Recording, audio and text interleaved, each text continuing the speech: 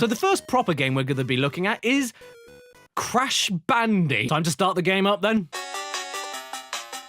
You know what? I don't want to play games on YouTube anymore. I want to be an animal fact channel. So yeah, Crash Bandy on Android. A game where crabs slide on oil, you walk into crates to make them fall apart, you jump on bouncy boxes without ever moving your legs, and Aku Aku is bold. Oh, hole. A shit. Well, I just broke the only box I could use to get around it, so what do I do now?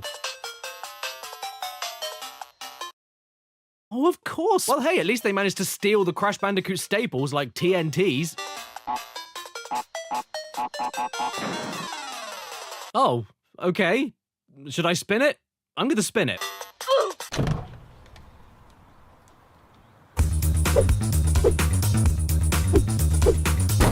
Lego Alpha Team. Hey, it's another Lego Game Boy Color game. This is gonna end well, isn't it?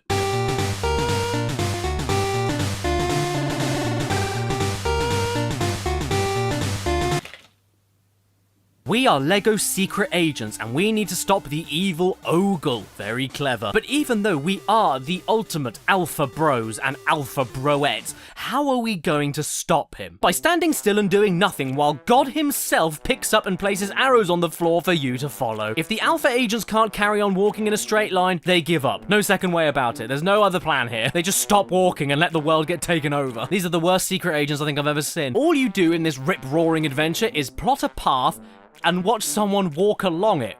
That's it, that's the whole game. Have fun, kids. And just look at how deplorable this secret agent is. Not only does he completely give up at the sight of a wall because he doesn't have an arrow to follow, but even when he wins, he couldn't care less. Oh, and when you reach the exits of each level, make sure you enter them from the bottom, or else you'll just stand there and jump around like you have fire ants in your pants. This is all just completely pathetic. Look at the depth perception here. As in, there is no depth perception. I can't even figure out where to place stairs and arrows pointing towards them because height doesn't exist in this game. And you can't make mistakes because the dude can't even jump down a 2-foot ledge. Oh no, I don't know where to go. You can't move the god arrow around any faster on each level, which becomes a massive pain when they start getting bigger. And the soundtrack is just one song over and over again that isn't very good for your brain while you're trying to solve the very difficult puzzle of which direction do I make me go. This is like playing Legoland on the PC, but there's no theme park, and the only thing you're allowed to use is an arrow. My theme parks are the best. You know those Lego bricks that nobody likes? Yeah, you know the one. Yeah, those bastards. Everybody hates them and never uses them. Well, this game is exactly like that. A useless and unwanted Lego brick. Play with the Teletubbies. Recommended for age 2 and over. Would 1-year-olds find this too much?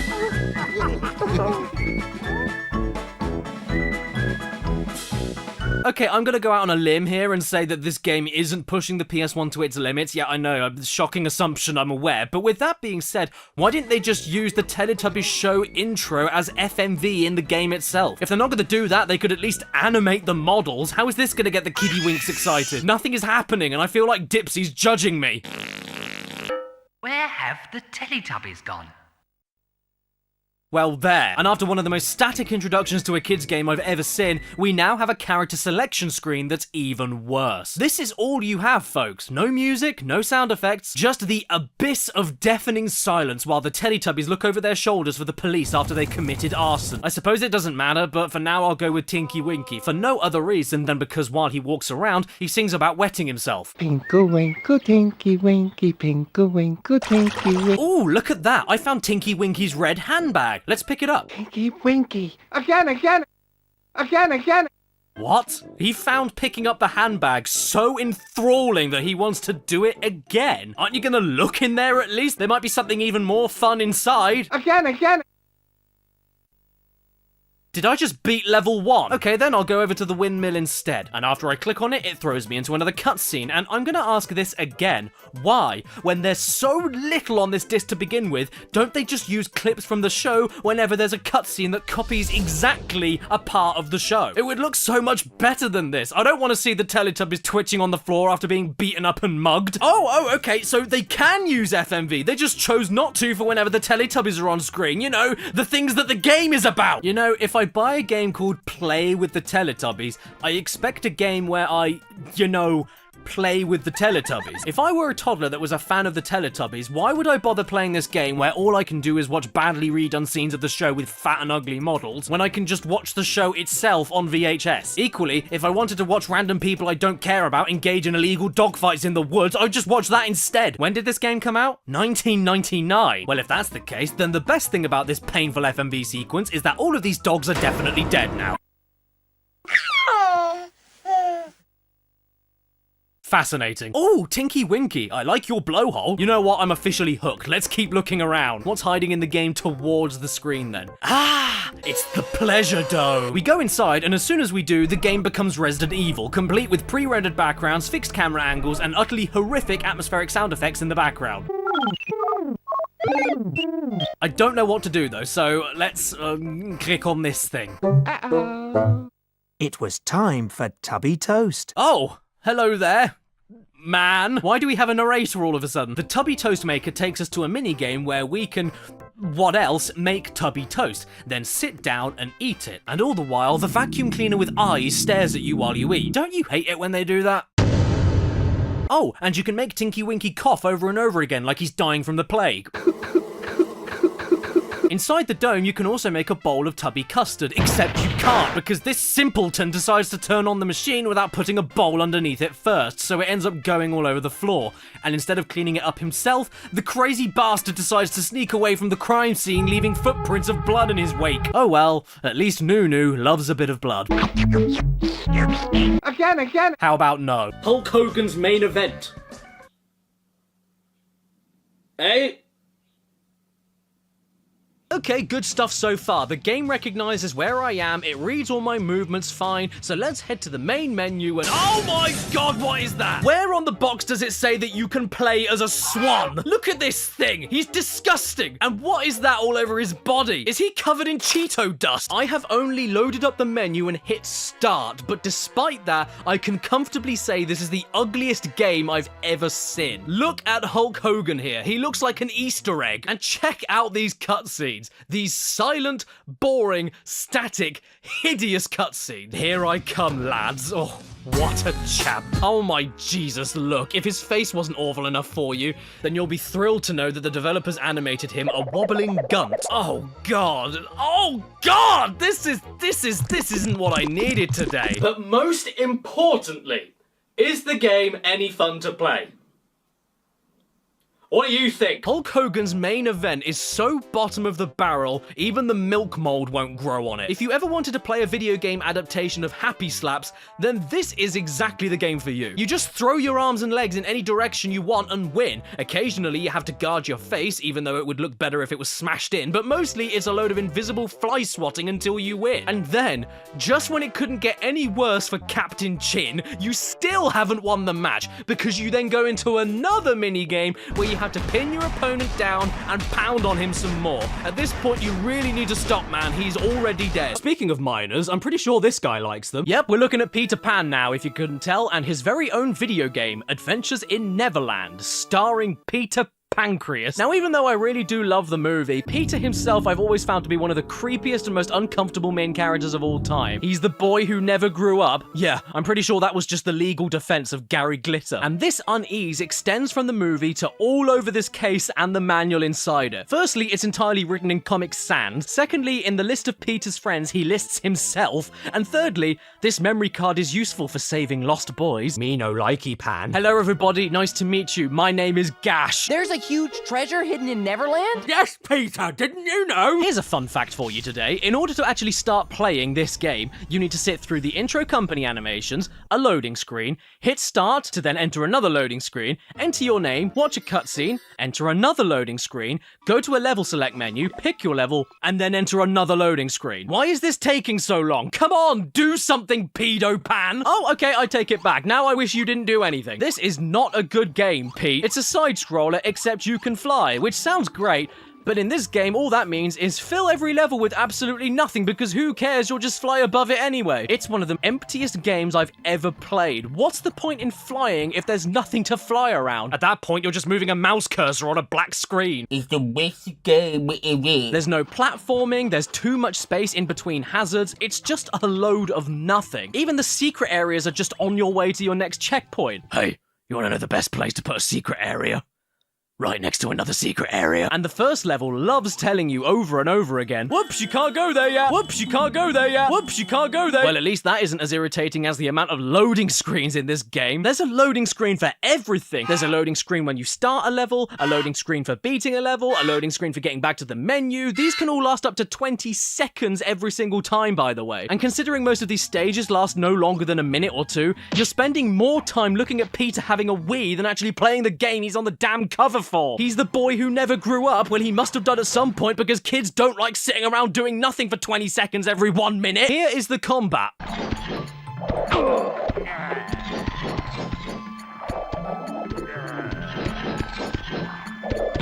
There was the combat. Sometimes you also control Tinkerbell, and do you know what you do there?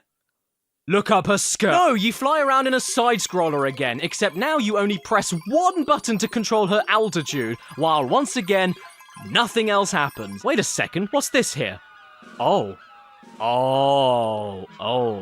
Are we going to the Indian shop to buy Indians?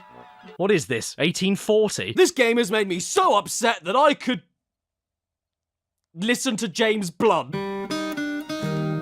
Yes, we've got another US exclusive, so if we didn't get it over here, we must have been really offended by it. Maybe Peter finally touched them. It's the same game. Are you shitting me? It's the same game. No, it's literally the same exact game. Yes, it's the same game as the one I just played, but from another country. I just wasted my money. I paid import tax on this for a game called Return to Neverland, when in the country the game came from, he never bloody went there in the first place! Behind every little fish is a great white lie. What? You mean like this game being a 7 out of 10? The disc boots up and we get to see a pus spot with legs pulling on a chain, and looking at it makes me feel sore and itchy. I've got a spottum on my bottom. The first screen has this, and this on it, so we're off to a great start. But I mean, at least the main menu screen looks pretty cool. It looks all underwatery and like a big, bumpy and wibbly. I also really like the transition screens between all the different levels. This looks really cool.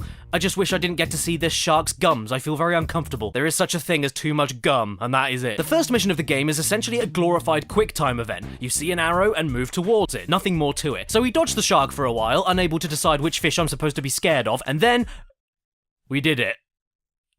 I guess that was the end of that. Turns out we were only dreaming though, big shock. And so we're treated to a cutscene with plenty of full screen shots of the fish faces, which is closer than anyone should ever be. So Will Smith Fish over here, who's not voiced by Will Smith in the game, is late on his rent again. So unfortunately we're now being repossessed, which can only mean one thing: another minigame. Luckily it isn't another QuickTime event, but it isn't exactly thrilling. You spin in circles around your belongings thrown out of the window to catch them while listening to Ziggy Marley. Because every little thing is gonna be alright when you're being evicted. I'm not sure what's more sad though, the fact that we're now technically homeless, or that somebody opened a shop that's very nearly Wang's Delicious. Ah, finally, 3 levels in and we can finally explore the ocean, which is exactly what the back of the box told me I could do. Let's go, fishy wishy!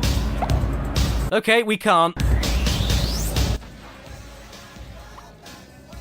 This is the first game I'm looking at. I can't move. What's going on? This game controls like urinary incontinence. It's just constantly freaking out and completely unable to hold itself. This is easily the most spastic movement I've ever seen in a game, and that's when you aren't getting stuck in every crevice you can find. Moving is uncontrollable, and trying to attack enemies with specific weak points is a pipe dream. It either doesn't register the attack, or you get snagged on some other random speck of algae in the sea to stop you from moving. What are the enemies in this game? Well, whatever the game decides is an enemy. Seriously, the enemies are barely distinguishable from the other innocent civilian fish, and when they are a little bit more obvious, they appear from off camera all the time, ready to make Will Smith Fish's face look worse than it already is. So here I am exploring the ocean streets as best as I can for this stage. However, there are not only multiple path diversions to flip the x-axis, but there are also invisible walls everywhere, making it impossible to get a mental map of this giant level in your head. Even with a map feature, which even has bends in it. Bends in a 2D game. I have no idea which direction I'm supposed to be moving on this thing. Has anyone got the salt and vinegar? I want to put this fish out of its misery. Also, to get your health back, you go inside houses and then come out again covered in hearts, which means that somebody in that house is going down on this. And what is all of this for? A mission where I've got to find 3 copies of the same identical fish that then magically transform into 3 completely different fish, and then have to clean up graffiti around the walls that should already be washed off since we're submerged in the water. Next level time, and we've got a cutscene here explaining that there have been shark sightings near the city,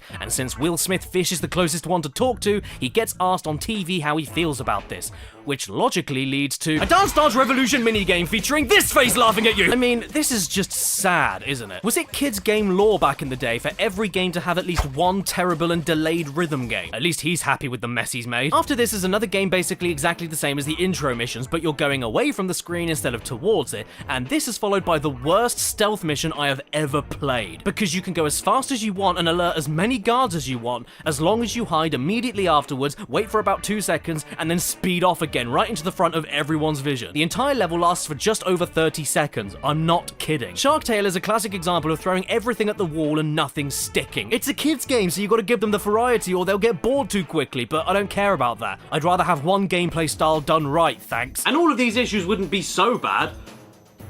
But this game is so damn ugly! Ugly, ugly, ugly. Even the health bar face picture is ugly. How do you even do that? At least we're all underwater right now because that means you can't see the tears in my eyes. Lego Rock Raiders, another PS1 game and one that I haven't played until this video. Kids tested, kids approved. Yeah, well, kids also like shitting their pants, so that doesn't mean anything. Oh, interesting. We get to pick a mission here. Let's see.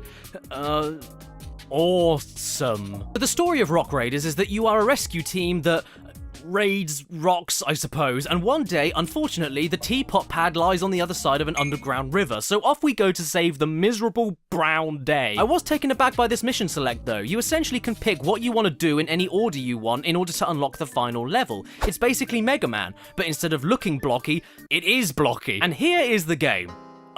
Okay, what the hell am I supposed to be doing here? You are given no indication on how to play or what's even going on, so all I can do right now is walk around forever, wondering why even though I picked a guy with hair, I'm now all of a sudden bald. So is this a strategy game or something? What's with this unsettling top-down view? Whoa, I can jump! So that must mean that this isn't a strategy game because I can move and jump? What's going on here? Apparently I need to find some rocks to power this thing. Gotcha. Are there any over here? No. Are there any over here? No. Are there any over here? No, what? You see these scorpions here? They hurt you. By the time you're even able to aim properly at these things, you've lost all your ammo, and you've taken around 4 or 5 hits extra trying to kill them because of how fast they move. Wait, what am I doing here? Am I lip flapping on the walls? I still have no clue what I'm doing. The R1 button gives us a scanning view at least, but why are these rocks a slightly lighter green than these other rocks? Is this a glitch? I don't know anymore. Maybe if I lip flap nice and hard against those parts, something funny's gonna happen. Oh, I can break them! Oh, well, thanks for letting me know, Lego cock blockers. How the hell was I supposed to figure that out? There's no indication you're even doing anything, not even a sound effect. Yes, they expected you to figure out, without any sound effects or anything, to stand there and hold one button for that long to progress. Let's try another mission then, see if it's any different. Oh, look at that. It isn't. Oh, okay, now there's a sound effect? Oh, whoa, look at this. We've got some water over here. Should we jump into it? I want to see what happens.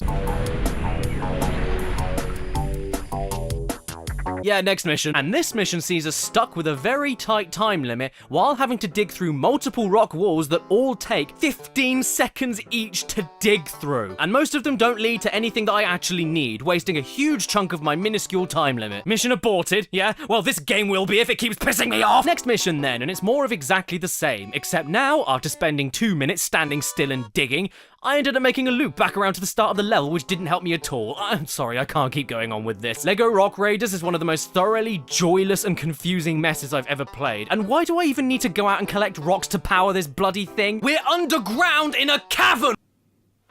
Christ, another one? Yay, thanks comically small hands. I can't wait to play Barbie Race and Ride. Barbie, software for girls. Sure. When you hit start, it loads. When you pick a horse, it loads. When you pick the horse's name, it loads. When you ride the horse, it loads. When you get off the horse, it loads. When you click on something you want to do off the horse, it loads. When you confirm that you definitely did want to do that thing by clicking on it again, it loads. When you're done with the thing you want to do, it loads. When you want to get back on your horse, it loads. You know what? You're right. These games are made for girls because, as we all know, girls just love being stuck waiting around for things to happen. You know, like when they had to wait for the vote. Here's my horse, and I called him the worst name I could find in the list. Baby. Baby the horse. And here is the game. Yes, this is the game. I'm not joking. What you have is the worst FMV I think I've ever seen, while all you do is make a bad quality gif of a horse head move its head left and right and jump every couple of minutes. But as far as moving left and right goes, you don't need to do that. It doesn't matter. This is a predetermined path. It's all automated, so there's no point moving left or right at all. While this is all going on, every so often Barbie will see a pebble that she just loves so much that you have to stop. At which point you get an insultingly easy mini game, or you just get to point at a stupid animal, and then you get back on your horse and carry on until you're stopped again. This is the entire game, just pointless and inconsequential horse riding that then gets interrupted with pointless and inconsequential mini games. May I ask, where's the racing? And I never thought I'd ask this, but where's the horse education? All I know so far is that some insane people out there call their horses baby. And the best bit is that even after all the fuss Barbecue makes about that funny looking leaf she saw, you click on the thing she sees to go to a mini game, and it's more often than not an action-packed thrill ride like this. Wait. Is that a race? Oh my god, it's an actual race in a game with race in the title. And even better, we have Barbie on Baby. Racing is so much fun. I mean, I get that this is for really young children, but at least Barbie Explorer was an actual game with graphics. Here is Pathway to Jesus on the iPhone. 5 incredible adventurers entrusted with an airship that can take them anywhere in the world, powered by a special Bible that also opens pathways to the past. So yes, you heard that right. This is a video game where you pilot a time-traveling spaceship powered by a Bible that is searching for Jesus F. Christ. And on your mobile phone, no less. I always wanted to finish a phone call to my granddad's funeral director and then hop on my Bible spaceship game. Suddenly, the ship crashes because, oh, I don't know, and we wake up in this very strange place. We swipe around the screen to move, head for the exit, and...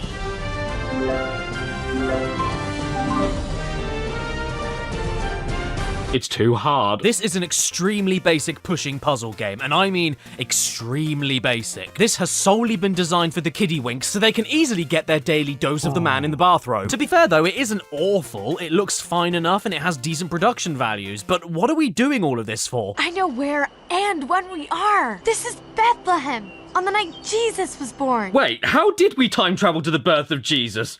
It didn't happen! Though our airship crashed and our team separated, it appears that God has used this moment to show us something incredible. Yeah, you hear that, kids? If your spaceship crashes and you don't know if anybody is left alive, screw them, it doesn't matter. Because God made you crash so that you could see his snotty little son. And that's more important than finding your dying friends. The Spirit of God descended on him like a dove, and a voice from heaven spoke on him, saying, "This is my Son, whom I love." And that's why I'm going to let him die on a big wooden stick. Okay, I take it back. This game isn't that good at all. It's actually a little bit... I heard. Hey, you're not supposed to be here. completely broken? Just check out this AI here. I heard something. Who's there?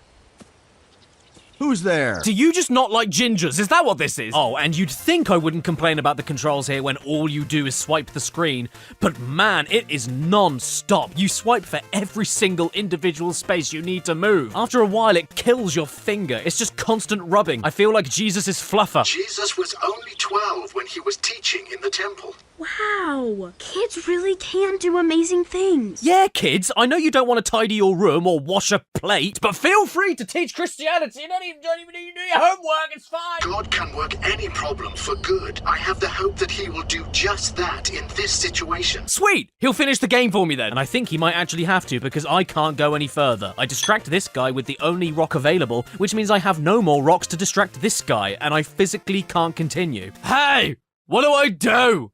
Where do I go? What better thing to make a game about? I've got Drone Racers on the GameCube, and bizarrely enough, this version of the game was released 1 year after every other version, meaning nobody bothered to buy it, meaning it's one of the rarer GameCube games I actually own. But the question is, if you could get your hands on a cheap copy, would you even want to? We start the game off and select Korea, because building Lego is my job now. In the year 2015, they got everything wrong. We follow the camera into the roof of a glass building, and then... yeah! Let's say hello to my lovely little crew then. We've got Chicane, Rocket, Slot, and... wait, his name is Slot. Slot. Shouldn't that be her name? In fact, if you put all of these names together, you get Chicane Slot Rocket, and that sounds like somebody from a brothel. I don't know what any of this means, but all I do know is that I want to get away from her face as quickly as possible. And what is going on with your hips? Did somebody stick a seesaw in there? Okay, so we've got some qualifiers to get through before any proper races. That's fine with me. I'm ready to go. Give me your best shot, everybody. Get ready to eat my duck.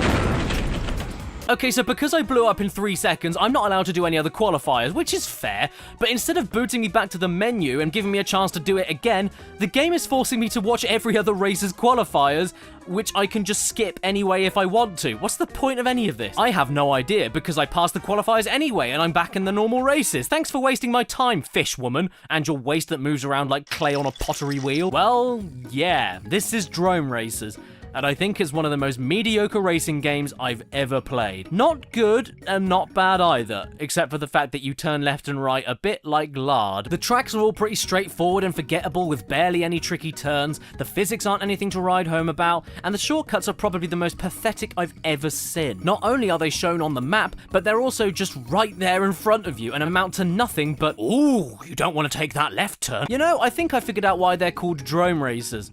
Because these races drone on and on and on and on. I mean, when you select a race, look at the level of anticipation and excitement dripping from you and your friends around you. This is what the whole game feels like, an uninterested garage. The most exciting thing that happened to me in the whole game was here when I got briefly pulled back by a gust of wind, then I carried on. Not to mention, there's barely anything Lego about anything that you're seeing here, aside from these power-up bricks that rebuild your shields during the race, and a car building feature which I never unlocked, which is downright cruel for a Lego game to lock out at the start. Okay, fair enough. I suppose this guy's face looks like it was made out of Lego, but that's beside the point. For a Lego branded game, you'd never guess that was the case at first glance. This is soulless. There's no personality here, no energy, no eye-catching visuals, no unique features, no memorable tracks, no cheesy cutscenes. It's Lego Racers for the clinically depressed. There isn't even any mentally deranged music. And once you finish some of the most tedious races of all time, you go back to your team hoping they'd be happy to see you, and then... What? Well, fine, screw you, lady. I'm going for a boss race. And Etc. has chosen the Battery. That's the canyon off-road track with a tornado in it. This track suits the way he races, so get with it. Oh yeah? Is that why he got attacked by a tornado on lap 1 and then lost 16 seconds behind me? Before we get into the game, can I just say one thing? I never watched this show, but the movie Buzz Lightyear: A Star Command, as far as a cheap spin-off goes, I really like. It's pretty funny, actually. And appropriately, the video game tie-in is also making me laugh, but not in the right way. We pick our first mission and get treated to a phone call, which I honestly zoned out from because this dude just kept saying the same words over and over again. Getaway spot, getaway spot, getaway spot, getaway spot, getaway spot. I think I'm going to the getaway spot. Oh look, it's a scene from the show. That's pretty cool, at least. Lightyear could handle this one in hypersleep. Ooh, bye.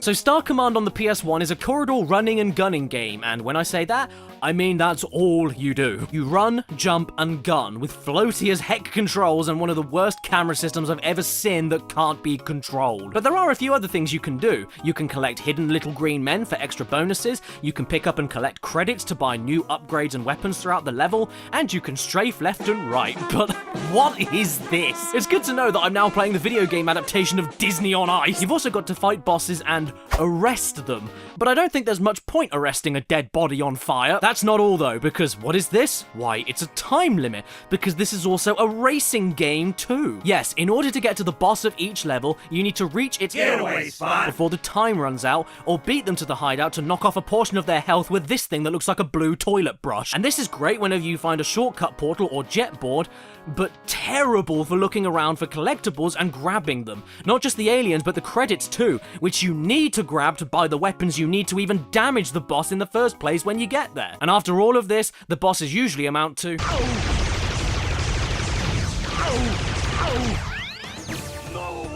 Absolutely brilliant. These two styles of gameplay are at odds with each other constantly in Star Command. You need to find the hidden things and collect enough credits to get extra medals in order to progress, but you also need to do that while not running out of time, meaning potentially rushing by basically everything, and you haven't really got a chance to let the game itself or its level design sink in, so if you have to retry it, you don't really remember where the best places to go are, where the best weapons are, where the collectibles are. It's just really messy. It's not awful, but I wouldn't exactly describe it as fun, and it's not that difficult level more just irritating. Not helped at all by the total lack of camera control and no weapon lock-on. Even when the levels do get a little bit more interesting, like on Planet Flambe, it doesn't give you breathing room to search around it or discover more interesting platforming or secrets, because otherwise you'll game over from being too far behind. Check out level 3 here, where I'm supposed to hit all of these bombs or else they'll detonate and destroy the whole level, but I'm given a jet board really early on because of how fast this joker is. So I ended up missing one of the bombs in the level as I was heading for a shortcut which I thought I was supposed to do,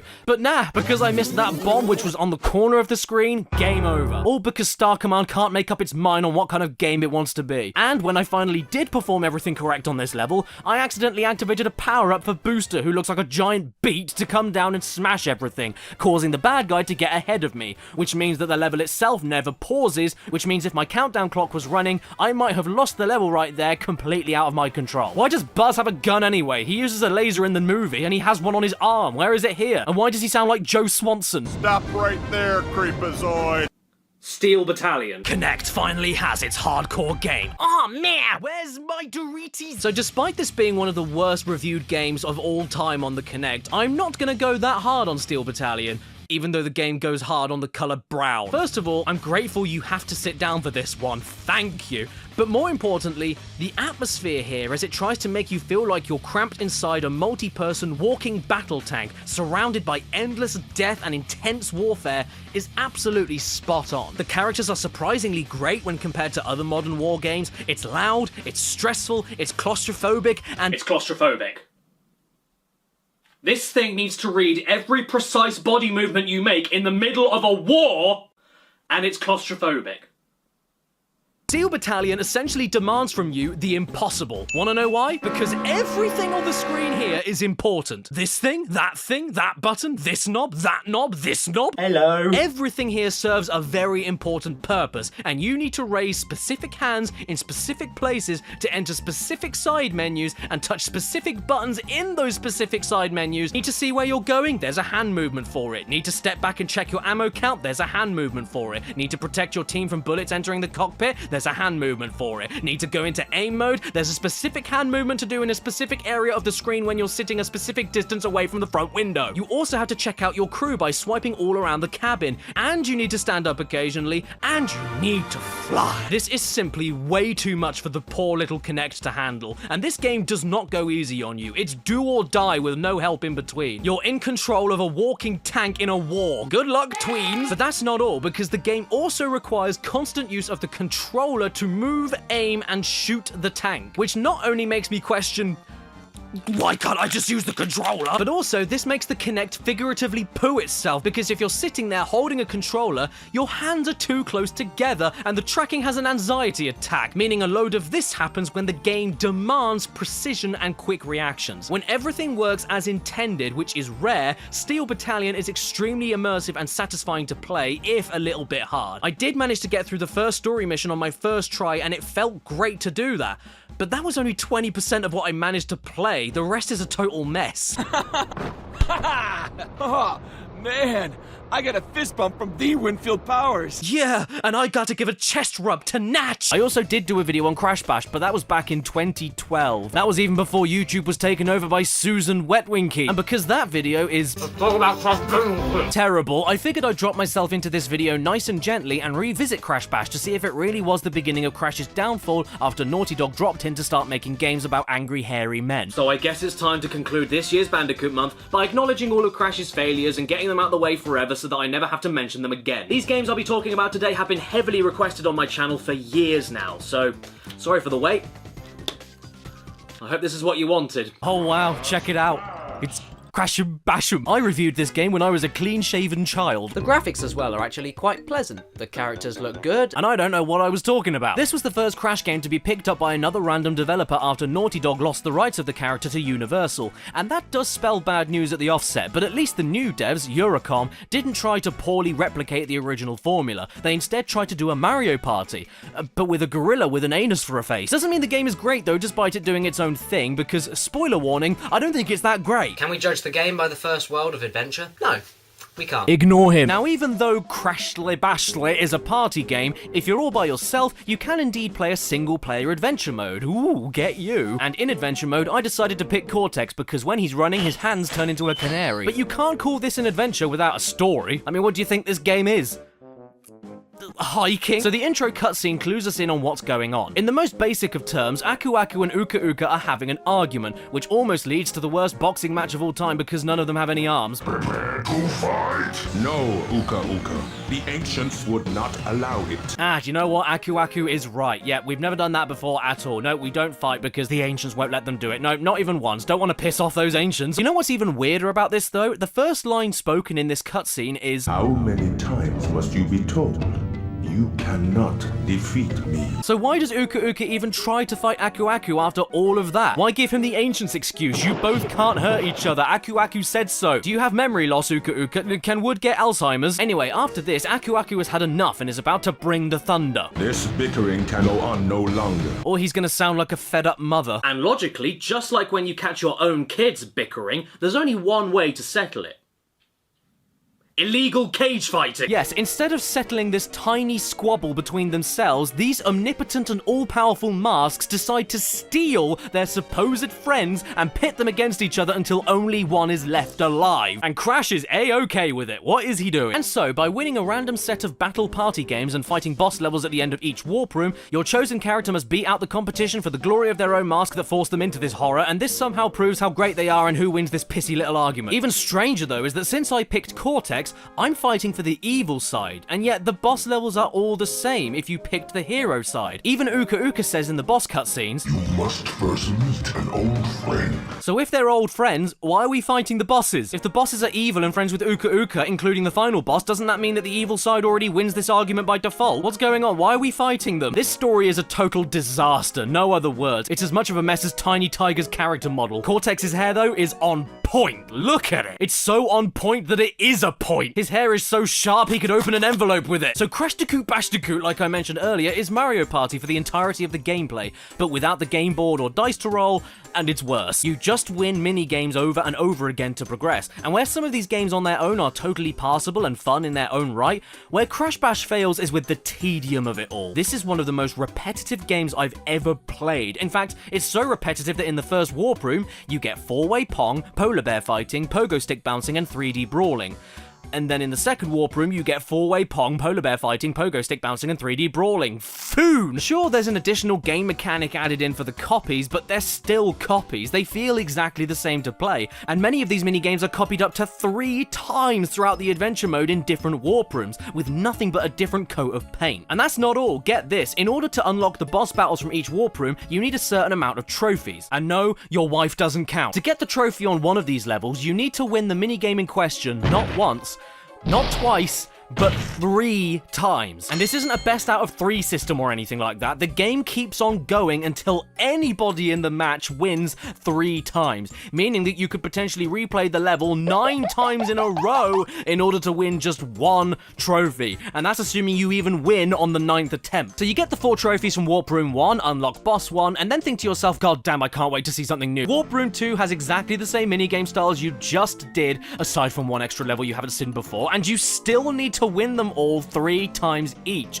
And then all of a sudden, Boss 2 won't let you in, because you need trophies, gems, and crystals to get inside. But where do you get the gems and crystals from, you bitch? Why? By going back through all the levels you've already replayed a million times over and replaying them again. But this time with an overly frustrating crutch, like randomly growing insta-kill mushrooms taking over the stage, or you beginning the stage with less health than everybody else. Yes, Engine, this is a great idea. When 2 giant missile-equipped mech suits can't take down a tiny bandicoot, just spin around and spit balls out of your mouth, I'll get them. So yeah, the single-player adventure mode, aside from the decent bosses, it's pretty horrendous. And unfortunately, unless you own a first edition black labeled European version of Crash Bash, like I do, there's no code you can put in anywhere to unlock all of the multiplayer games straight away if you want to just jump into a match with a few friends. You have to go through the adventure mode and unlock everything in that tedious goddamn way. Otherwise, you're stuck with 4 minigames total with 4 different skins, and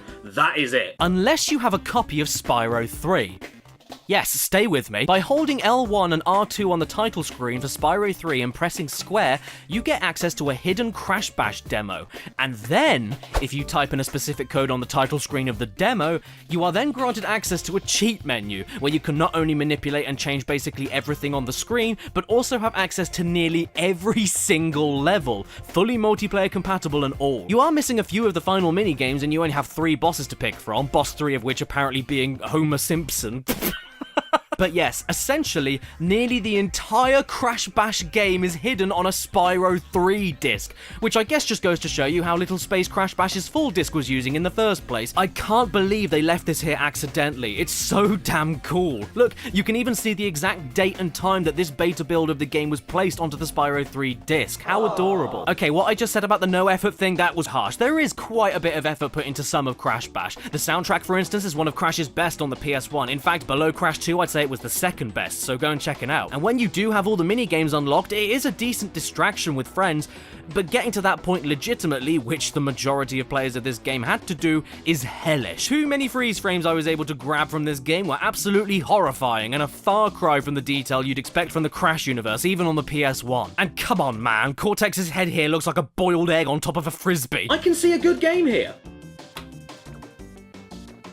But it's not in there. All thanks to The Little Mermaid 2. The Little Mermaid 1 was apparently not game-worthy enough, but the second movie was just gagging for it. We're having a bad hair day. If we were, you wouldn't be helping. As you can see from my footage right now, though, this is indeed brand new, still sealed, in the original Sony PlayStation plastic wrap that it came with when it was first on the shelves. This game has not been touched, and it was the most expensive game I bought for this video because of that. And that's fine, all I've got to do is be really careful with it. I don't need to open it or anything. Hell, I can always use an emulator.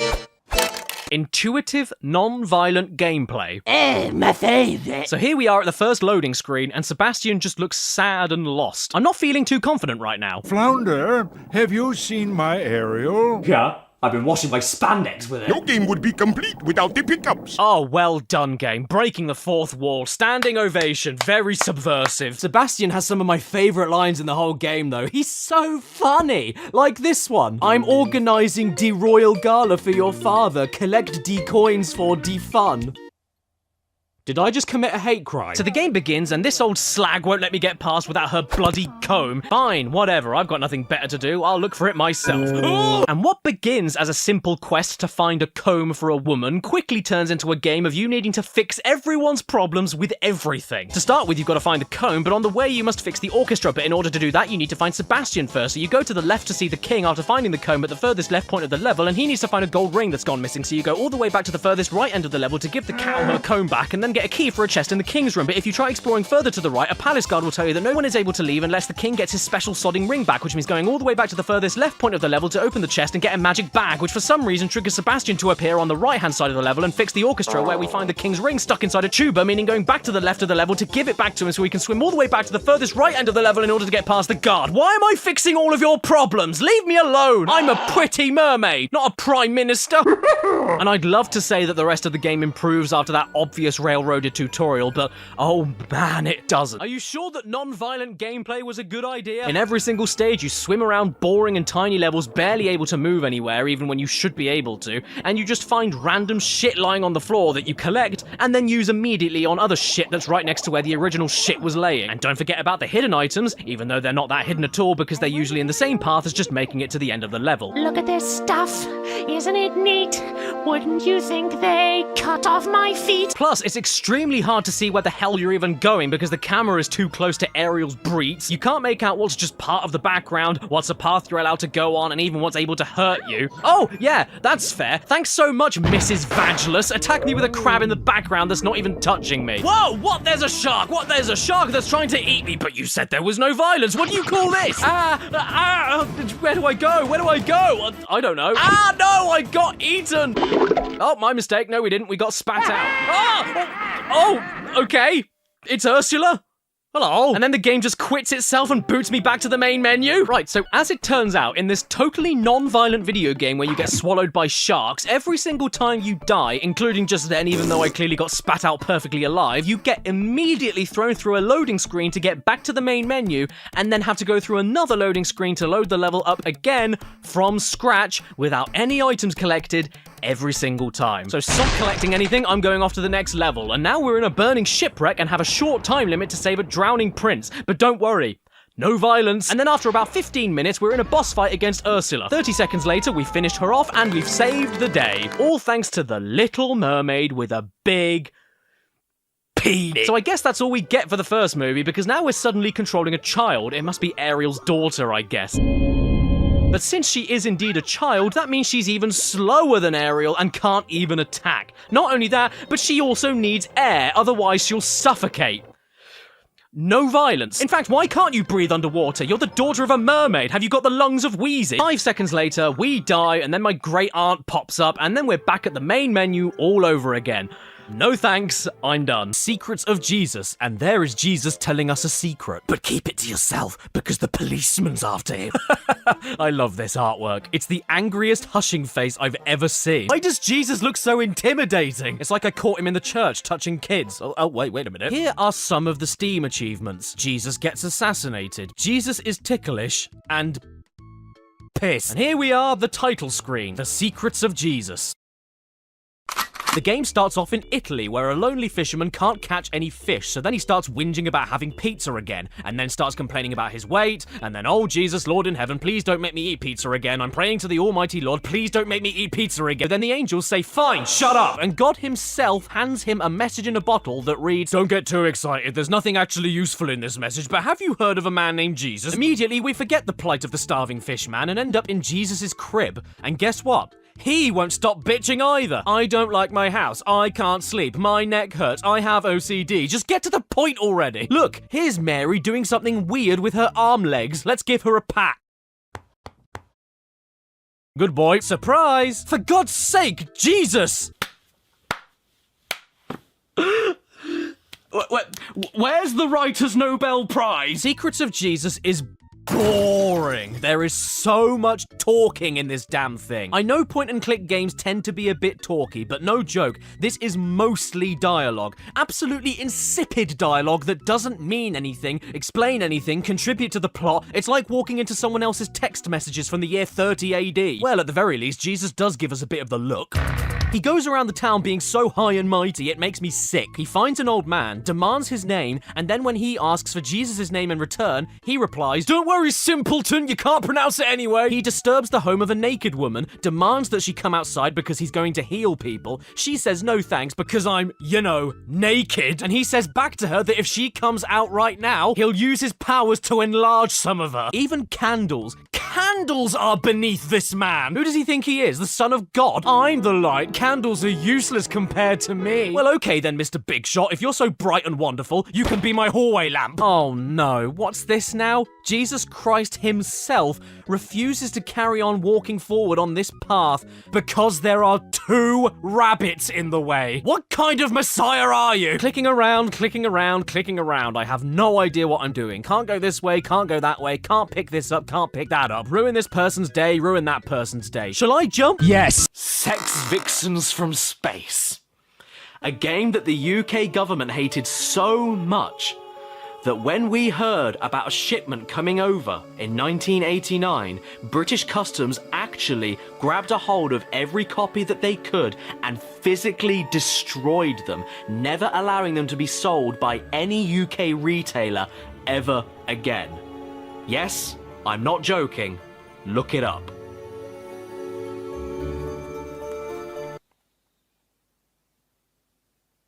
I got this from Canada. Yes, I can't believe I'm saying this, but I think I'm the only person in this country that owns an actual physical copy of Sex Vixens from Space. And guess what the game came on?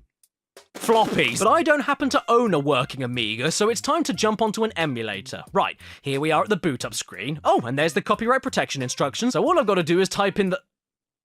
Yeah, it turns out that every time you boot this ROM up, the message that tells you what word to type in from the manual that comes with the game in order to prove that you own the game stays on the screen for less than 2 seconds. So shit, what am I supposed to do now? Hello? Object not found.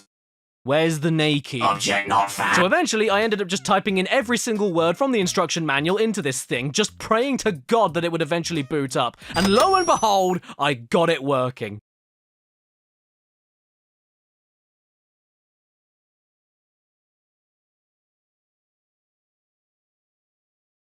Stuck! Ori, you are Captain Brad Stallion, owner and operator of the one-man space vehicle known throughout the galaxy as Big Thruster. For years, there have been rumors about this tribe, a colony of beautiful, sex-starved women hidden somewhere in space. According to many legends, they suddenly appear, raid the male-dominated rural planetary systems with their sex ray gun, leaving them— No! Stop there! The story is perfect. I don't need to read anymore. So here we go, the game has begun. You are in deep space aboard Big Thruster. I wonder why they call it that! And then you're thrown into a point-and-click interface where you can click on objects, look into your inventory, move north, east, south, and west, and type exact and specific commands onto the screen to interact with some other objects that you think you should just be able to click on, but the game doesn't like to explain that one, so good luck and have a nice thrust. What you've got to do next is absolutely beyond my comprehension, though. The game just leaves you to figure out everything on your own, and with no music, no sound effects, no hints, and no nothing, you need to know what direction to walk, what to type and where, what to click on, and what to use from your inventory on what item. That sometimes means you got to type how you want to use the thing instead of just clicking it. I didn't spend too much time on this one. The best I was able to do was make the spaceship move, and I couldn't even land it. I'm looking it up online. What was so bad about this game that the UK customs team just had to destroy all of them? Tony Hawk Ride on the Xbox 360. Tony Hawk rode off. So this game, this bloody game here, this 7th generation console classic, just so happened to be developed by Robo Modo, the same lovely chaps behind Tony Hawk's Pro Hate My Life 5. And immediately you must be asking yourself, why such a big books? Well, because this entire game is controlled by this infernal thing. Oh yes, by using your body weight and these fancy sensors dotted all over the board, this game expects you to have some tiny amount of skating ability before going into it, or at least the experience of being able to stand and weight shift on a board. And I'll give credit where it's due. This thing is solidly constructed. It's not that flimsy. In fact, if you stuck trucks and wheels on it, you could feasibly skate on it, so well done. Which also means I can smash it over and over again against a wall and it will never break. Wow, after 10 years of games, I can finally ride Tony Hawk! And in order for you to see what the hell it is I'm experiencing, I decided to install this special Jim Jam cam so that you can get the best view of every angle once Tony Hawk gets ridden. So right off the bat, this game begins in the dumbest way I've ever seen. Why go to the effort of making a super expensive experimental gaming peripheral and then put controller buttons on it, including a start button, only to then tell me that I need a controller to navigate the menus and hit the start button on that anyway? If we were gonna do that, why don't we just, I don't know, play the game with the controller? This skater just turned pro, and now look where we're at. This is a true Cinderella story. Just a few days ago, they were called up by P-Rod for a special mission in Southern California. Oh, okay. Is that it? That's our story? That was terrible. What even was that? That explained nothing at all. Does Tony have scurvy? What you have in your hands is one of the most advanced game controllers ever made. Oh, you don't say. Here's my skater, and his name is Bungalow because his hair looks a bit like a thatched roof. Now, if you're a little concerned about playing this because you've never touched a skateboard in your life, I really wouldn't worry. Firstly, because this thing doesn't slip. And secondly, because even if you have a little bit of experience, like me, you will not make this game work. I repeat, you will not make this game work.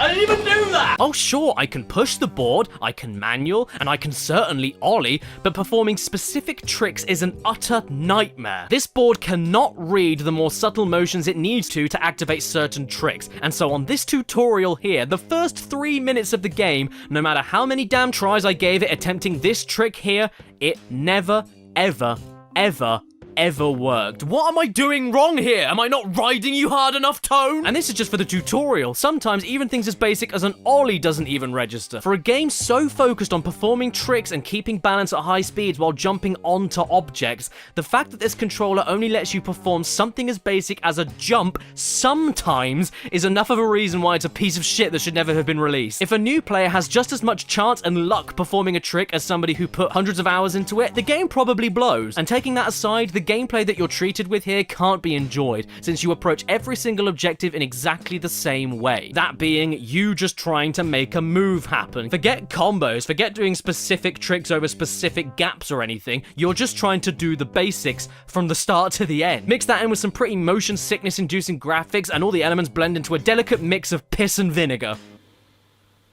You're joking. I don't care about what fancy tech you have, I just want to spend my money on a game that works. And Tony Hawk Ride does not work. And even if you get it working, it's murder on your legs. Come on, this is a video game to play for fun, not boot camp for the Navy. We can sail the 7 seas. Look, I just got some of my highest scores and fanciest tricks just rocking the board in any direction I could. How is this fair? And check this out, I was able to get better and more consistent results by sitting down on the shitting thing. How is it that I can't do this, but by sitting on my stupid ass, I'm able to do this?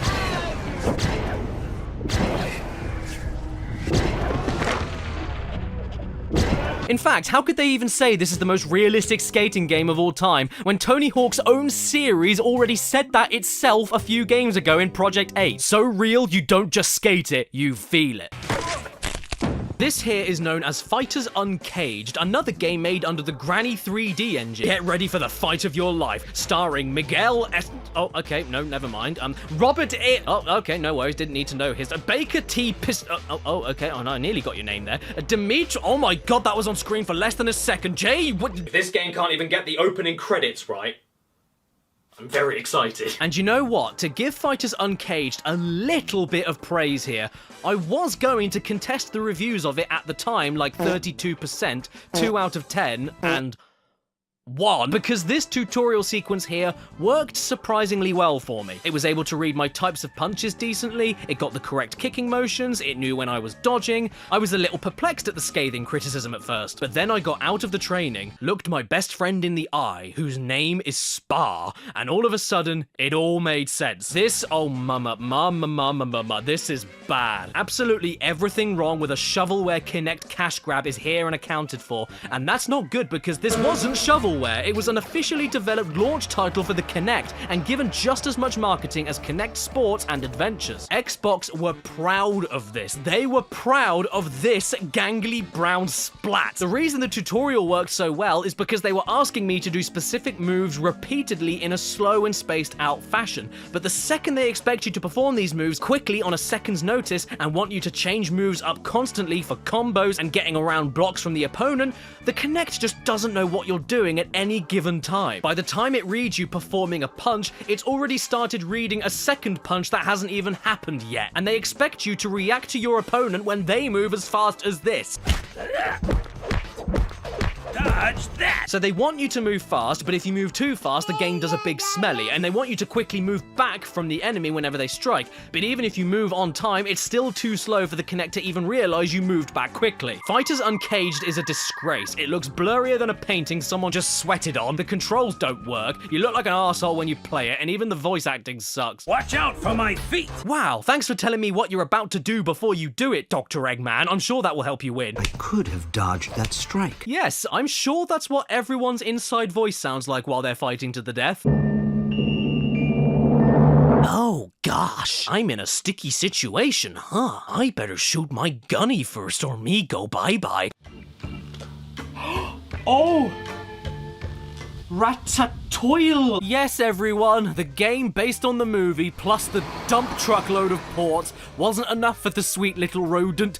He also felt like he needed an exclusive side game for the Nintendo DS. Oh no, is the whole game gonna look like this? Yes, it is. This is just horrendous. This looks like shovelware, not a Disney Pixar branded game. This is worse than a Ratatouille toddler's coloring book. And all of the characters' noses look like sacks. In fact, I was so distracted distracted by the ugliness of this thing that I actually have no idea what's going on. I clicked on a new game file, I get given a loading screen, and then there's a mini game. No backstory, no instructions, what am I doing? Am I sticking the same ingredients together to make a good soup? But Remy is giving me the ingredients himself. Why can't he just wait for all the same ingredients to come up and then give them to me all at once?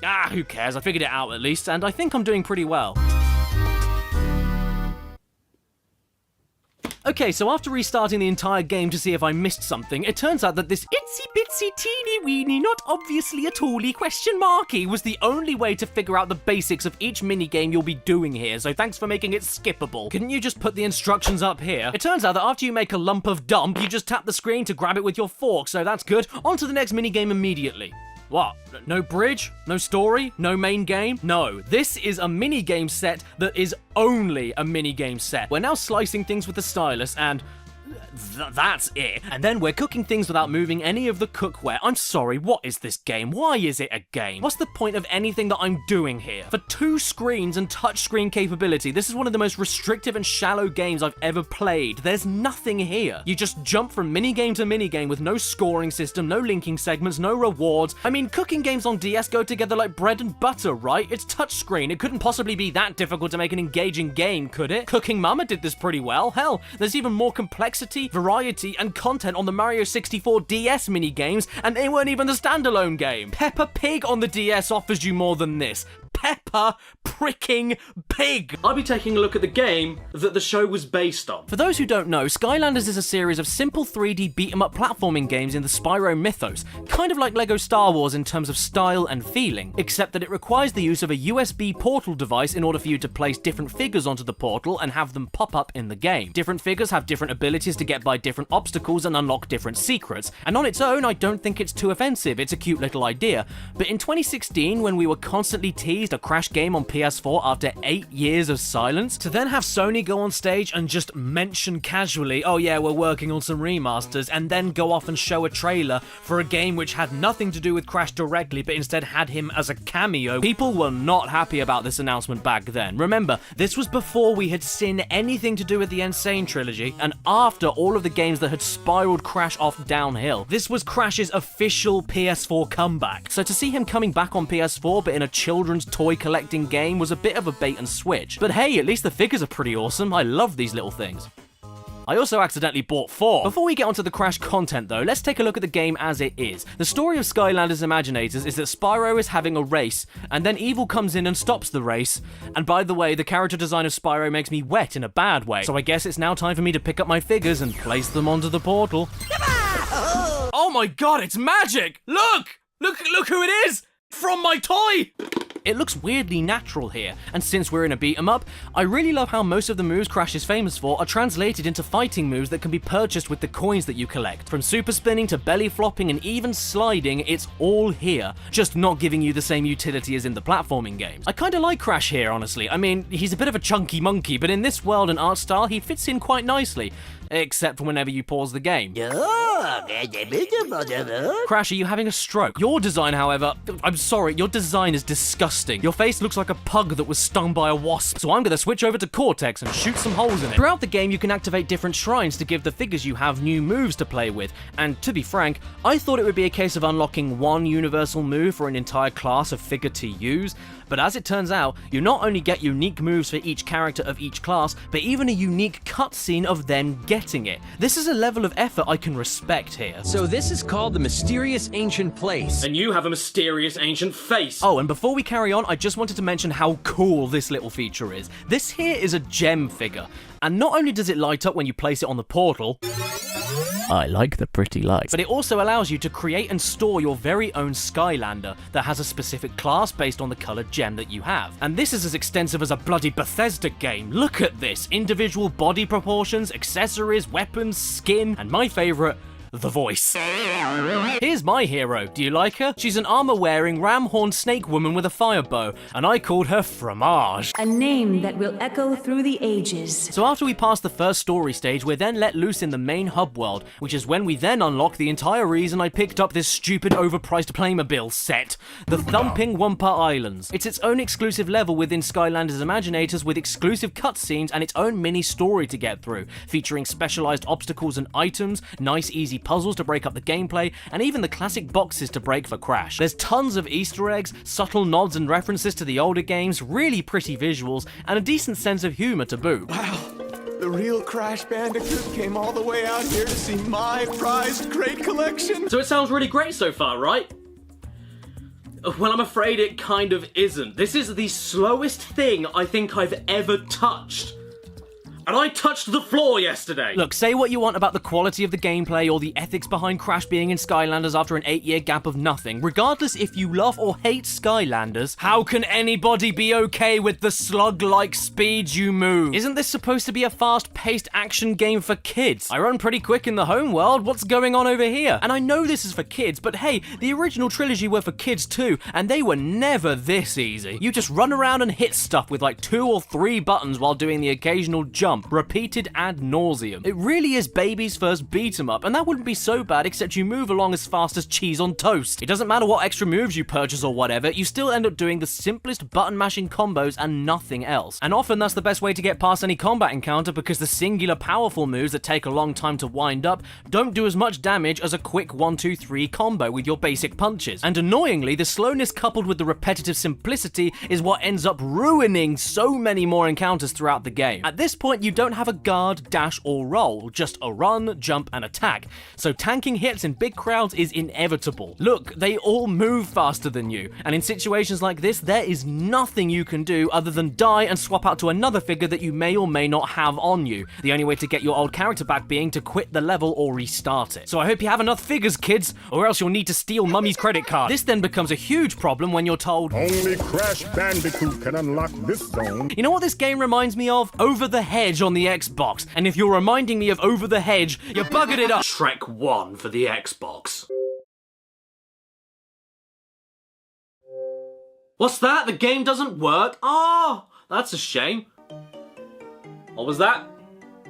They remade it for the GameCube. Everything about this box art makes me want to vomit. I don't like this man's face, I don't like the eggs with mouths, I don't like Shrek's single pointy tooth, and I especially don't like the close-up on the back. Did anybody really need to be so close to Shrek that they could see his greasy sausage fingerprints? Even the title is revolting. Shrek Extra Large? Shrek's Extra Large what? Oh, wow. Oh, just wow. What a lovely menu. Aren't you glad they remade the original Xbox exclusive for the GameCube so that more console owners could see what they were missing out on? I guess all we can do here is hit start then. Hey Siri. Cut the cord. What's my name? Voof. Oh, I am so happy with my career choices right now. And those burps being used as selection noises? Best part of the game. What, you think I'm joking? Fine, here it is. Take a look for yourself. Yes, this silent void of unhappiness with 1996 PC textures, no sound at all, and a frame rate as smooth as sandpaper is Shrek Extra Large on the GameCube, with the golden Nintendo seal of quality. I want to let each move Shrek has in this game shine by itself, because goddammit, nothing else is shining right now. The analog stick lets you run, and Shrek runs around as gracefully as an angry honey badger. The B button makes you kick, and someone decided that the sound effect for the kick should play over and over again even if you aren't kicking anything. The R trigger lets you do this, and that speaks for itself. But the best button the game has to work with is the Z button, because pressing that makes the camera go... What eldritch horror have I been blessed with here? He looks like a toddler who stole a camera phone and a knife. This is what she sees. I swear this is the best bit of the game by far. Zooming in the camera and locking it in place makes this already hideous game look like a Picasso painting if he sniffed glue before painting it. Hello? Hello? Hello? Just lock that camera in and press anything. I guarantee it will give you more fun than anything else this game has to offer you. No, I'm not playing this game any further than level 1. Why should I? If a video game greets me with earwax, burping selection noises, and then follows up with Shrek's inside-out butthole, I'm not gonna humor it. They made one more Spyro GBA game, known everywhere as Spyro Orange, the Cortex Conspiracy. No. Although it's more commonly known in the UK as Simon Fudge. And not only is this the final standalone Spyro game on the Game Boy that wasn't a port, but it was also a crossover game. And a crossover game with another platforming juggernaut that you all know and love. Is it Snoik? No, Eggman. Oh yeah, after years of suspense and build-up, teasing fans all over the world by Naughty Dog and Insomniac hiding Crash and Spyro demos in each other's PS1 games, the two best-known PlayStation mascots were finally getting together on a system that needed a lamp. And yes, this also means Spyro and Crash's villains team up too, this game having Ripto and Cortex as bad guys. And the story they have here is that Ripto and Cortex team up to stop Crash and Spyro. And look, oh my god guys, there he is! Together on screen in the same game for the first time ever. And we become best friends after a boss battle where Spyro stands still, does absolutely nothing, and murders Crash with Molotov cocktails. What I don't understand though is that if it worked in Spyro Orange, why doesn't it work for me on Tinder? What we have here is a Simon side-scroller, which, you know what, I'm not completely against. We've had 3 games of bastard squares taking all of our jobs! And now we have this. I'm fine with it. And we can run, jump, and... yes, we don't charge anymore and we don't glide. 2 of the things that made Simon Simon. A controversial move that I will never understand, but not as much as how I don't understand this. This is the replacement glide, everyone. Having a mid-air fit. And you know what? I wouldn't mind the lacking inclusion of 2 of Spyro's most defining things if the flame wasn't a useless spit on the floor that never hits any enemies, and if it didn't control as slippery as it does. You don't need to throw soup at Van Gogh to protest oil. Just make people play Spyro Orange and they'll never want to see oil again. I am barely just about to make the jumps on tiny platforms here, and most of the time I do, it isn't without jittering on the D-pad to land accurately because of just how oiled up the floor feels all over the game. It's worse than your local kebab shop, and once you mix already slippery controls with slippery ice in the ice world, just burn it, make it water, I'll drink it. This can't be all the game is though, and you're right. So what else do you do here? You find portals to mini-games, beat them, and that is it. Spyro Orange is a minigame collection in disguise, and not a very good one. This is what the game considers a fully fledged minigame. Do you want to play Breakout, but while the ball is on a tractor? Do you want to play a slow anti-gravity mech game where you collect 1 bullet at a time and fire 1 bullet at a time? Do you want to play an auto-scrolling flying shoot-'em-up stage where nothing happens? Do you want to play an auto-scrolling flying shoot-'em-up stage where nothing happens? Do you want to play an auto-scrolling tank shoot-'em-up stage when... oh, wait, sorry, let me just flip this over.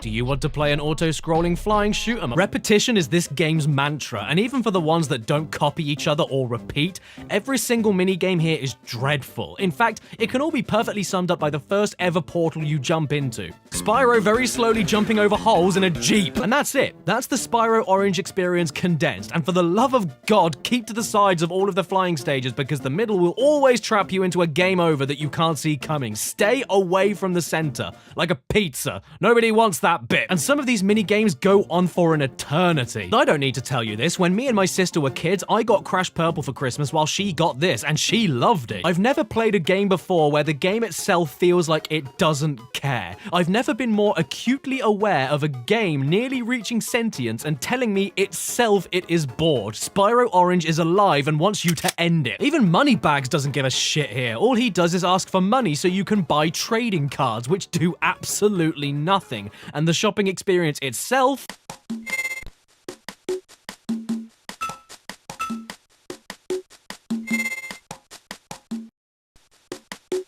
wow, I love shopping here. Do you have a loyalty card? The only real triumphant moments of the game appear when you win a minigame. And even then, Spyro doesn't even look like he knows what just happened. You did it! You know what theme I've noticed throughout this whole game? Depression. I'm being serious. I think this game is about depression. This new character, Blink the Mole, is always hiding underground, away from the sun. In Cortex's boss fight, he just gives up halfway through and accepts his inevitable death. Whenever Spyro wins tug-of-war matches against creatures trying to destroy his world and kill his friends, he looks sorry for them. Sergeant Bird hung himself, and in every cutscene, Spyro never looks happy. Follow me, Crash. Bosses don't even try to hurt you. They're more interested in jollying themselves or slumping left and right over and over again while all you do is jump over them to win. The only real challenge is with Crush and Gulp together, and even then, Gulp tries so little to actually hit you that Spyro falls asleep. The whole game, from start to end, took me 46 minutes to finish. And 5 of those minutes were when I paused the game because I had to take a massive crap. So in an effort to add more value to the game, do you know what they did? They locked the final world out until you beat every minigame before it 3 times each. What? Everything again?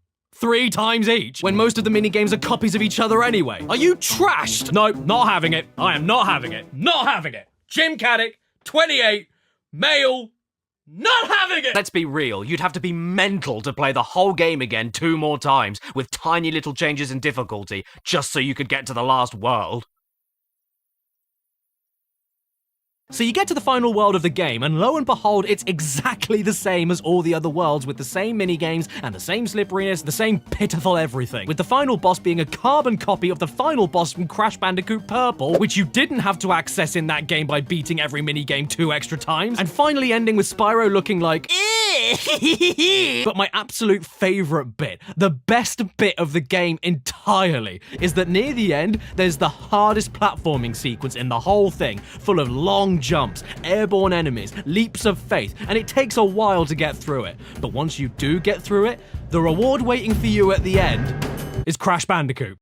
The hidden secret of the game, locked behind the hardest part of it, is one of the main characters. I'm not exaggerating when I say this is one of the worst games I've ever played. I can't stand it, and I never want to play it again. So long, Scroat. Yeah, did you know that Up had a video game tie-in? I didn't, and they made a version of it for the nut you can play with outside. And the game was made by Arse Bozo Studio. Okay, so it's asking me for a name for my save file, but there's only so much I can put here because there's a 3-letter limit, so, I don't know, my name is Yum. We start the game off with some FMV sequences that don't look too bad. I reckon this could trick kids into thinking this was from the movie, but then we see Russell walking into the room like an upright vacuum cleaner, and I'm immediately concerned. And as far as Carl goes, phew, he looks pretty bad. He definitely doesn't look like he does in the movie. Okay, somebody explain this to me. How does this guy, an ancient grieving pensioner, jump around like he's on a trampoline, climb up the sides of cliffs, and Indiana Jones his way across vines, yet he walks around like a crooked spider hungry for a dead bird? So yeah, ever wanted to play a game where you're an old man? Then Up on the PSP is the game for you. And to be fair, it is pretty accurate if you wanted a cynical old fart simulator. And that's not all. You can ignore them as they cry for your help, run away from them as fast as possible so they can't keep up, and even push them into a load of spiky, jagged rocks. When you aren't doing that, you're playing the most basic partner-based puzzle platformer of all time that barely requires any thought. Carl? Are you okay there, Carl? As for the mechanics and controls, well, they don't even work half of the time. Like here, I get captured by this trap, get told to spam X in order to escape, but it never ever works, and I end up losing health and resetting the puzzle every single time. What am I doing wrong here? Aside from that though, Up is painfully easy to the point of sleep-inducing. I know this is only stage 1, but this is a flat-out depressing looking game. We've got old men doing trapeze gymnastics and a small child who can throw adults over their shoulders. Don't get your hopes up, kid. That rotten wood is never going to be a canoe. Which is why I'm going to use it as a canoe right now. Jeez, my god, when did this game turn into a government warning about steroid abuse? How is Carl doing this? This is ridiculous. I can practically hear his spine mangling. You tap X over and over again to move forward and try to fit through tiny gaps with water physics stopping you and crocodiles in the way. Yeah, I'm done. This game is way too dull for me, so I'm stopping. Sorry, Up. You made me feel down. BMX XXX, which, if you search for footage on YouTube for, means you'll end up typing BMX XXX Xbox. And this is why spacebars are very important, otherwise you'll end up going for a drink at the Threelms. And this game is particularly special because it's the first one we've seen so far with a special parental advisory sticker on the case, specifically because of its inclusion of extremely vulgar dialogue, actual footage of real-life nudity, and totally topless bikers that you can play as. BMX XXX takes the sport back to where it all began, on the street, in the street, and all over the street. It's harder, it's faster, and it's got XXX rated gameplay written all over it, with hookers, pimps, wackos, and dogs on heat. If you want hardcore, look no further. Yeah, do you want dogs on heat? Then play the booby biker game. Creator Rider. BMX's state-of-the-art Creator Rider empowers you to build virtually any type of male and female from head to toe. Yeah, exactly. That's the key word we're looking at here. Empowers. This is such an empowering video game. I mean, take a look at this bonus FMV clip of a random broad in a strip club, and you tell me that's not empowering. Speaking of, it's time for us to create our rider, and our default... Our default character is a man with a thumb for a head. I know you can't really improve on perfection, but I've got to at least try. I've got to go the full hog here, so here we go. Overweight man with a six-pack and lingerie. But that's not what you're here to see, is it? No. You're here to see 2002 original Xbox breeds, aren't you? Okay, fair enough. So let's go back to Creator Rider, find a female rider, and see what we can do. There's no topless option? What? But I wanted to see a pair of 12-polygon breeds! One of the main controversial selling points of this game nearly 20 years ago was that it had bare honkers in it, and you can't even let me have that right out of the gate? Well, fine. I didn't want to do this exactly, but if you're not going to let me do that, then you've given me absolutely no choice but to pick the stupidest option from every single category of the creation menu. Everyone, meet Windy, the queen of messing herself and sitting in it. Now...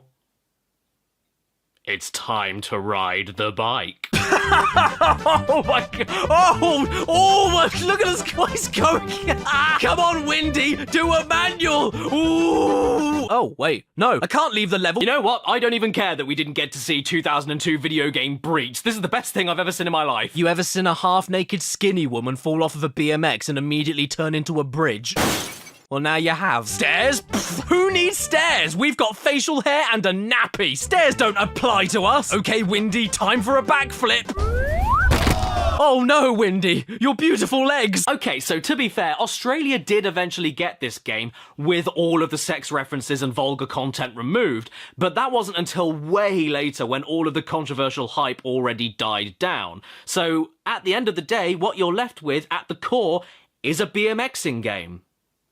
And that's a shame because the game is shit. As it turns out, BMX XXX Xbox was originally supposed to be the third game in the Dave Mirra Freestyle BMX franchise before Dave Mirra himself caught on how tasteless and terrible the final game was going to be and threatened to sue Acclaim unless all mention of him or implications he endorsed it were removed. And that explains everything for why I hate playing this, because I don't like the Dave Mirra games. They're just a slower, stiffer, and more restrictive Tony Hawk to me. And that's when they work properly. But that's the thing with BMX XXX. It's based on a game I already don't like, and it doesn't work properly. Grinds cancel out for absolutely no reason at all. Grinds randomly don't activate for no reason at all. The camera is too close to you, meaning you get stuck in between the ramps for no reason at all. You fall off your bike randomly for no reason at all. It's absolutely unplayable, and I know this is my fault, but I'm starting to get sick of looking at this overgrown, skinny clown baby, so surely there has to be a way for us to see what else is hiding on this disc. Aha! The cheat menu. Perfect. Unlock absolutely everything, and just for the hell of it, extra bouncy crash mode. Time to go back to Creator Rider, and let's see if this time we can get... What?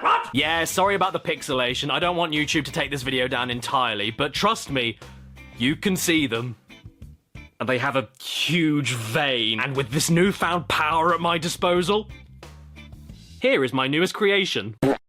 Everyone, meet Rough Windy. If she was road legal, she'd be all-wheel drive. And don't worry everyone, just in case you really wanted to, you can adjust the size of her chest. Except it doesn't change the size of her chest at all, it just inflates the bones above them instead, because I'm sure somebody finds that hot. So what happens when you let loose a hefty topless woman with a pair of white underpants and a traffic cone on her head onto a BMX and activate super bouncy crash mode?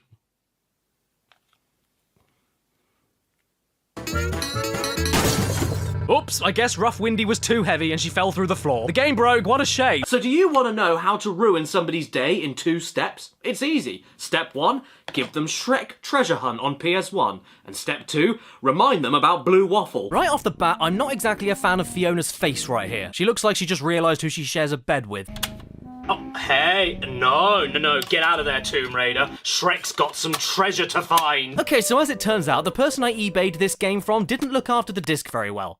I don't know why. But because of that, all the cutscenes are a little bit... terrible. It's okay though, because we can still get to the menus, and judging by this music... it sounds like we're off to Shrek's funeral. Maybe the intro cutscene won't be as balked as the other ones though. I feel optimistic, so what's the story here? Princess Fiona arrived. Oh. She did? And you know what? The funeral procession song at the start menu was fitting, because this game is dead on arrival. My lord, this frame rate. Is this a video game or a book? I'm stunned that this looks and runs as poor as it does for a PS1 game released in 2002. But that doesn't matter, because I've got 10 blocks of G's to find. This then unlocks a room for me to go into in order to play a mini-game, and the name of this mini-game is Purgatory, because it never actually loaded, and this drowning bug in the corner was left to slowly die in its own filth forever. Voila! We're in, and aren't I glad I finally got it working? No, because this game is my armpit. Shrek for the PS1 is a weird platforming party game hybrid, where in the platforming moments you can run and jump. No, that's it. Enemy coming your way? Tough luck, sunshine, you can't attack back. But then again, they can't really hurt you either, they just kind of knock you to the floor. What's the point of any of these sections? I really don't know. You collect items to unlock more mini-games, but since the item collecting part is a smelly pit of nothing where you can't do anything and takes so long to collect anything, it might as well just be a level select. And I'd rather it be a level select, because this part of the game is as appealing as soap scum. Even if you took this part of the game away though, it ultimately doesn't matter. The mini-games you unlock are at best unimaginative and at worst totally wretched. From copying simple button presses to moving your cursor over to a ripple in the water to catch fish and reel them in. Very slowly. 9 times. This is one of the worst games I've ever played, and I'm not even exaggerating. Just to give you an idea how unenjoyable this whole package is, you could spend up to 15 minutes wandering aimlessly around this jittery wasteland with no obstacles to avoid, looking for random items, only to unlock a terrible minigame that lasts all of 20 seconds, and then you're back at the slideshow again. But at least there's a button you can hold to walk, in case the whole thing wasn't moving slowly enough for you! Or you could do exactly the same thing and then be treated to a minigame that lasts yet another 15 minutes. Not because it's deep or fun, but because it just doesn't get to the point. Oh look, Shrek has something to tell me. What's that? Oh, great. This frame rate is making me ill. I can't be the only one getting eye ache here, can I? Why did they release this in the state that it's in? And why do the lily pads in the water look like floating kidneys? Did you guys ever play Mickey Mania on the Super Nintendo and Sega Genesis? It was a 2D Mickey Mouse platformer from 1994, and 2 years later in 1996, it got an enhanced PlayStation version with much better music and prettier graphics. I never played the original, but this version in particular I remember borrowing from my cousin many times. Just this box art alone is making me revert back to a kid again. Super nostalgic. And speaking of the box, this game is so confident that it doesn't even list any features on the back of it, or mention that it's a remaster. It's that full of itself that it thinks it can sell you on the screenshots alone. And to be totally fair to it, yep, it deserves to sell itself on the still images and nothing else, because this is easily one of my favorite looking PS1 games of all time. The whole concept of the game is that you control modern Mickey Mouse traveling through a handful of his classic cartoon history to help out his past self, and then moving on to the next cartoon. And it's a concept they do not skimp out on. From the Steamboat Willie stage gradually changing from black and white to color the further you get, to the Meese fighting in the background of moose hunters, it just fires on all cylinders from the second you start. The pixel art and animation is delightful, and the way it uses the PS1's power to mix 3D objects into the hand-drawn style looks really good as well. It's really like they're trying to bridge the gap between a traditional 2D animation and 3D video game and make it seem as though the game aspects are breaking through the cinema screen to give past Mickey shit for modern Mickey to help him out with, and it never feels gimmicky. This is PS1 2.5D done perfectly. The game is really simple to play too. All you do is run, jump, duck, and collect marbles to throw. I mean, God, you start noticing things even on the first stage, Steamboat Willie. And it's nothing to be ashamed of. The platforms are often never quite low enough for you to make jumps. You can't throw marbles one after each other that quickly, and even if you do manage to fire off 2 pretty quickly, the second hit usually doesn't count against an enemy, and things will attack you from off screen all the time. However, all in all, it's pretty easy. But after that comes stage 2, the Mad Doctor. It begins immediately with bats that you don't have much time to react to if you don't already know they're coming. Then there's these skeletons that hurt you enough on their own, but also explode on death into multiple bones, a few of which can hurt you, and they blast off into random directions that are impossible to predict or work around based on what else the level is asking you to do, and an extremely fast minecart riding section that gives you barely enough time to react to saw blades, like oops. And don't forget, you need to jump to attack flying enemies that are coming towards you, but if you do jump next to a rope, you'll automatically grab the rope and fly yourself all over the damn place, often back into other danger, like, oops. I lost all 3 lives that I had on stage 2, and I couldn't figure out how to earn any more. The game is really stingy with health too, and that's not a huge deal, but you can only take 4 hits, which massively becomes a problem when you get to stage 3, Moose Hunters, because look at all the shit falling from the sky here. All the while you need to dodge off-screen mooses. Following this is a chase sequence where there's a ton of obstacles, a turn that's slower than a recycling truck, and a jump like you're on bloody Saturn. And after that, it just keeps going. Stage 4, the Lonesome Ghosts. Picky jump collision detection, a tiny field of vision in the dark, absolutely unavoidable damage, enemies you can't even kill even though these ghosts are already dead, projectiles flying at you from off-screen, and it doesn't stop there. Stage 5, Mickey and the Beanstalk, where there are butterflies that are nearly impossible to hit, and dragonflies that take up half the damn screen and appear from nowhere, and if you get a game over, you begin the entire stage all over again, which means, for an example, on stage 2, if you lose all of your lives at the last boss level, you need to redo all of the 8 mini-stages that make up that single stage all over again. Look at how I'm playing here. This overly cautious tippy-tapping. It's not a fun way to play a tricky platformer. Plus, the game itself, in its box and everything, was not one of the cheaper ones to find on eBay, so save your munty. Right. Now, I'm not completely against the idea of a Toy Story party game that uses motion control. Sounds like it could be quite fun, actually. You know, being inside Andy's room, smacking Bo Peep around for losing her sheep for the millionth time. Can you find... Okay, alright, we've got a practice mode mini-game to start with, and all we need to do is aim while an unlimited amount of pies are flung at Buzz's obese chin. Nice and easy, I've got this one in the bag. Time to start aiming at targets. Wait. Oh dear, no. There's no targets up there. Now, I'm no expert here, but maybe the Kinect can see my hands when they're there and there. But they can't when they're smushed in together close to my chest. I don't know. I mean, it's just a thought. And I tried using one hand on its own to see if I could get more accuracy, but nope, the game doesn't even register you aiming at anything if you do that. Okay, well maybe it wasn't such a good world to start with. How about we try the space world next? We boot it up and get thrown into another practice mode where we aim an unlimited amount of pies being flung towards... Are we about to play the same game again? Yes, we are, you know, because it was just so fun the first time. But guys, it's even better than the last game, because now instead of darts, we're throwing rings. You know what? I think I'm just gonna quit. Oh, you're not gonna quit, are you? Yes, I am, Woody, because you're terrible and I hate you. Another adventure mode it is then. Animals and friends. This sounds like a nice bit of variety. We boot it up and get thrown into another practice mode where we aim an unlimited amount. I'm gonna quit this one too. Okay, surely there'll be something else to do if I scrap the adventure mode and head straight for the party mode. Lots of different types of fast-paced mini-games, one after the other. What could possibly go wrong? Blast off! This is all the game is, isn't it? Yeah, isn't it great? Toy Story Mania is a game where you stand still and vaguely rotate your body by a few degrees while a cursor doesn't follow where you're pointing at. That's the whole game. The Kinect only has to do one job, and even then, it simply can't do it. And the weird thing, though, is that the menus work absolutely perfectly. I mean, it knows exactly when I'm trying to pause the game by holding one arm down straight and pushing the other one out, but has an absolute fit whenever I bend down just a little bit to avoid a pie in the face. Limbs out of frame? What the hell are you talking about? Better with Kinect sensor? If that's the case, then I'd hate to see this game without it. So to summarize, Toy Story Mania works at its best when you want to quit it, which is all you would want to do with it anyway, meaning it's actually the perfect video game. Aim for the bullseye! Oh, come on, Woody. Your mouth didn't even say that. It was closer to skateboard madness on the PS2. Truly, this is a game for only the most mentally deranged of skateboarders. I mean, look at the madness going on here. Who is this man, and why is he tickling underneath his skateboard? And if there are any astute viewers of mine that have been around for many years, I'm sure that there's a logo on the box here that you recognize. If you see this logo on any PS2 game, you run for the hills. You know how the Angry Video Game Nerd has his arch nemesis in LJN when it comes to atrocious game companies?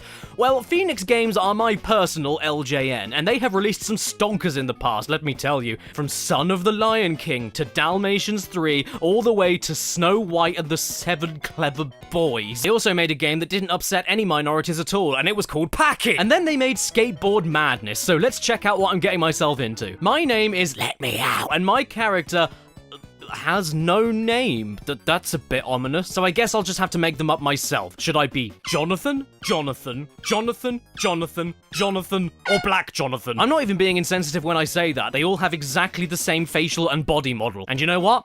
I think I'll pick Jonathan. Let's kick things off nice and easily with a simple ollie. This bodes well. I just played a game with a jetpack mode, and even then, that game has more physics than this. What happens if you run into a rail? What happens if you jump on a rail? What happens if you jump up and try to do a 180 spin? What happens if you try to jump up a flight of stairs? What happens if you run dead straight into a wall? What happens if you go up a ramp? I mean, I suppose this does have its benefits sometimes, like when there's a big concrete bridge in your way. Don't worry, because Jonathan can go straight through it. The issue is, though, he can't do anything else. I have tried desperately to find more tricks than a heel flip and a kick flip, but I cannot for the life of me find any. On the other hand, though, I guess that doesn't even matter, because in a timed score counting match, landing kick flips doesn't even count towards giving you any points. Oh, well... sometimes it does. Oh, and sometimes the game will say that you did 3 kickflips one after the other when you weren't even doing anything. At least you weren't lying about this being mad. I will personally ship myself over to your house and give you a kiss if you can perform any tricks here and understand why they worked or how to do them again. Whenever I tap the grab button, I hold onto my board. Whenever I hold the grab button, I merely tap my board. Occasionally, when I take a jump off of a quarter pipe, I won't stop spinning around in midair even though I'm not touching any directional buttons. And the amount of times that I go up a ramp only to just smack down off my board for no reason is almost comical. Then you remember you paid money for this and it's not funny anymore. I even tested the physics engine out by simply jumping off of a ramp, not touching anything and coming back down. This isn't a joke. Look! Come on, Jonathan! How useless could you possibly be? Don't make me get another Jonathan out! The only good thing I can point out with this game is the fact that whenever you bail, Jonathan doesn't ragdoll or anything. He just turns stone dead and gives up, wondering how he got into this mess. By the way, if any of you out there are genuinely worried that I'll be damned to hell for all eternity for making this video, don't worry.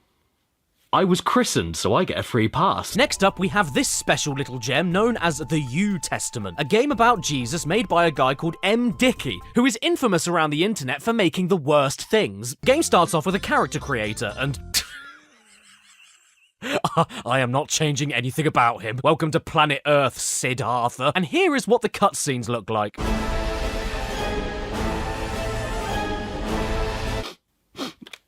I wish Dad was here to see this. I can't see it. It's a load of fried shit. The game follows your journey to meet Jesus Christ and become besties with him, but first we need to get baptized, which ends up not happening because we're told we're a fool, and then, oh, look at that. Oh, look, the quality just got worse. Good. And then this woman appears claiming to be God, but we know that isn't possible because women can't do anything. By the way, those cutscenes, yeah, I'm not doing anything to them. They just run like that at 3 frames a second. If my 3090 can't run this beast, we are beyond saving. I guess we're dealing with a bit of a tricky dicky.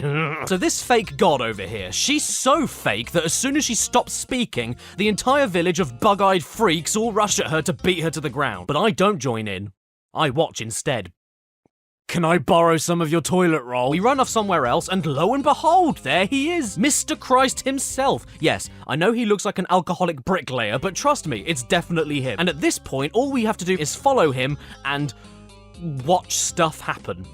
Yeah, that's it. Map tells us where to go, we find him. Map tells us he's moved somewhere else, we find him. Map tells us he's moved somewhere else, we find him. This is as much fun as a dick veruca. And every time we find him, he gives us a new wisdom. A man cannot live by bread alone, only by the energy that makes it bread in the first place. What?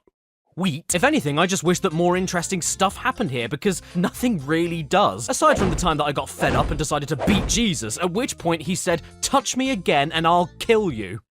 What's that, father of Christianity? Professor Peace? Mr. Goodwill toward men? You'll kill me, will you? Well, we'll see about that. To be fair, I suppose I was meant to be touched by Jesus and not the other way around. But come on, man, do you really think you can just kill whoever you want? Something that I do actually like a little bit are the loading screens in between each area. They give you spiritual quotes about the life of Jesus from famous religious figures, including Mahatma Gandhi, the Prophet Muhammad, Pharrell Williams, Jay-Z, Bruce Lee, Oprah Winfrey, Jimi Hendrix, Obi-Wan Kenobi, Tupac, Kanye West, Eminem, Osama Bin Laden, and... Osama Bin Laden.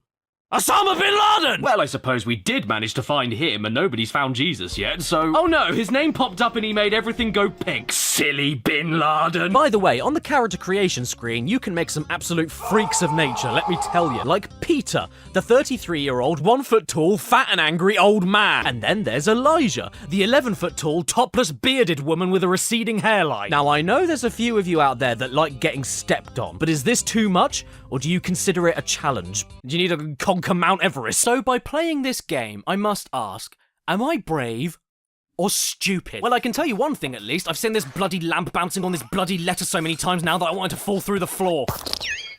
Brave is a linear platforming beat-em-up game that... Ah!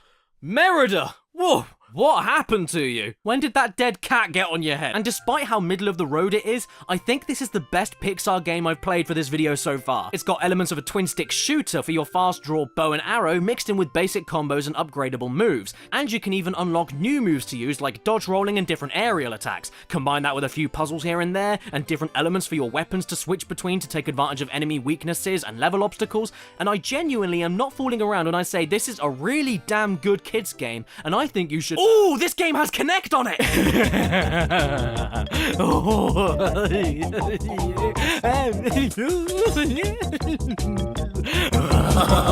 Excuse me. What is going on with this bollocks? Kinect, help me please and answer me one question. Why don't you work? Brave on the Xbox 360 allows you to head to an archery range with the Kinect, and precision aiming a bow and arrow with dated and terrible body sensor motion controls goes just as well as you'd expect it to. If it doesn't register your aiming hand and where it's pointing, it doesn't register your drawing hand, and if you somehow manage to get that all working, letting go of the arrow is another thing entirely. What am I doing wrong here? You get 3 games to pick from here. Who cares? Piss off and leave me alone to cry. It doesn't matter because they're all the damn same anyway, at least when I'm even able to aim at the damn menu commands and make them go. When something even as simple as menu navigation doesn't work and screws you up, you know the rest of the game isn't gonna work out for you. Brave as a kid's game itself is pretty damn good, but the Kinect add-on is the tambourine player of the school band. It's irritating, nobody wants it, nobody likes it. Now, I've also heard through the grapevine that there's actually a Toy Story Kinect game somewhere out there, but I don't have that, so... I suppose I'll save it for another video. Does anybody here remember Lego Knights Kingdom? They were like Bionicles, but nobody bought them. So they made a game about them instead for the Game Boy Advance.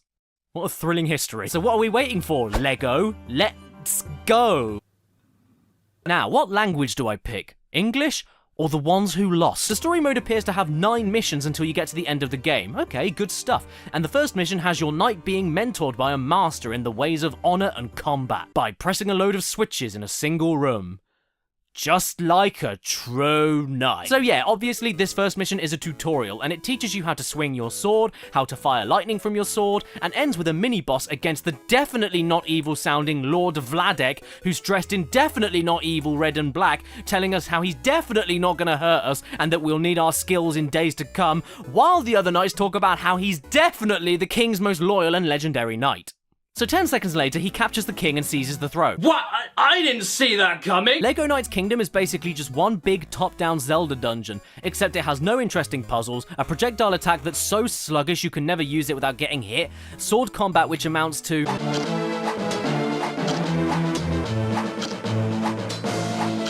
that, and movement that's as slow as a bloody milk float. It takes you eons to get anywhere. Pro tip, if your game is only 9 missions long, this is not how you make it longer. And after all of this lumpy combat while I run around like a lumpy skeleton in lumpy boots, and then rewarded with a new character who moves even slower. Look at this miserable tub of fish. This game is full of so much crap, I could paint the walls with it. If you can't tell, I am not playing Knights Kingdom anymore. And not just because of how slow it is, but because I also refuse to play a game that uses the password. Well, that was enough of that. Next up, we have Barbie Explorer. Action as never before. Oh, wow. Does that mean that Barbie might bend her elbows? And would you look at that, she's actually doing more than using her joints. Check out this epic minecart video sequence. This is some dangerous stuff here. Barbie is looking like she's loving it. She looks pretty excited about death. So in this game, Barbie has taken it upon herself to find the missing pieces of a mystic mirror. Why? No clue. I thought she'd be too worried about breaking a nail. But if anything, I'm a little bit confused as to why we're in the middle of a story all about a mystical power that will reawaken and most definitely end humanity if we find all the pieces of an ancient artifact. This is a Barbie game, right? Hang on, sunshine. What do we have here? VR training? What, like in Metal Gear Solid? Watch out, world. Solid Barbara's coming through. Now, in virtual reality, you can do all sorts of things with Barbie, like teleport onto swinging vines, walk like an old lady with rickets, not jump onto climbable walls because God forbid we put any actual fun into our platformer,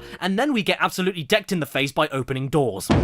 What's my name this time? KFC. Because by the looks of it, Barbie could do with one. She looks like if she pushes too hard, she'll snap her legs like a stick. So when we get into the actual game, I'm absolutely shocked to find out that it isn't very good. To begin with, this basically feels like the original Tomb Raider. You don't have tank controls, but everything else you do from climbing to jumping has an abysmal delay to it, which would be fine if the game itself was built around it and wasn't a fast-paced linear corridor platformer like Crash Bandicoot. You try playing a game like Crash where you don't only have Tomb Raider delay, but also a jump arc that you are so committed to once you do it, you basically already had kids with it by the time you land. I mean, it makes sense, everything here has a purpose, but it's easily the stiffest platformer I've ever played. Bubsy 3D isn't this stiff, and at least Bubsy has more directions he can move towards so that his body doesn't constantly clip on angled parts of the wall and make Barbie bring out her funeral fashion pack. I mean, what else do you want me to say? Barbie looks like she has a mustache, there's no sound effects at all while she's pulling rocks that weigh as much as a truck, she outright absorbs herself into the walls, and please tell me, where are you going, Barbie? Egypt, Africa. Egypt is in Africa. But then again, judging by your face, I don't think geography is your strong point. This is a game starring Barbie, all about Barbie, in an action-adventure game with awful controls. I mean, I really can't go into any more... I'm so sorry, these games are really getting me going. Now, this box art is not very scary at all. You know, woman, hands, those are things that we all have. I think they should have used the Connectimals box. Oh man, I've got to reach my hand out to the screen to start, like a zombie. Is good. Rise of Nightmares.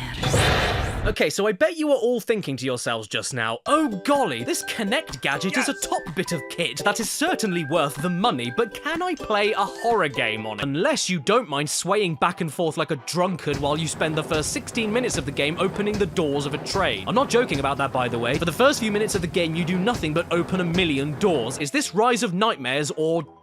opening of doors? We control a man named Josh, and if you couldn't tell by his waddling at the very start, he has a drinking problem. The story starts on a train where we do everything that Kinect was built to do, including arguing with your wife, walking into a British woman, sniffing an old Romanian man, and crawling under the legs of a Russian ballet girl. We need to chase after our wife after our little argument, but in order to do that, we need our ticket, which I clearly had in my hands, yet the bastard train conductor won't let me through. How do you think I got on this train without my ticket? See, now look, I've got my ticket back, but that meant I had to be told I was going to die by a fortune teller. I don't know, lady. I think my future consists of opening even more doors. I just can't see death coming for me at all. Oh, no. Bless you. Oh, no. My nagging wife just got captured by a human grandfather clock. Whatever will I do? Oh, well, I won't do that. All of a sudden, a bold man laughs at me because I guess he loves having no hair. The train crashes, we've lost our wife, we narrowly escape by climbing across the wreckage on top of a river, and Josh doesn't sound too upset by any of this. Didn't think I was that drunk. I'm gonna die! Okay. We find the rest of the crash survivors in a cave and do a little bit more drunk wobbling until we fall down a hole. Now we have to swim. Oh, dude, it's so scary. We don't need to swim anymore, but now... Ew, we've got icky bugs on our arms. Get them off. Are you starting to notice something about this scary game? That it isn't scary? And I'm getting absolutely sick of these movement controls. Picking things up with your hand is fine, but the game wants you to take a step forward to walk, which would be okay, except you get reprimanded for doing that. What do you mean I'm standing too close? You told me to step forward, you dick! Not only that, you need to shift your shoulders left and right to turn. But since there's a delay to the Kinect reading you doing that, if it even reads it at all, you can never align yourself straight for longer than a few seconds and are constantly overcompensating your turns. You just wave back and forth endlessly without being able to walk straight. It's enough to make me Wallace and vomit. It literally does not matter that the game recognizes me perfectly and tells me I'm in the optimal play area. You are still at the total whim of this thing trying to decide if you are trying to sidestep or get down with your bad self. And then there's the combat. The lumpiest lump I ever ever did lump. In order for you to protect yourself from enemies attacking you, you hold your arms up to your face, which is also how you swing a weapon. But the problem with that is that whenever your arms are up, you automatically lock on and focus on one particular enemy that you can't decide and move towards them without any way to turn around. So what ends up happening is you get attacked from behind because you don't have eyes in the back of your head. Unless you're me. Which then means you need to hold your arms out to protect yourself whenever any enemies are around, meaning you can't control your movements when you need to pick up an important item or weapon after the current one breaks, and then you reach the enemy and it's just another round of happy slaps until baddie fall down. Sure, they did think about this a little bit because you can raise your right hand above you to auto-move you to the next destination, but why on earth would you want to do that? First of all, it's boring. Second of all, it means there's no point playing it yourself. Thirdly, you can't explore. Fourthly, Rise of Nightmares isn't scary. Fifthly, Rise of Nightmares isn't good. Disney sports skateboarding. Oh boy! Alright, am I going mad, or am I the only one here who thinks this intro music doesn't even remotely fit against what you're seeing?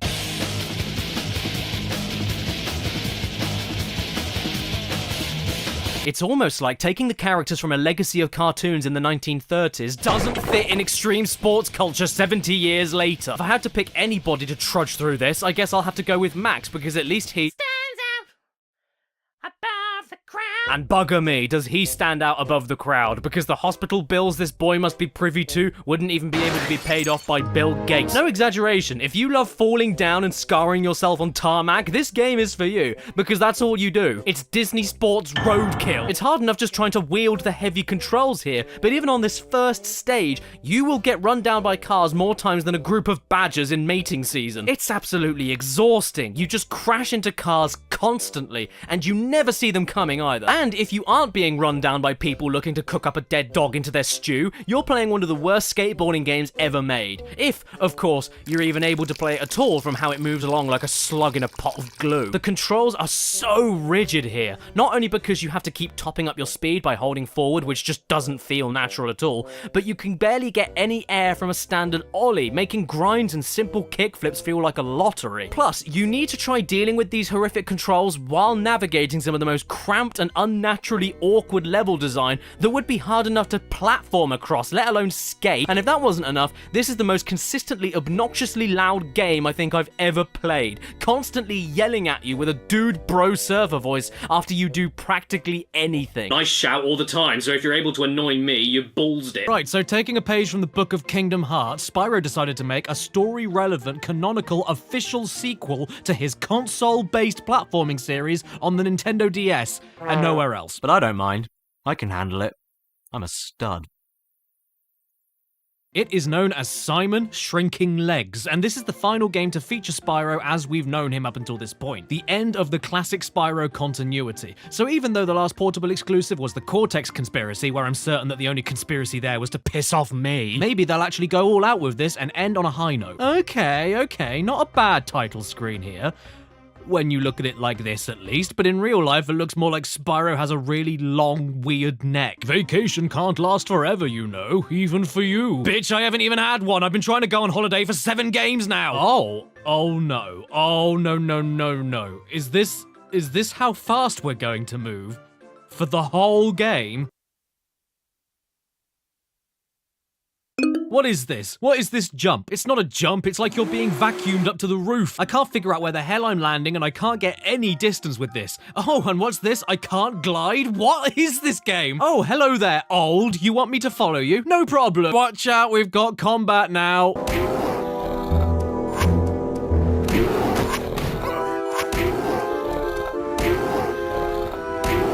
Did you know this game was made by Amaze Entertainment? Well, now I can see why. It's terrible. But I'm gonna calm down and fall asleep for a second. Maybe I'll have a clearer head in the morning.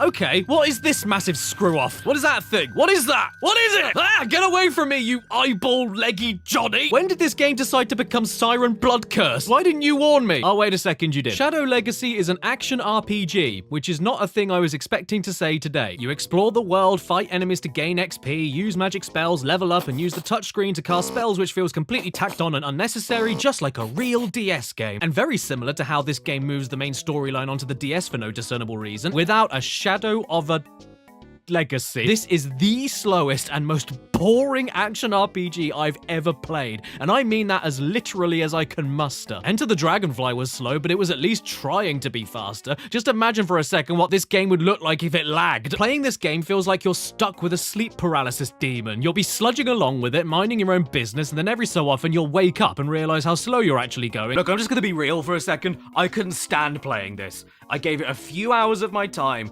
but it's just so boring and so uneventful that even if I finished it, I don't think I'd have anything else to add to what I'm saying. So I gave up on it. Here's a condensed version of my playthrough. Wow, I'm charging, and it's still taking a while. Wait, why aren't the rocks breaking immediately when I charge into them? Do you want me to stop moving? You think I'm going too fast? Why aren't my attacks connecting? Yes, this looks completely fine to me. Hang on, what's stopping me from going around this? What's stopping me? You want me to go all the way around to the other side? Speed up! Still 3 people to save. What do you mean, people? They're dragons! I'm saving dragons! Am I playing Spyro the person? You know what? I honestly don't care if the mechanics get better or the story gets better. I am not spending my precious minutes on this earth playing something as slow and as abysmal as this. Don't play this game. You could say I'm being unfair, but nope. The Penguins of Madagascar in Dr. Blowhole returns again. With his blowhole. This here, my lumpies and germs, is the first Kinect game I've ever played, which was not only the best introduction I think I could have ever wished for, but also means I'm now opening myself up to every other flawless Kinect adventure at some point in the near future. Pray for me. Oh, bugger. Okay, well, as far as first impressions go, this thing isn't too bad. It looks kind of cool, at least. It works fine on the main dashboard for the Xbox 360, and check this out. I'm a video game now, but then I played this game, and the fun stopped. Here is what happened. Please enjoy. Hello, everybody. I am popping my Kinect cherry. I don't know what to expect. I don't know what's going to happen. The camera is freaking me out a little bit. Now, why don't you tell me your name?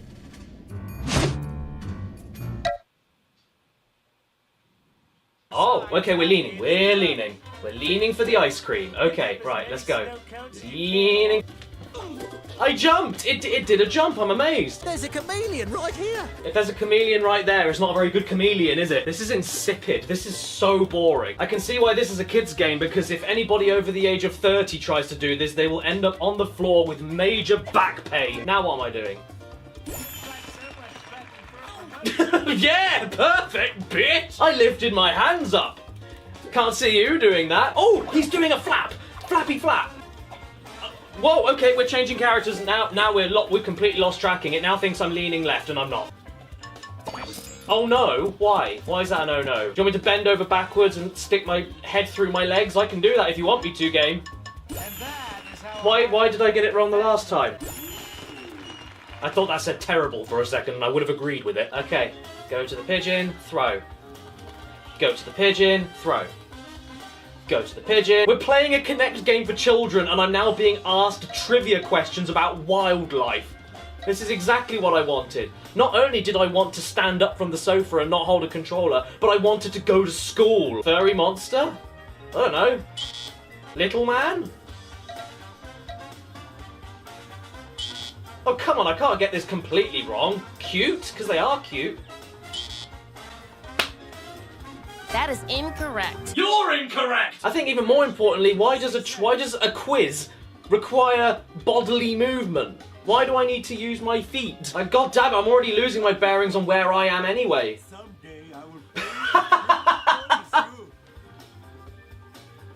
That picture?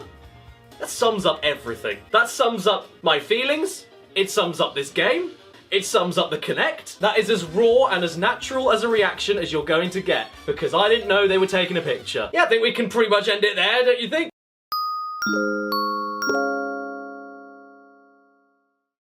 Yeah, I know. For most normies, Spyro ended as a series in 2008 with Dawn of the Dragon.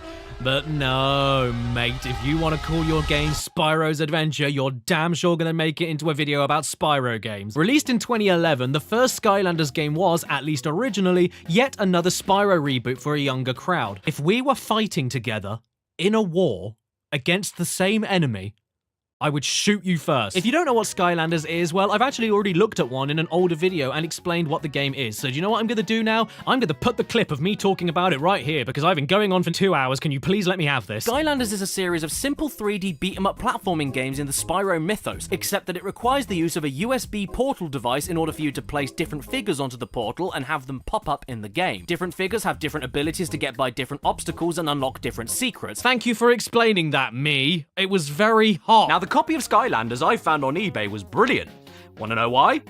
Because it came with a giant box of figures that I didn't want. Look at these, like, what am I supposed to do with all of these? Well, I guess we can at least look at them. Who is starring in the final original release of a game with Spyro still in the title? Well, we've got Spyro, Sparks, Cinder, Fire, Spyro, Thomas the Tank Engine, Fish, Steve Irwin, Spyro, Boat, and Shoe. Truth be told, I actually think all of these little guys are pretty cool, but I'm not here to be nice. Let's play the game. I am Eon, your guide in this world. But where are you may ask? That is a very good question. This is Eon and this is Chaos. Eon is good, Chaos is bad, and Chaos also sounds like he's taking one giant breath in while holding his nose. Long have I waited for this day to take my revenge. Right then, level 1. Let's see what's Oh, wait a second. I think my controller's broken. I can flame and I can charge, but I can't jump. You know what? Actually, no. Maybe it's just because this is the tutorial. This is a kid's game after all. The jumping might come later. Wait, so let me get this right. We've gone from gliding and hovering to no gliding to no jumping. Yeah, alright, bye. You know what? It would be so nice of you to use your giant wings to get over this tiny little hop, but no, I've got to go all the way around here and walk into this bouncy drain cover instead. I mean, shitting hell, you don't even charge for longer than a couple of seconds before getting tired. I am starting to get sick to my guts with how slow Spyro likes to go in a lot of his games. Even if you wear a speedy propeller cap, it doesn't seem to make Spyro or any of his new bastard friends run any faster. And mixing that in with no jumping makes this not even slightly fun for me. Then as you go on through the game, there'll be side areas only unlockable from friends of a certain class, which I don't mind, but more often than not, it will randomly pop up and tell you that, oops, you're weak all of a sudden, time for you to swap out to Wet Spyro, otherwise you'll take much longer than necessary to kill enemies that aren't weak to the class the game tells you to swap to for absolutely no reason. It's not really a video game and more like a sit-up regime. We gotta get those tubby kids their exercise sitting down playing games all day. So why don't we give them muscly thumbs and a six-pack? Oh, and this dude here is called Gil. Hey, look, it's Gil. What? The Gil section is over. Something that I didn't realize until now is that these figures actually save data. Yeah, they're not just a controller input, they're memory cards that keep data in their feet. So then, in one area, after swapping to someone with the correct class that I needed to, I ended up with someone born in 1947 that was level 10 and had a small business loan in the bank. That just comes with getting these figures pre-owned, I guess. Sure, I could reset them from the menu, but that means I'll go back to having like 2 attacks and not jumping anywhere and running slowly, so can you get off my dick? These cutscenes are really long and I don't know why you can't skip them. Come on, I don't want to watch any of this. I want to get to the next level of doing nothing but running around and hitting 2 buttons. Wait, you're a Skylander, aren't you? Yes. And you're a golf club, aren't you? Sorry about the lint balls, Hugo, but we were able to rescue Callie. Hey, Peter, remember the time we saw Spyro the Dragon? And I was a freak! I know what you're thinking. Surely this isn't all you do in the main game, is it? Yeah, it is. You run around, spam attacks, and don't jump anywhere. What do you do in the optional challenges? Run around, spam attacks, and don't jump anywhere. Oh, wow, look at this incredible new land to explore. What am I going to get to do in it? Run around, spam attacks, and don't jump anywhere. And I'm sorry, I am still in shock over the fact that Spyro can't jump. Spyro the winged beast can't get over this tiny gap. So how does he get over the gap? He assaults a tortoise and shoves it into the gap to walk on top of it. That's how Spyro gets over a gap. I'm playing a game called Skylanders where you are unable to ascend towards it. Here's a tower I've got to smash. Don't you like smashing? Smashing is fun, right? Well, here's how you smash in Skylanders. Up to the gills!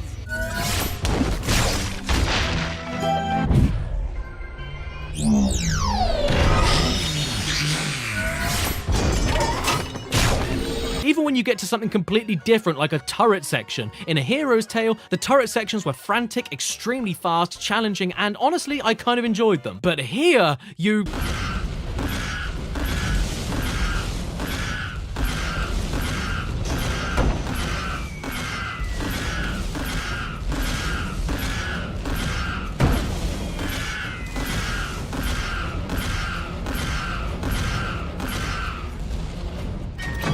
Please understand, I am not looking for much.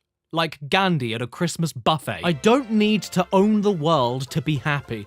But I physically am unable to understand the appeal of a game like this aside from the figures to collect, which you can do anyway without playing the damn game. And it's also great to play the game and then get constantly advertised to about the other figures I can get. Hey, thanks for buying our game, kids, but your parents didn't get you enough. Without the figures, what is this? It isn't really anything, and it definitely isn't Spyro. It's transparently obvious that the subtitle Spyro's Adventure was slapped on to sell a brand new IP nobody would care about if he wasn't on it. Parade his corpse over the front of the box to pretend it's his game. But hey, don't go too far. We won't have him talk at any point in the game, or make a story about him, or have any of the characters address him by his name. You know, the name that's on the front of the box. Nobody will notice. Well, you know what, Activision? I noticed. People like to not count this as a Spyro game, but if you're gonna spit his name on the box and claim it's his adventure, then I'm gonna treat it like one. And to be quite blunt, I've booked too many cameos for this video, and I don't know how to fit them in. Isn't that right, Blueberry, Dana Rage, Digiman, Vegeta, the Next Level Game Apologist, Guru, Larry, John Riggs, LS Mark, Matt McMuscles, Nitro Rad, Re-Res, Tennings, Trav Guy, Shafrala, Scarfulu, Uncle Silver, and Wayne as boss. And don't even get me started on Elise. She threatened me with a carving knife if I didn't put her in this video, so there you go. Ah! Look! I found an anvil! I put it on his head. Perfect. I fixed his ugly. Whoa, what's this? I can upgrade now and unlock new abilities? I can give Spyro flight. Yes! Thank you, Christ! Now we can still not go anywhere. Yeah!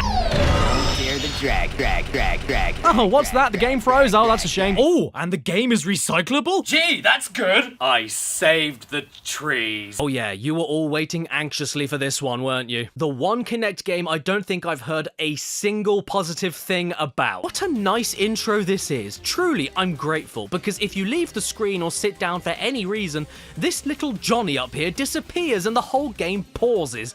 And no matter how much I tried, this cutscene is unskippable. So for the first minute and a half of the game, you are stuck just standing there waiting for a video to end like you're waiting for a bus, but instead of it eventually taking you to the high street, you're taken to one of the worst racing games ever made. I was able to get by every single one of the tutorial missions with absolutely no problem though. First time attempt on all fronts actually.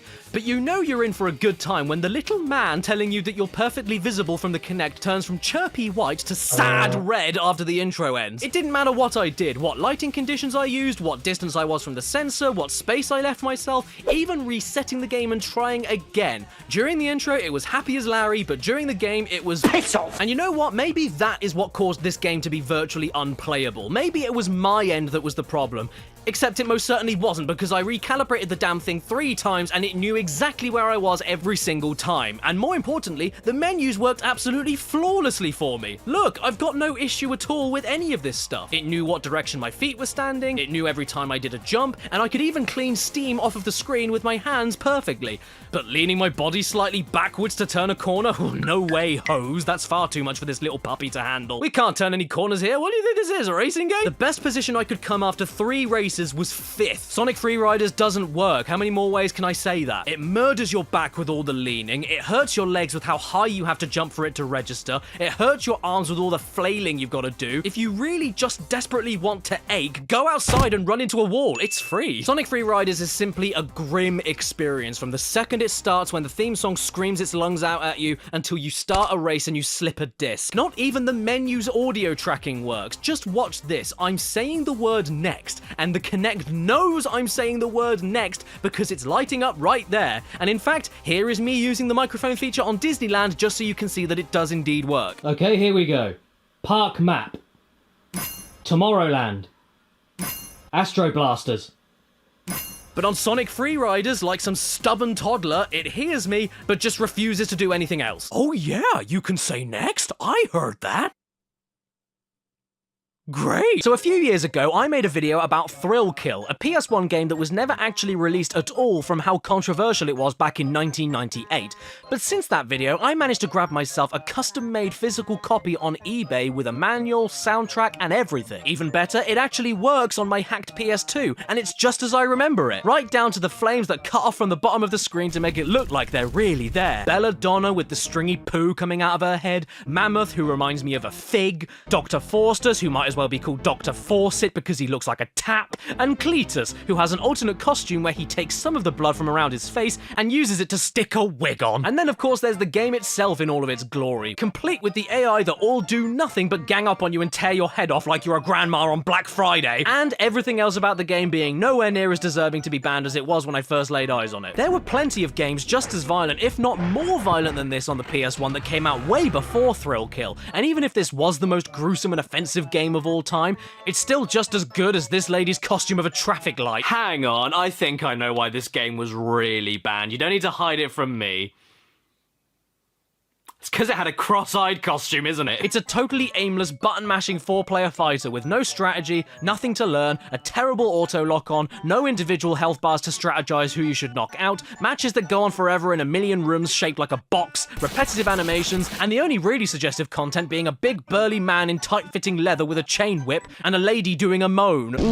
Not to mention, I don't think I can ever unsee the image of a small man on stilts with a thong dressing up like a member of the Village People. Don't get me wrong, I'm more than happy to have this on my shelf as a cool little custom piece of gaming history that was never meant to be sold.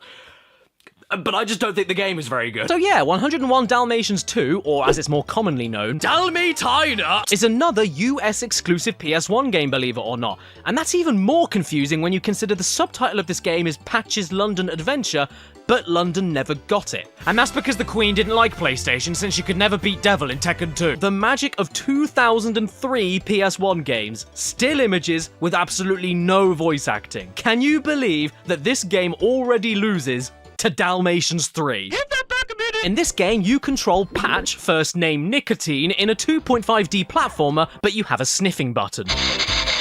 Oh, and every time you sniff, something comes out of the top of Patch's head. I think it's the parasite that's giving him that face. This is a game where absolutely nothing happens in the first level, and then absolutely everything happens in the second. Nope, I'm not kidding. Just look at my footage for level 1. You're basically just walking around while avoiding steamed dumplings dressed as policemen, and then the game suddenly turns into an isometric top-down exploration game starring a literal son of a bitch. It's like Zelda, except you have no map, no clue where you are or where you're going because everything looks identical, projectiles that fire at you from off-screen, limp and floppy controls that don't let you aim properly. You know what? I thought you were called Patch because of your eye, but now I know it's because your mother should have left you as a stain on the floor. And that is all I can say about 202 1 Dalmatians 2 Skid Mark's London Adventure. Thanks for not giving us this game, America, because you got London all wrong. People throwing shit at you for no reason at all, the streets all looking the same, the police chasing you down for no other reason than because they're bored. Real London's worse than that. And hey, while we're on the subject of Disney...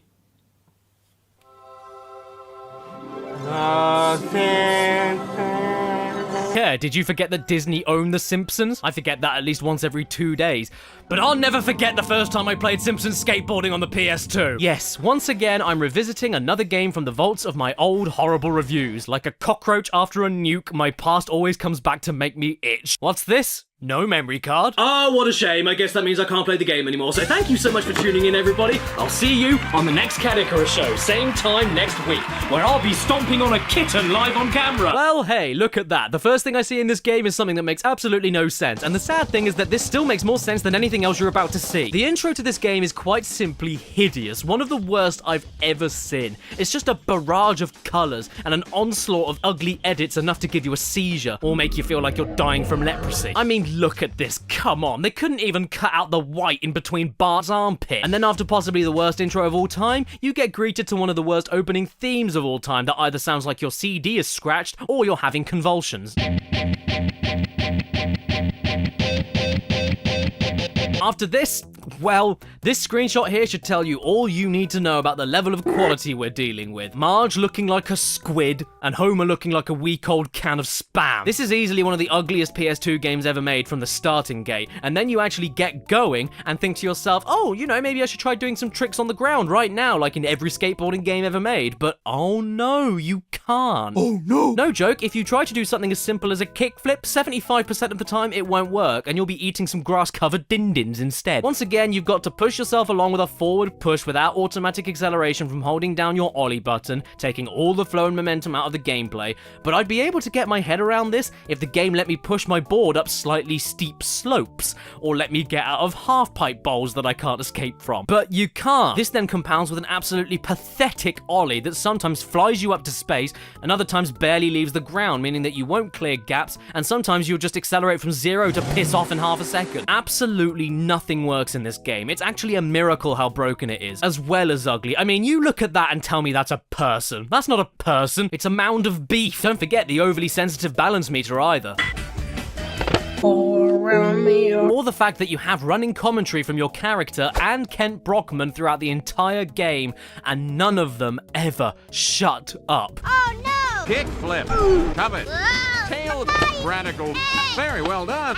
Well done. Sure, you could always argue that all these different characters have different stats that are better for different kinds of skateboarding tricks, but what I'm going to say in response to that is that Tony Hawk also has that system, but you're not absolutely incompetent at the start of the game. You can still do things, even if not as good as you will be able to later, but here, you can't do anything. I mean, look at this. Most of the time, you can't even grind anyway, and instead have the rail stick itself through your head. Personally, though, I didn't do much else because I decided to give up after I got decked in the head by a car. This is absolutely, categorically definitive garbage. The Bubsy 3D of sports games, probably one of the worst ever made. Sure, Phoenix Games had this abomination 5 years after Simpsons Skateboarding, but that's Phoenix Games. They probably put a blank disc into a sandwich toaster and then said, "Game's done!" But considering this is The Simpsons and sold at a much higher price than a Phoenix game ever would, I'm shocked that no one seemed to care if this game even worked. I don't know how anybody in the dev team tested this and thought it was passable. It's borderline impossible to play. It's not even so bad, it's good. I don't feel any misguided passion or overinflated egos behind the creation of this.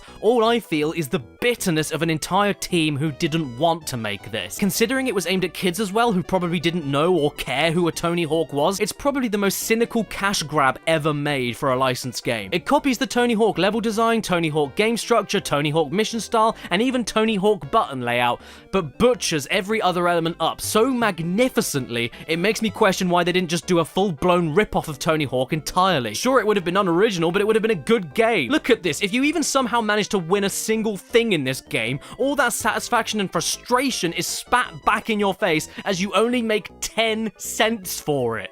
Are you telling me that I'm going through all of this toss for a grand prize of $99? Are you insane? I use that kind of money to blow my nose and wipe it on homeless people, and you're expecting me to nearly die for that? $99? Shred Springfield? With pleasure. Oh, great. Here we go, everyone. Crash of the Titans. Okay, so this intro cutscene I actually really like. This shadow puppet art style with no dialogue is a very unique way to set up the story, even if it reminds me a bit too much of Jungle Book 2, and I don't ever want to be reminded of Jungle Book 2. Okay, so should I start addressing the obvious? That being these questionable character designs? I'm sorry, everyone. I know this version of Crash has his fans, but not me. This is a standing up orange hyena with tattoos. I mean, who does that? Tattoos are for pricks. He's dressed up like a rejected member of Green Day, and his entire aura reeks of the mid-2000s. There's no timelessness here. I still don't know why they did this, and I don't know what's up with the voices either. Crunch is like if Tony the Tiger was played by Mr. T. But hey, at least Cortex is still pretty funny. There is always that. Make a sucker! Hey, genius, I can't actually hear you. I'm really far away, and I'm flying like a hovercraft or something. And I don't hate the new Aku Aku here. I can still tell that it's him, but that face he pulls when he's shielding you is a little... And yes, I said shielding. There's a guard mechanic in Crash of the Titans, and even a roll, because this is yet another 3D beat-em-up similar to Skylanders, except much faster, and it came out 9 years prior. So this was actually the first attempt at putting Crash into a combat-focused setting, and I mean, it works, but this is no Bayonetta. There's nothing complicated going on, or different strategies you need to come up with at a second's notice. There's no dashing or darting around, it's all incredibly straightforward. Crash runs around like he's late for a meeting, and most bafflingly, he doesn't even start the game with the spin move, which is like Sonic starting a game without being an annoying dick. You have to unlock the spin first, and get this, if you use it for a little bit, it makes you dizzy. Crash Bandicoot, dizzy from spinning, which is all he's done since the beginning. This dude isn't Crash, he's a poor man's imitation. This is so peculiar to me. I never thought I'd live to see the day where the words Combo King appeared on screen in a Crash game, and Crash, wait, what's this? What are you doing? Stop it! Oh, okay, I got an achievement. What was it for? The right stuff? What right stuff? What, you mean this? This was the right stuff? I'd say this was the wrong stuff. But of course, I am blissfully ignoring the other major aspect of this game, which is presented to you on the front of the box. And I'm mostly avoiding it because of what it's called. It sounds like you're pulling someone off. Basically, there are a handful of bigger creatures that you can fight, that after you start hitting them, makes a star counter appear above their head. Keep wailing on them to fill it up? Yes, for some confusing reason, in Crash of the Titans, Crash can jack certain beasts to do his dirty work for him, which usually means just doing the same thing that you would already be doing, but just doing it harder. How did Crash get this ability? When did he learn it? Why does he need to do it? It's not explained. Stop crying. I'd love to say more about this game, but to tell you the truth, I really can't. What you're seeing here, this is the game. You are pressing the same buttons, fighting the same waves of enemies, and getting by the most rudimentary of platforming sequences with barely anything resembling thought being needed to carry on. Gotta be honest, I don't like tag team racing, but at least the world was more interesting to explore. This is just unpalatable. There's nothing technically wrong with it, but it's easily the most boring game of the bunch with nothing standing out, nothing special about it, and nobody making a joke about Crash possessing monsters being called jacking. And it doesn't matter how good your game is at that point, if it's boring, you've lost me. I mean, at least Skylanders, for as slow as that game is, allowed you to collect coins and spend them on upgrades that you wanted to choose. Here, you don't get a choice. You just keep collecting these blue balls and then you'll eventually unlock some kind of new move, and that's it. There's no strategy or thought to any of this, or any concrete reasons to explore. I'm being serious when I say this. This is the Crash version of Sonic Boom. Yes, a fundamentally boring and unengaging beat-em-up with no thought required, basic platforming, new character designs, new unexplained abilities, and a new universe for the characters to explore that's given no build-up, backstory, or context. And do you want to see where I couldn't take it anymore?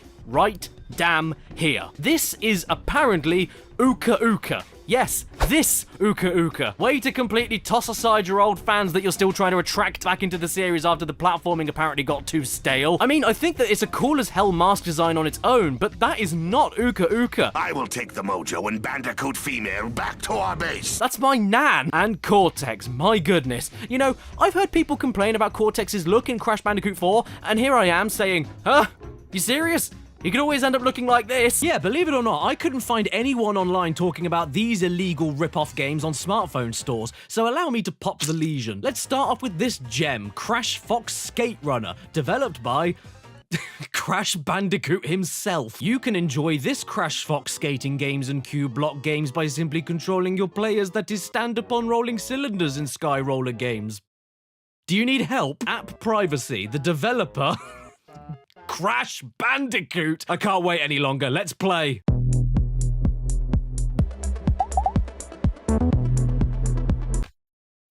Well, that was fun, wasn't it? Crash Fox Skate Runner is a game where you swipe left and right to steer the classic PS1 mascot Crash Fox while he walks on top of Pringles, you know, as he's known to do. If you don't collect enough yellow to get over the gaps, you fall and die, which happens extremely frequently because there simply isn't enough yellow to drive into. There's nothing else to say other than it's perfectly. And then you get rewarded with an ad for Train Station 2, sequel to the critically acclaimed best game ever, Train Station 1. This is Crash Advance 4 on the Game Boy Advance, and from the offset, this is some disappointing cover art. From a distance, you'd actually think it was the real thing, and that sucks. Crash doesn't even have his nipple knees, and it gets even more disappointing when you start the game because it looks really normal too, aside from the slightly lawsuity music. There's something strange in your neighborhood. Who you gonna call? The policeman. Level 1, Dreamlike Water City. And The environment is fine. The enemies are taken straight out of other Crash GBA games. Crash himself doesn't look like an orange toilet with suspenders on. What could there possibly be to talk about? Well, how about this? Where the hell am I going? Where am I landing? Where are the pits? Where are the enemies? I have no clue because everything is too zoomed in. Oh, and by the way, this isn't a special attack or anything. Crash just throws shit now, and it's bright blue because he's throwing his own tears since his own face up here makes him cry. You better stop crying though and keep yourself hydrated, Cash, because this place you're in has like 5 million suns. Whenever you think you've seen the last one, another one pops in. How is everything here not a liquid? All you do here is run, jump, play bowling, bounce on solid gold prolapses, and pray to God that wherever you jump doesn't immediately end with you falling into a pit and dying instantly. But it doesn't matter how much you pray, you will keep falling. Your God does not listen. There is a way around this though. Whenever you throw things, you freeze in midair. So whenever you want to make your jump a big old longy, you can keep it going basically forever and land wherever you want nice and safely. Want to see something weird? Even if you die and start the level over again, whenever you kill this specific enemy, the music completely changes.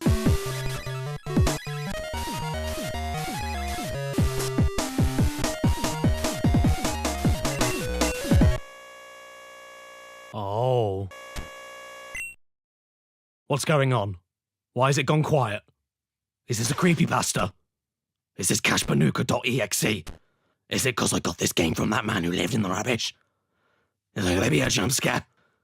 Where's Squidward? I couldn't get past level 1. I tried at least twice. I give up easily. Not to mention the game is quite obviously horrible, which is extra sneaky because the way the cartridge looks and the way the game itself looks gives you the impression that it might at least be a tiny bit decent. But no, in the end, it's just as pleasant as finding a nasty surprise on your foot. This is Hammy Goes Nuts, an exclusive for the Nintendo DS. Featuring Hammy. Just when you thought it was safe to go back to the burbs, he saw you. And if that wasn't enough to turn you away, then maybe the most horrifying intro cutscene I've ever seen will. What's with this hairy meatloaf slowly and creepily nibbling away at this tree? I feel like I'm about to be jump scared. There are 3 save games already on this cartridge, and not a single one bothered to play the game past 0%, so now I'm very excited. Oh, and the music on these menus has really kicked up a gear. I'm starting to get hyped now.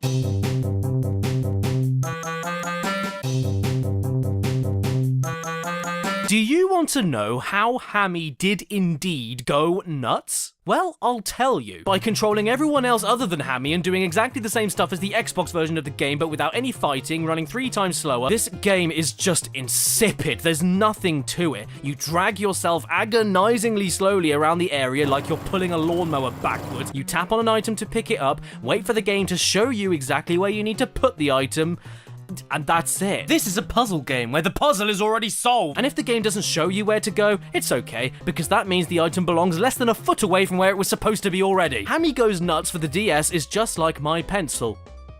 There's no point. Why is it even called Hammy Goes Nuts? It's got nothing to do with Hammy on his own, or his nuts. Did they just use Hammy's name and face to sell copies? Was he the most marketable character? Do kids really like this face? Or the inside flesh of a squirrel's cheeks? I mean, fair enough, you control him to start with, but the story and objectives have nothing to do with him. The other characters control exactly the same way he does, and by the way, the game is about us working together to steal food because we don't have any, and yet none of the animals will bother to lift a finger until I give them snacks. So why don't we check out something that's more obviously about Jesus with his name in the title? Like, I don't know, 5 loaves and 2 fishes! You all know the story. One day, a man went to the corner shop to get groceries for 5,000 people, but they only had 5 loaves of bread and 2 fish. Luckily though, Jesus was there, and he turned that small shopping bag into a feast. Only one time though. Sorry, Ethiopia. You know what? With stories like this, people eating nothing but bread and fish, kids nowadays don't realize how lucky they have it. They've got all the food in the world and they still complain it isn't good enough. Here's another story for you. In order to play this game, I actually had to sign up to a Bible study forum and purchase a yearly subscription to access the download page. You're welcome, zealots. My username is Goddy has a great body. Now we need to pick a profile picture and there are some fantastic ones. Here are some of my favorites. Yippee! Sunday school! The famous religious figure R2-D2. My superpower is Jesus! Help. The one I ended up picking though is definitely the best. Friend of the Worm. It's so threatening! Who's the worm? Why is he my friend? Where's God? Who is the worm? I'm starting to think I donated money to a cult. So now I have pleased the almighty worm. Please don't kill me, worm. I have to fill out the rest of my details. First name, Span. Last name, Ish. City, Spain. State, Churros. Yeah, I think we're done. And here we go. 5 loaves and 2 fishes, which should probably just be fish, and the word 5 is written while the number 2 should be written as a word like the number 5, but I'm not gonna be that guy, otherwise I'll be accused of blasphemy. 5 loaves, 2 fishes. Oh Lord, don't you know what my wish is just to be with you and serve you all my life. I was weak, but you gave me strength to see. Oh, okay, it started again. Is that all we're getting? Is that the whole song? Let's start this thing up. Oh, hello, young man. Nice boat you have here. Oh, yeah, you've also got very nice hips. Yep. Oh, okay. Wait, what's going on? Why can't I look up? Why am I stuck staring at his lump? His eyes are up there. Well, it looks like you're steering us in the right direction. What are you talking about? I just got here. Wait, where did I come from? Where am I? Who is moving this boat? In fact, scratch that. Why isn't this boat moving? We're going slower than Mary Magdalene's libido. And bloody pissing hell, man, these controls are so broken. All it takes is the slightest feathery tap of the keyboard and you go apeshit flying off in every direction imaginable. The boatman tells us we need to head to the town nearby and convince my uncle to come with us to see me. So off we go. And no, we can't go any faster because going to see the Son of God is not that exciting. We then find my uncle busy working in a well with his lovely collection of JPEGs, and he's not happy about us going off to see the G's, so now it's time to argue with him. I know it's a long boat ride here to Bethsaida, so why do you want to go now back to the shore and listen to this Jesus teacher all day? And if you think for a second that these dialogue choices affect anything, you're a complete wrong man. Because in every conversation, only one of these choices is the correct one to get the game moving on. And if you pick the wrong response, guess what happens? The Messiah? Here? Well, now I've heard everything. I know it's a long boat ride. Oh, for the love of my dad. What? You know what, though? He does bring up a very good point. Do you expect me to drop everything to go listen to a preacher from Nazareth? We all need bread. We do need to, you know, survive, so work is important and I will stay to help you out. I mean, we'll get it done much faster if we work together and then we can find Jesus quicker. Oh, well, that doesn't sound right. So why are you telling me not to go then? Now, what the game wants me to do is tell him that the real-life food and water we need to keep us alive isn't as important as Jesus' morning breath. And you know what? That convinces him. Don't worry, kids, I'll get you some food. In the beginning. At this point, Uncle Fester tells us to find some bread and fish in a nearby house for the trip. Only problem is, nothing here can be clicked on, or jumped on, or climbed on, or prayed on. We're stuck in perpetual misery that not even God could save us from. And I was stuck here for 15 minutes before deciding to give up and make my way over to some more buildings over there. I got there, and I can't even get in. Sorry, Jesus, I won't be there to hear your lecture. I guess I'll just have to go to hell. Thank you for playing our game and learning this important Bible story. We hope this story helps you believe Jesus is the Messiah sent by God to save the world. Well, actually, all I learned is that if you want to stop a man from finding Jesus, put a 2-foot wall in the way. Yeah. The Zizzle. What? You don't remember the Zizzle? It's a classic. No, it's not an overweight calculator, it's a video game system. And my god, is it a video game system? First off, it's called a Zizzle. That's not a game console. That's what a sausage does in a frying pan. Secondly, who designed this plastic shell? Buzz looks like a burn victim and Woody looks like he just survived Chernobyl. And this would be bad enough. But then you turn them around and look at them from the side, and these ugly skin grafts attached to this bulky chunk of plastic is not where the horror ends, because you turn the thing on and... Select mission. It speaks! And oh boy, does it speak. Mission. On this so-called Zizzle, you get a total of 5 missions to play, while holding the system with your left finger poking into Buzz's armpit. And as for Woody... we don't talk about Woody. And this is what the missions are. Mission 1, you move left and right to catch aliens. Mission 2, you press 1 button to do a jump every so often. Mission 3, you hold left and right while hitting 2 buttons to do high and low attacks against other toys flying towards you. Easily the most challenging and mechanically complex game on the Zizzle. Mission 4, you move left and right to cross a busy road while avoiding cars. And Mission 5, in the saddest thing I've ever seen, all you do is scroll through 4 things you can make Buzz do and press a button to make him do them. You can put his helmet on and take it off, fire his laser, open up his wings, and make him talk. I am Buzz Lightyear. This mission clearly only exists for those poor saps of kids that weren't lucky enough to get an actual Buzz Lightyear toy back in the day. This was their substitute. The dinosaurs. The box isn't lying. The game is called Dinosaur, and there are dinosaurs. Dinosaur, dinosaur, monkey. And before we get to the actual game, I really do just need to bring attention to the worst piece of shit picture of a dinosaur I've ever seen in my life on the back of this box. What is up with this? Did their printer break? Enough joshing though, let's sit down and play some Dinosaur. Or we could open up the encyclopedia instead. Yes! I've always wanted to play a game to study. And would you look at that? How interesting is this? It's so interesting, in fact, that the game couldn't handle itself and broke. The information text randomly disappeared entirely, and now I can't quit this mode and go back to the main menu. All I can do now is scroll through a load of depressing, lonely dinosaurs with no friends, and I'm not surprised. Who'd want to be friends with that? Eventually, though, the game completely stopped reading my inputs altogether, and now I'm stuck staring at lemurs having a shit in the woods. And here is the game. Okay. Where the hell do I start? The game opens up with a 35-second scene of a pterodactyl flying over an island, and nothing else happens. You can't control it, you can't skip it, you just have to sit there and love it. That oviraptor is attacking the nest. Well, then you better go and save it with your swoop attack, and I don't need to explain anything that's wrong with it. You can just watch the whole process yourself. We save the egg and put it down safely on another part of the island, at which point it immediately hatches, and this is where it begins to never shut up. At which point you're suddenly controlling a monkey, and he likes to make this noise every single time he attacks. So off we go to find some fruit hanging in specific trees. Look at how slow we're moving here, and we can't go any faster. In a game about looking around a giant island for things. Isn't this fun? Oh look, an enemy! Time to attack it! Great, so I've been doing it all throughout the game so far, and when I finally need to actually use it, it doesn't work. Oh dear. And that's great because what I was looking for isn't even here, so I better move off back to the left. Oh damn! Oh damn! Another fossil! Attack! What? No! I better start again then. I'll have a look. This is the same 35-second intro with no way to skip it, isn't it? Yes, it is. Okay. You know what? Maybe I'm just not fit enough. Which is a good thing.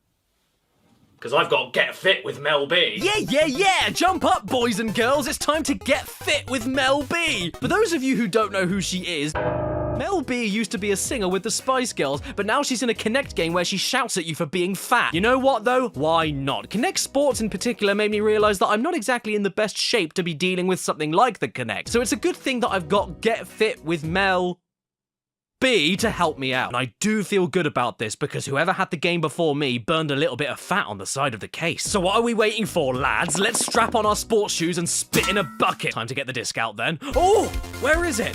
Oh, it's there. You win this round, Mel. But when were you born?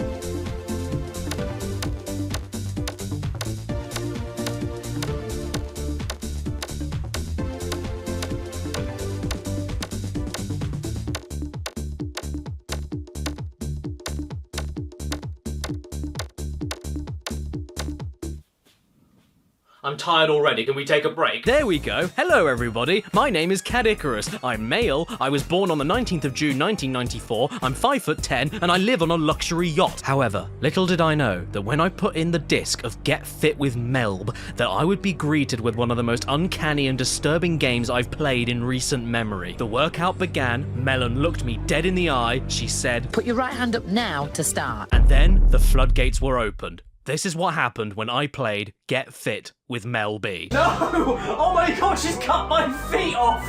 Mel, what have you done to me? It's my good friend, everybody, Mel B, on my luxury yacht. Mel, you changed clothes. We're in the middle of the sea. Where's the wardrobe? Having problems? I'm having major problems, Mel, because you've served me up on a chopping board. Am I going to be put into a steak? Bend over and uppercut. There you go.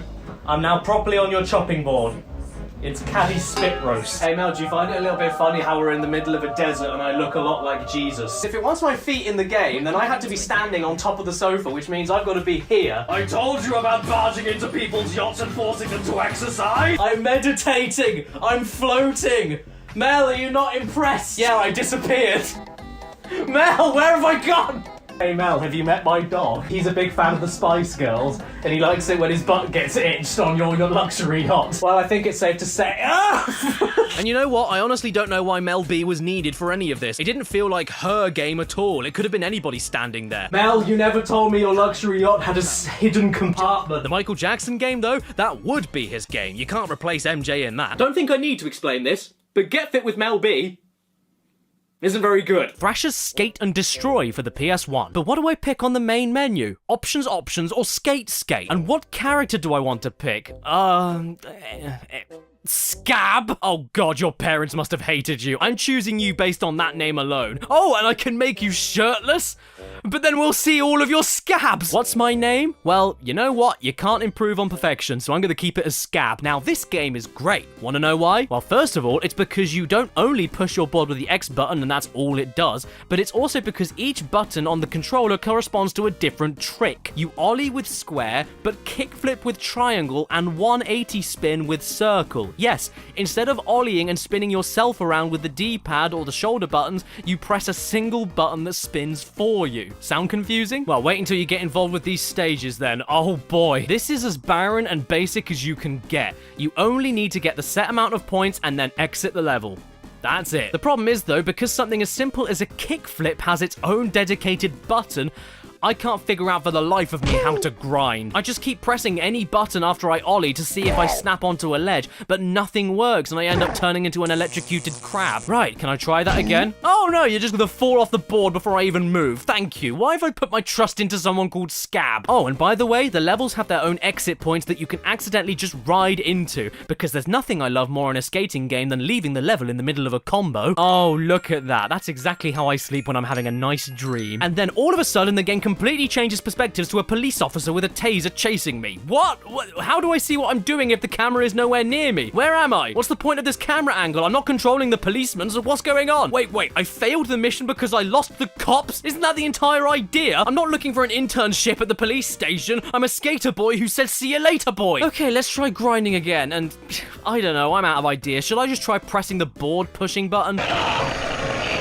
You're kidding. So let me get this straight. You press the X button to start pushing your board, then hold one of these 3 buttons to ready yourself, let go of the button to do the jump trick, and then press the push button again to grind. What is it with Tony Hawk ripoffs and never ripping off what made the game so enjoyable in the first place? This is gormless. Who wants to sit there and learn all of these stupid specific actions just to do a single trick that takes 2 button presses in any other skating game? You can't snap onto the rails either. No, you have to land on them perfectly while pressing the push button, because we've got to be realistic in our skating game with edges of curbs that push you backwards and ragdoll physics. Hey, how are you doing? Okay, I hear the sirens coming. It's time to leave the level before the game turns into the police version of Doom. And I lost anyway. Cool. Thanks again, Scab. And I'm really loving this noise that won't stop repeating itself in the background. It sounds like someone's having a stroke, and not the bad kind. Skate and Destroy. Where was the destruction? So how about we take a look at another game that was deemed so controversial it never even made it to the UK. Like the Guy game. This is no. Why, hello there, ladies. You look clean. Hang on, this is the Guy game. Where's the men? The Guy game is a game all about answering trivia questions. Yeah, you didn't see that coming, did you? Look, just because guys may be slobbering lust monsters doesn't mean we aren't smart, and the Guy game is here to truly test your knowledge in all the right ways. With boob! The Guy game is what happens when a load of morons go to spring break with a few cameras, a few microphones, and then coax a load of bimbos that stink of regret into playing a game where if they get an answer to a trivia question wrong, they suffer the indignity of exposing themselves to a man-sized ferret. But don't worry, if you get a question wrong, you don't need to expose anything. Well, you could have told me earlier. The Guy game is aimed squarely at testosterone-laden college students, spring breakers, and, well, any red-blooded American guy. This is a man's game for grown-up manly manly men. Couldn't you tell from this manly face on the front cover? Doesn't that get you in the mood to see some girls? You bring the party and we'll supply the game. You'll score every time. Oh yeah, I feel like I'm really scoring right now. alone, in the dark, in my pants, playing PlayStation 2. How's your game? Well, I'm playing a video game instead of seeing real women, so my game is just dandy. I don't know about you lot, but I can't wait to see the assets of Press, VP, Tress, and A-hole. So let's boot the game up. After everything we've seen so far, even the word loading is nasty. Oh yeah. I'm having a right load. Here's the intro FMV cutscene letting us know what the hell we're getting ourselves into. Oh god, please no. Please don't tell me that this game has commentary from this hog. Well, I think it would be downright rude to start the game without meeting the babes first, so let's check out some of the people we'll be looking at today. Ramona, what do you look for in a man? His jugular vein? Okay. Zoe, ultimate dream, to be able to jog without pain. Now that's a woman we can all aspire to be. Simone, I lost my virginity, but I still have the box it came in. Awesome, can you ship it over to me? Oh, wow. I didn't know that Ronald Reagan was a double D cup. Unfortunately, though, this is probably the best of the talent we're going to be seeing because the rest of the women here... I'm attracted to short guys because they like me. What do you look for in a man? Tall. Aren't very bright. Maybe I'm being too harsh, so let's go to the behind-the-scenes photos and see if there's any more intelligent people lurking in there. Ha! My name is... Sticky, and to start with, we only have one episode, but that's not a big deal. Oh, okay, we also need a profile name, and... Big Daddy was the default, so I'm gonna change it only a tiny bit.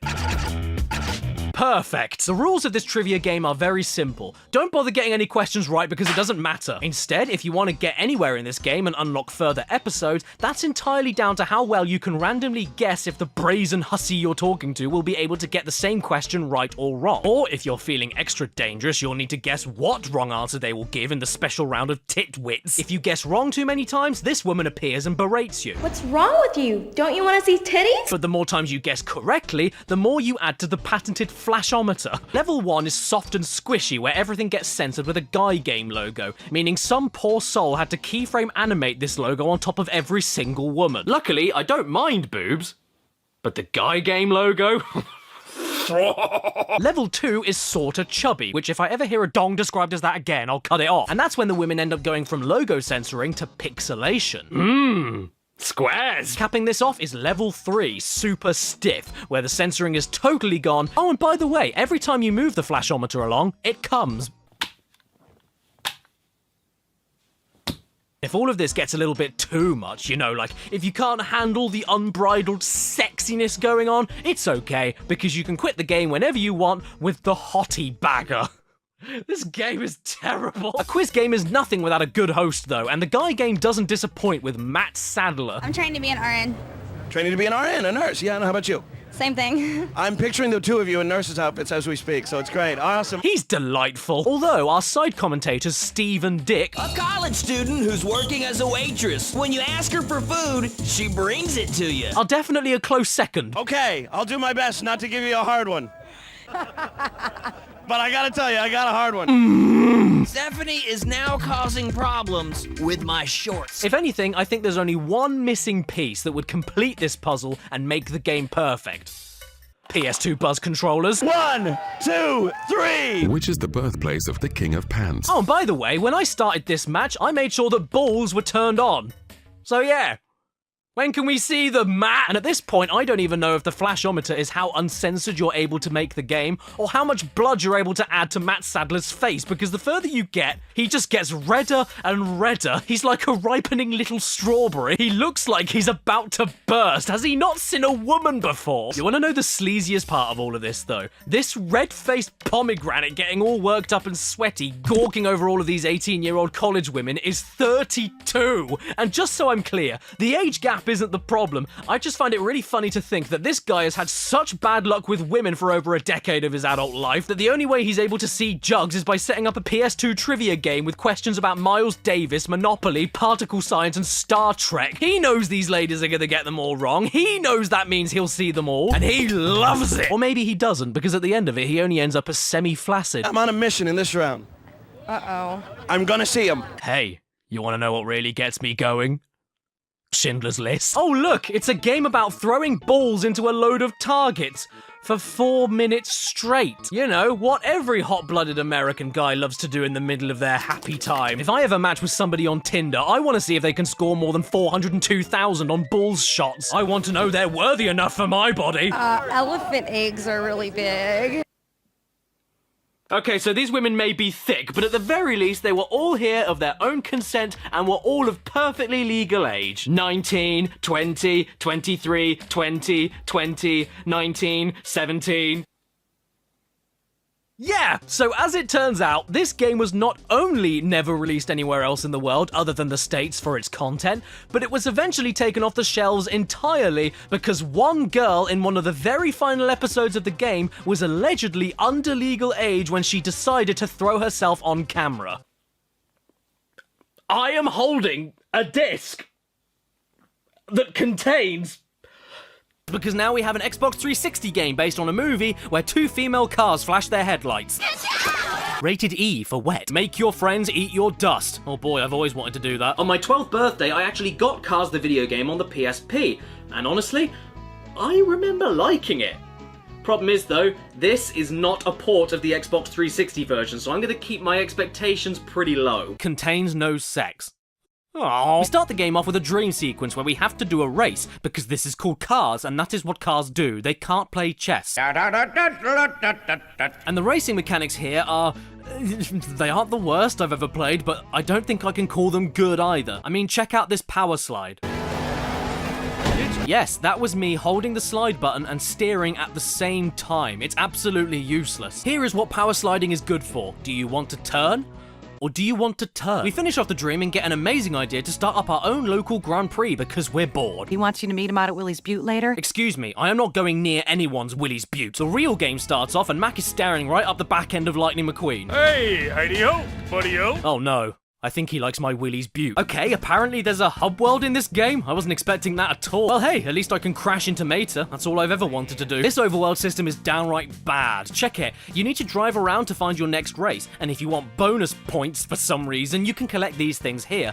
But there are no guideposts anywhere, and the minimap does a pathetic job at not only showing you what kind of missions are available, but if you've even completed them or not, leading me to do the exact same dream sequence race I already did by complete bloody accident all over again, and then I ended up mistakenly changing my look into a car dressed in 80s fitness spandex. Hey, if it's your thing, Godspeed. So I finally find my next race, and I said out loud to myself, wow, because, ooh, these physics must have been sent to us by false gods. The controls here, despite driving on the dirt, are rigid and strained. There's no sense of slipping or sliding to your steering. It just feels like you're driving a bus all the time. And yeah, did I mention the physics? Because they're here, and they're like a drunk auntie at the Christmas party that no one likes. This hub world, man, I can't describe how awful it is. Taking aside all the map issues and backwards roundabout mission selection system, it's empty, dull, muted in the colors, and I get it, it's a desert, but if it was going to be this bland, I would have preferred a selection screen, especially since most of the races I did were mostly also set in the same goddamn desert. This adds nothing but wasted time to the game, and with so many awkward and cramped and tiny side bits to find items in,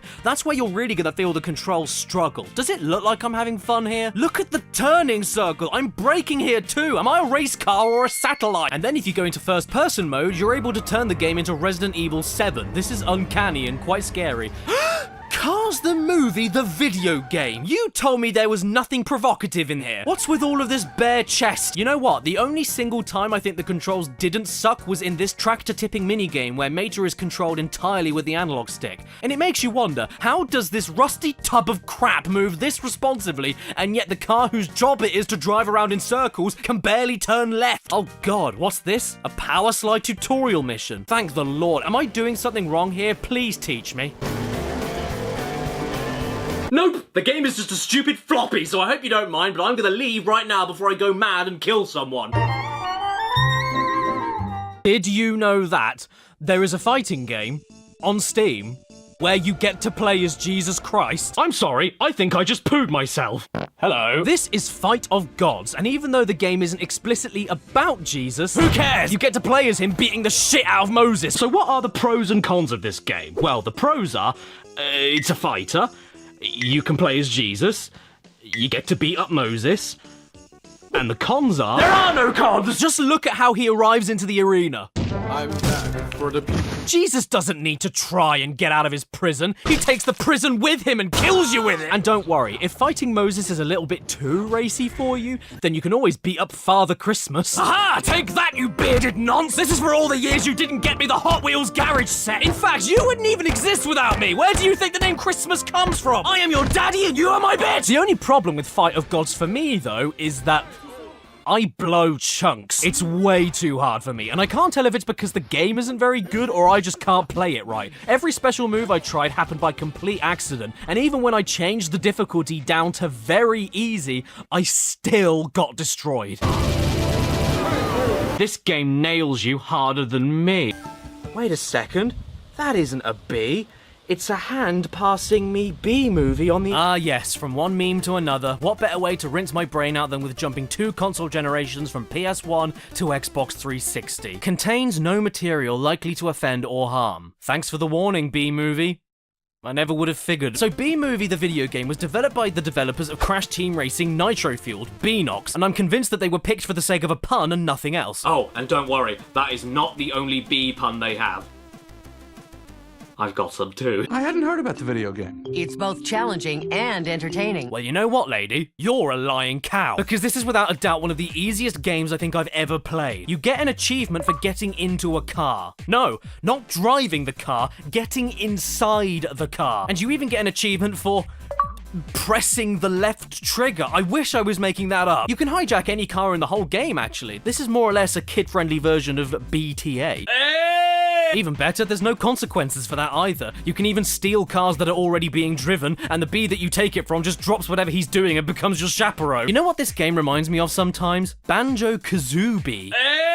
Well, I mean, I'm assuming it's a collectathon at least, because to be honest, I didn't really play the game. It was way more fun to break it into pieces. That is, of course, when the game isn't pestering me every 30-odd seconds yelling at me to go to an objective marker. Come on, you give me this huge world to explore and won't shut up until I comply? I'm afraid I'm gonna have to be a naughty man and disobey. You really should get a job. Well, you should really walk around the bin. No, stop it! No, don't invite your friends! Get your weird cloned granny lovers off of my porch! I want to crash my car. Who's the unlucky insect in the way today, then? Oh, yeah, it's definitely you. Get ready to feel my stinger, bitch! Oh. Well, that was disappointing. Just gonna drive a little bit further, push you into the corner, and... yeah... I think I'll leave you there. You know what? All the residents of this hive are totally screwed up now that I think about it. I mean, what in the blazes is going on over here? Hello? Are you melting? Is anybody gonna help him? Ooh. No worries, everyone. He buzzed off. Okay, so I hijacked this guy's car, force him to crazy taxi me over to my objective, and that was a grave error because now he's following me to the ends of the earth and is stuck in the lift with me to continue the story. I'm terrified. He looks like he's about to unhinge his jaw and swallow me. After this, I decided to actually try playing the game, and once I ignored my surroundings and went from point to point, that's when I noticed that this is a job simulator, and it is horrifically dull. I get it, they want me to fit in with the hive and do my job like a good little subservient worker bee, but I'm one step ahead of you, game. I don't want to be like every other bee, so I'm gonna go back to my boring house to watch boring TV and look at boring pictures of myself duplicated 3 times on the same boring table. Oh look, it's another game where I have to move away from attacks as arrows appear on the screen. Is that feeling deja vu? Or have I eaten too many olives again? At least after this, you get to go outside and explore the park with a pollination gun, sucking up all the pollen on the flowers, spraying it all over the dying flowers, and fighting off dragonflies.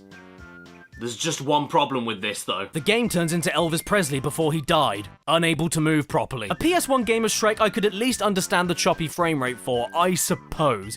But this? Are you telling me the Xbox 360 is struggling to run this frog and children that have been dipped in wax? This performance makes this part of the game unplayable, especially when the camera has a total mind of its own. I'm gonna move on to the next game, I think. Just when you thought they couldn't mess it up anymore and that they should have let Crash Team Racing die with dignity, here we have another Crash Kart Racer, Tag Team Racing. But it's okay because Jetix Magazine says it's the best Crash game ever, and everyone knows who Jetix Magazine is, so immediately I do have to give Tag Team Racing some credit. The story mode here is at least something different and not another random alien invasion. The plot here is that you're battling Cortex and accidentally stumble into a theme park built entirely for roller coasters and racetracks.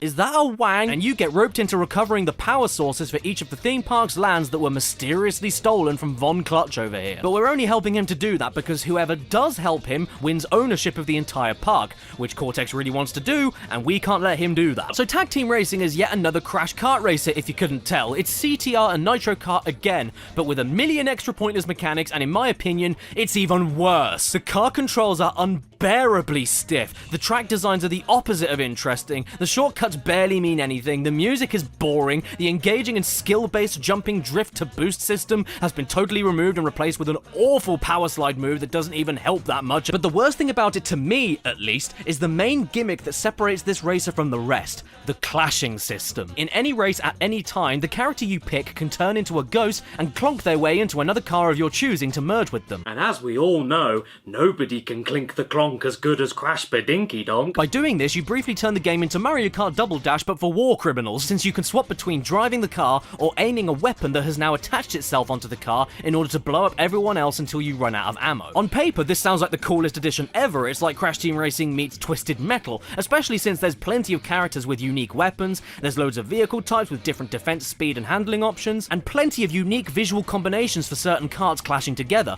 But all of this falls apart like soggy bread once you realise that you only need to clash with one car, and then you've automatically won every single race.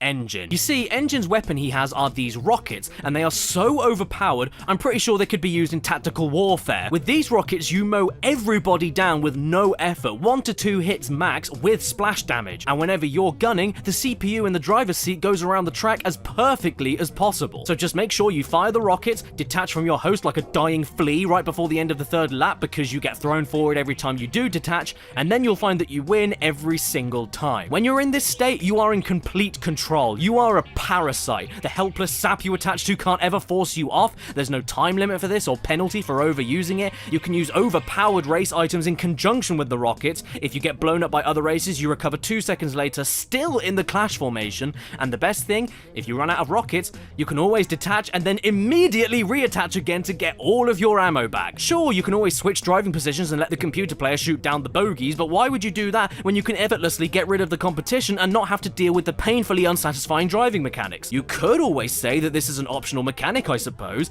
except it isn't, because if you don't clash with another car in any race, then you're a very weak target to every other car firing at you, and you explode so much as tumbleweed touches you. Not to mention, again, you're stuck with kart racing mechanics that feel like you're derailing a train, and other racers can attach themselves to you at random with as much consent as a Weinstein. Basically, if you don't clash, you lose, so why wouldn't you choose to clash with the most powerful weaponed racer? And then, once you unlock Engine shortly into the game, it all becomes even easier since you don't even need to look for him in the race to grab his rockets. You can clash at the very start of the race to guarantee victory with any car without breaking a sweat. Look at these KOs. Look at these KOs. For a 3-lap race lasting around 3 minutes, this means I was averaging 7 KOs per minute. And so at this point, why does the track design matter? Why do the visuals matter? Why do the shortcuts matter? For even a small fighting chance in tag team racing, you have to use this clash mechanic, which means you'll end up doing the same thing repeatedly to win every time. Even the other modes for each track have similar approaches to them. Oh, and did you know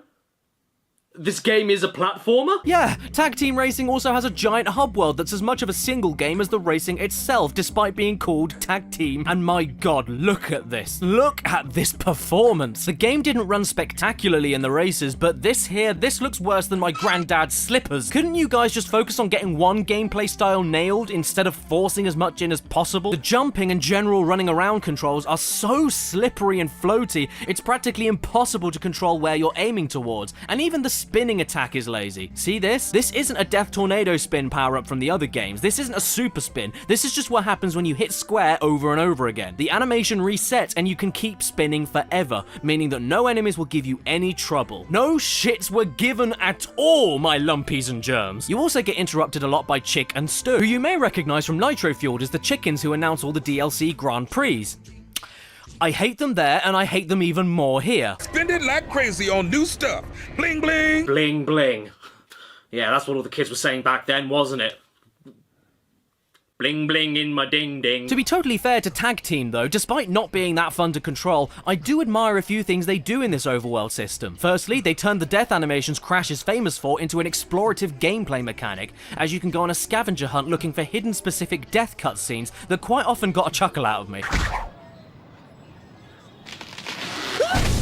Oh look, it's Flat Bandicoot. Secondly, these are some pretty expansive and densely designed hub worlds, especially on the vertical plane, and all the pockets of coins you find are able to purchase more outfits for your characters, more cars, and even a few crystals that you need in order to open the gates that will take you to the next power gem you need to progress to the next world. There's a reason to explore other than finding the next race, and I like that. You know what though, now that I think about it, the balance is a bit too skewed in the platforming's favor, because winning a race only rewards you with 2 crystals, whereas you're going to be able to buy and find more hidden crystals in the overworld much faster in order to open up all these gates in the hub worlds to then find the hidden power gems and skip a huge chunk of the game without even doing a single race. Welcome to Crash Tag Team Racing, where we don't like racing. Overall though, Tag Team Racing is an absolute mess, and in my opinion one of the lowest points of Crash's console career. It tries to appeal to everyone, but ends up impressing no one. Half of it is Crash Team Racing, but with worse controls, worse performance, worse visuals, broken mechanics, and boring, stale track design,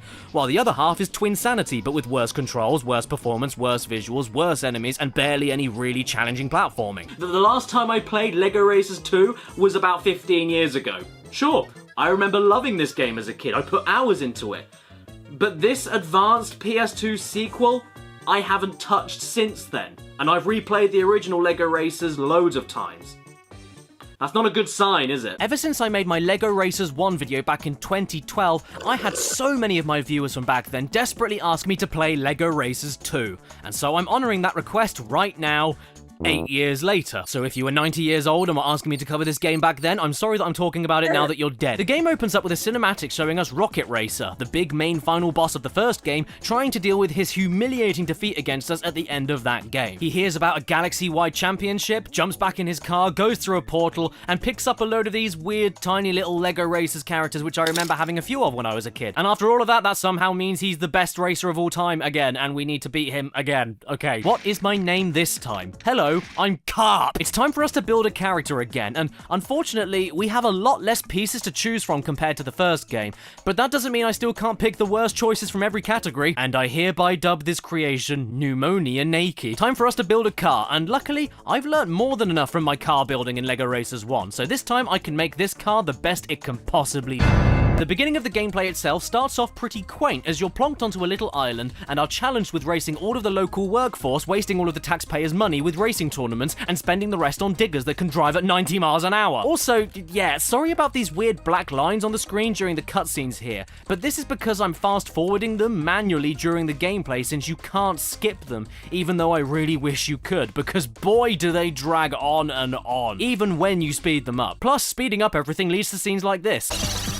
Am I about to be sacrificed? Target 1, the construction worker. And this is a pretty easy race, but then again, if you're in a racing game and lose to a digger, you shouldn't be playing it. Target 2, the postman, who boasts that he knows the island inside out better than anybody, but that doesn't matter because we have to go through specified checkpoints that we are given arrows that point towards them, so all of that knowledge means nothing. Target 3, the fireman, who...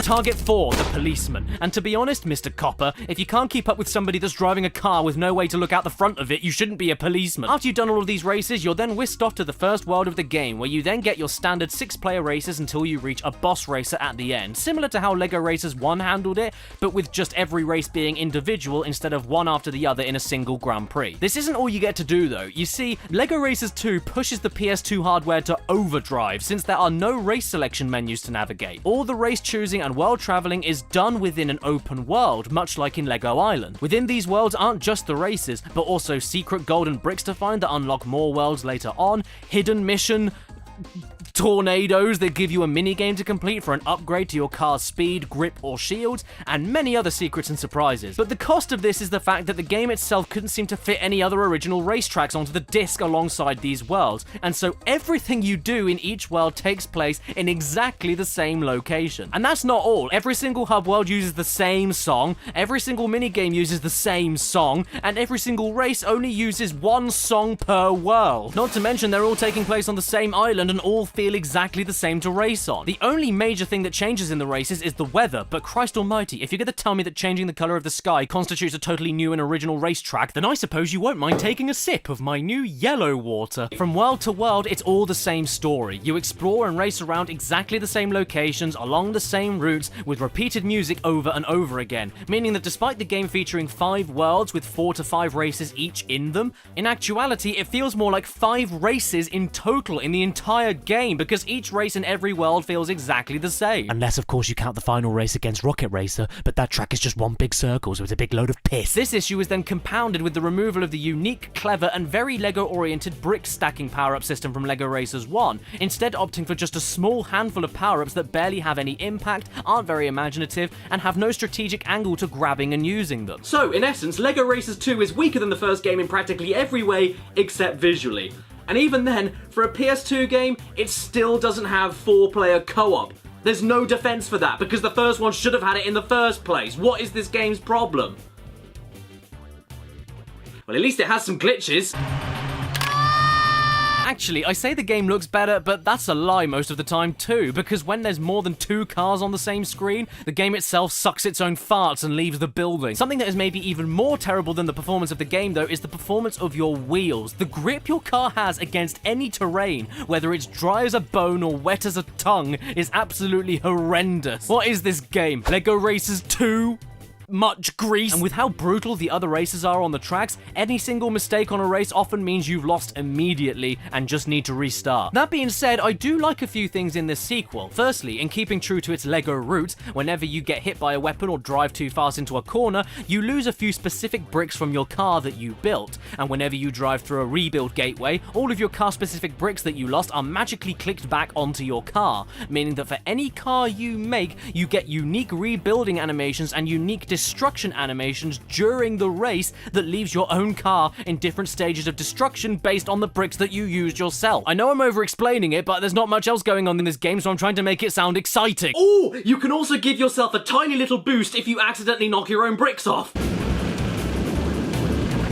It's not very impressive. Oh, and if you end up damaging yourself too much, your entire car can be destroyed until you find the next rebuilding gate, meaning that you then have to race while running around as a little minifigure. You can't use any power-ups and you're really slow, so this isn't a good thing, but how cool is this for a game about breakable LEGO cars racing each other? In conclusion though, this game is a pretty piss-poor sequel in my opinion. It's got some great ideas and good scope, but it's way too samey, way too monotonous, and look at this, kids aren't going to be able to stomach this. They're going to want to put the game away and go straight back to their Lego Elsas and Lego Bananas. I mean, even the building kind of sucks. Look at it. Instead of being based on what bricks you can fit on what part of the car, here it doesn't matter because you're stuck with a limited number of bricks to use at all times. It's probably because of the destruction system, but what kind of bric-a-brac is that? Everybody knows that the more bricks you can mount together, the better it feels. You can't run anyone over with legs. But you can do that in Carmageddon, our first banned retro game from 1997. At least it was banned in a lot of countries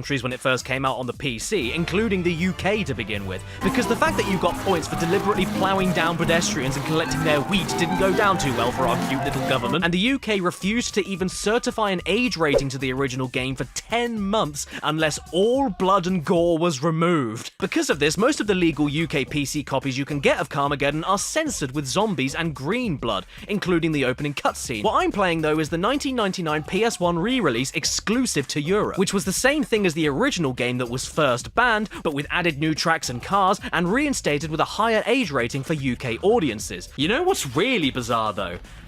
The PS1 version I'm playing for this video is more or less the same kind of thing as the original PC release, but only slightly different in the weirdest, tiniest possible ways that still keeps all the violence perfectly intact. So, why did they bother changing anything? So right, we originally banned this game because it was glorifying roadkill but with people instead of badgers, and that's cool, whatever. So this PS1 re-release has zombies walking around instead of people, sure. Yes. I'm with you so far, but despite that, we don't have the green zombie blood in this version. We have red people blood, which was one of the original issues that the UK forced the developers to change for the PC version in the first place. Huh. So in essence, this means the PS1 version is just as violent as the original, but the pedestrian models are just coloured a bit different, which is even funnier considering that the graphics are so awful you can't even tell what these things are to begin with. Is it a zombie? A person? A dog standing up? A collection of assorted baguettes? With the constant gushing torrents of red blood, I honestly had no idea these were supposed to be zombies until I watched this footage back and checked it again. So this change is absolutely redundant as far as I'm concerned, and that means that this version of the game is practically identical to the very game they wanted banned in the first place. But then, what else do you expect from an initially banned version of a game that has 18+ plastered all over it, but is also suitable for 15-year-olds? Even the intro cutscene is totally different, which is even more confusing because the original uncensored opening didn't even have any blood in it. What is this cutscene supposed to be anyway? This isn't violent mayhem and destruction as much as it is a game of bumper cars. Then your man makes this grin like he's eating his own face, and then this Texan appears and makes this face, which should have been enough of a reason to keep the game banned forever. And even after all of that, they don't even hit the sheep. Can't run over people, can't run over sheep, whatever next.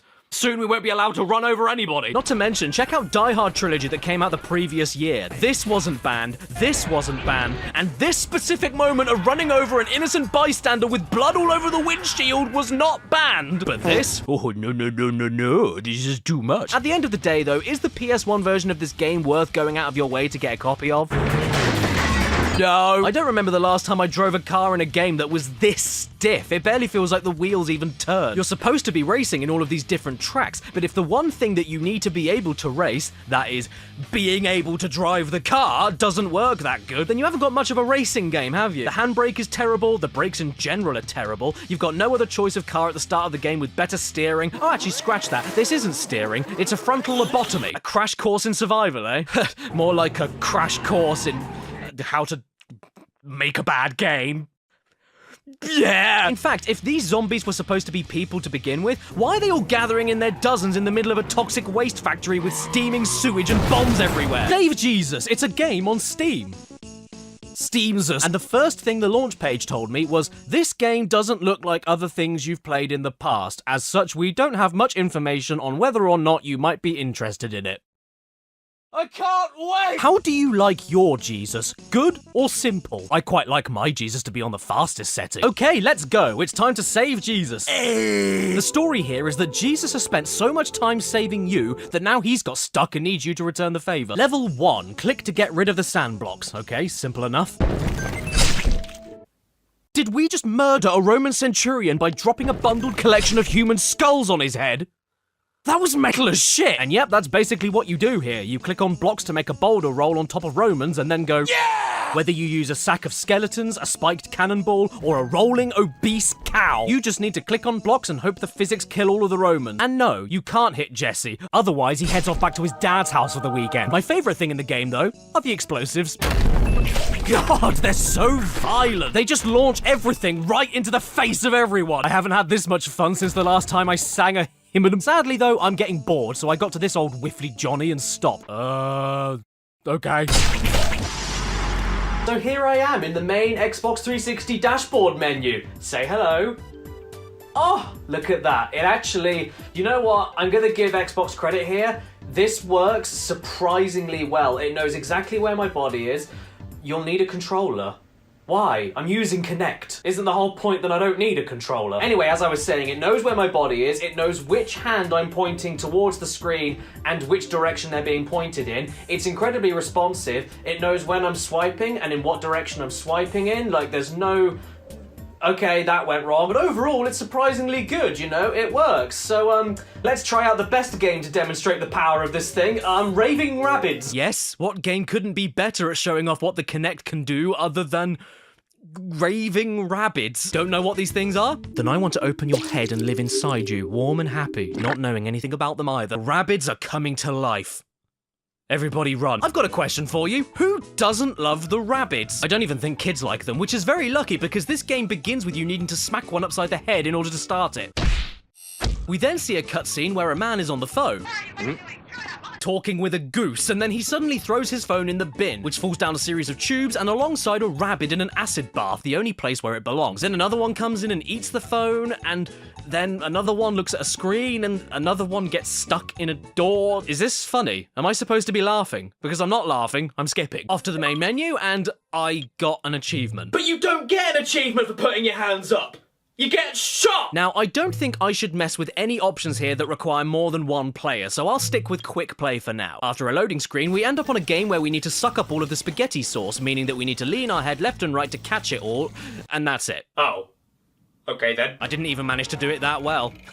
Nice try. Here, have some toilet paper.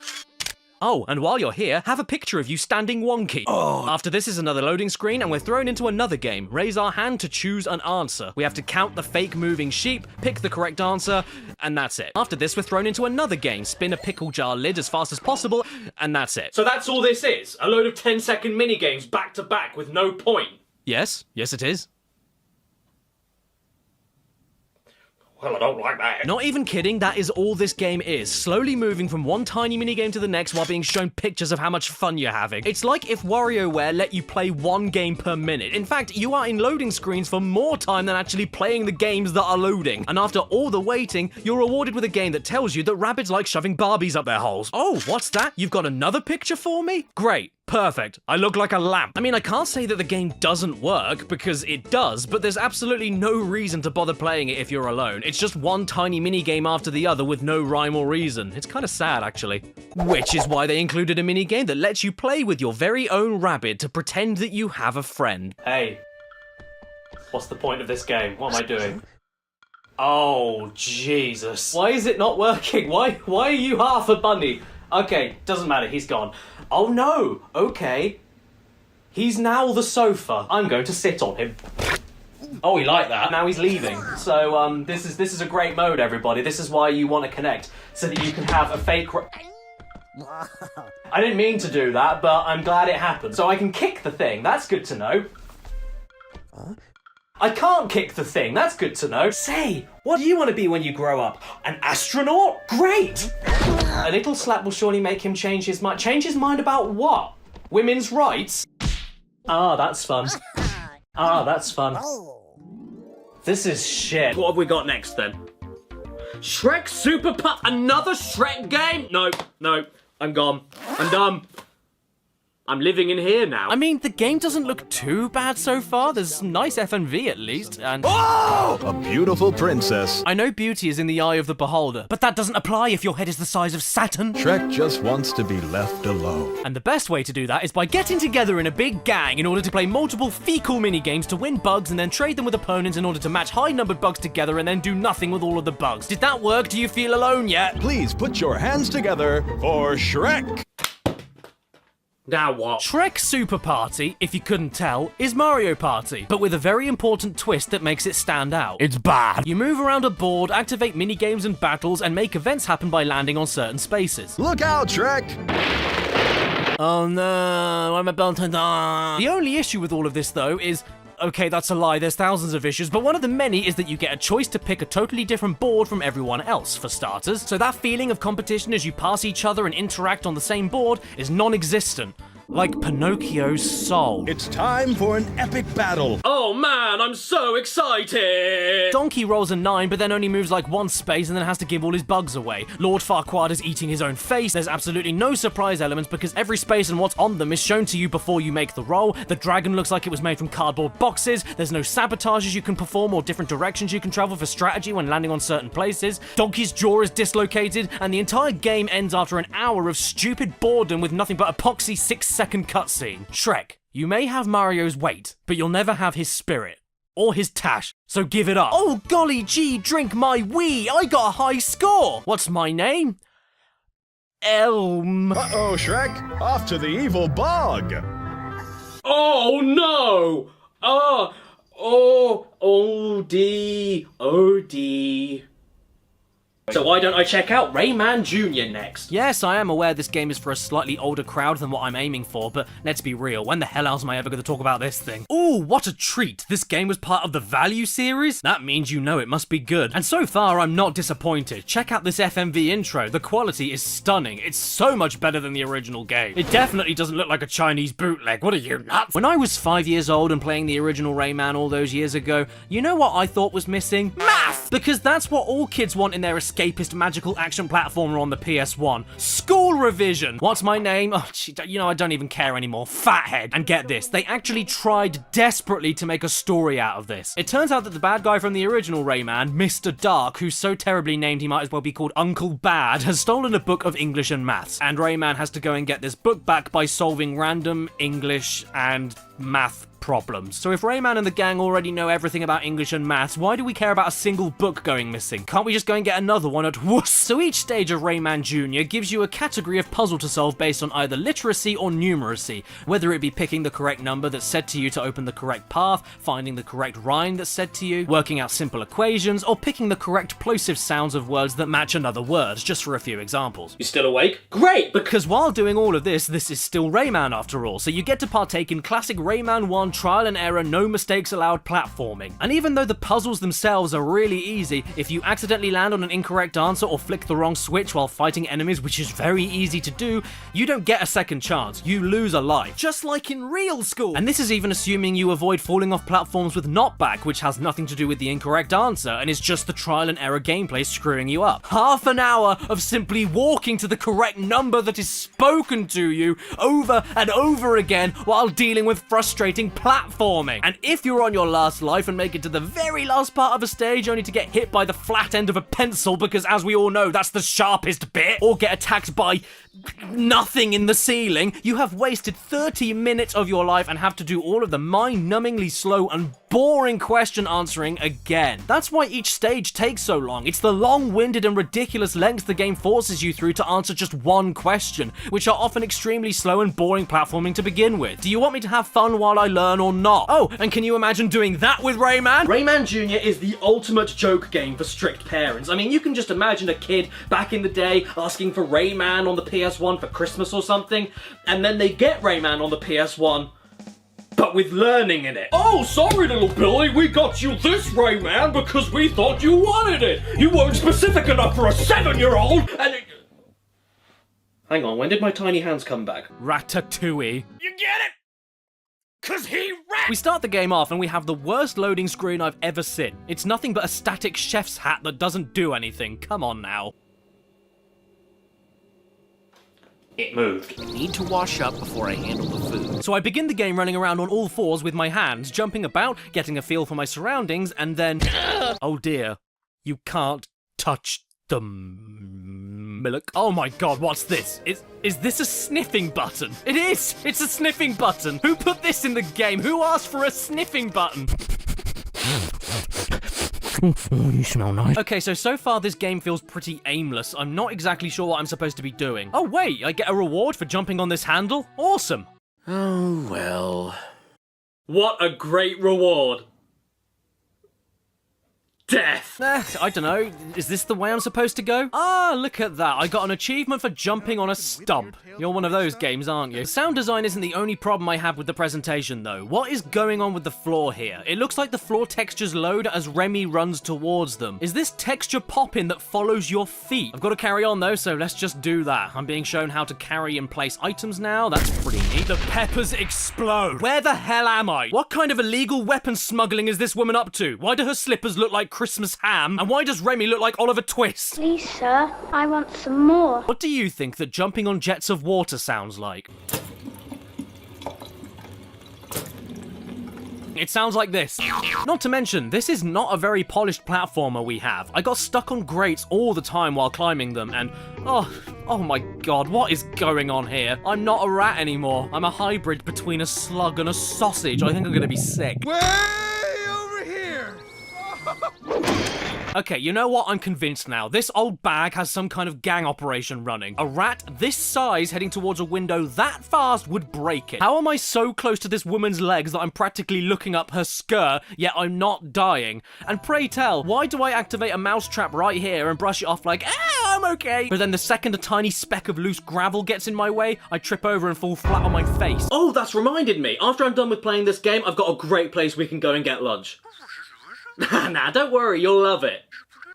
Yeah, I've booked a table at Cafe Rat! After this tutorial segment, we then end up on the main game as we search around the city streets of Paris and collect a certain amount of items by jumping around in order to go back to earlier areas and unlock mini-games to complete, and therefore progress through the game. You know what other game works like this? Yes, Shrek's Treasure Hunt on PS1, but now instead of being a stinky ogre, you're a stinky rat. The mini-games you have to work with are things like running around a spinning cylinder in the sky trying not to plummet to the earth, or running away on a turntable away from mechanical clumps of knives. So yeah, nothing too traumatizing for kids, but then again, maybe Remy deserves it. Great! He's a bit of a psychopath. There's my restaurant! That there was the voice of the ghost of Chef Gusteau, your guide through the city streets, and this game will make you remember that, because some genius in the dev team decided that he should repeat every single line of tutorial dialogue for every area and item you walk by, each and every time you load in and out of a minigame. The compass can tell you where to find a mission marker. Something more annoying to me than that, though, is the fact that the game itself,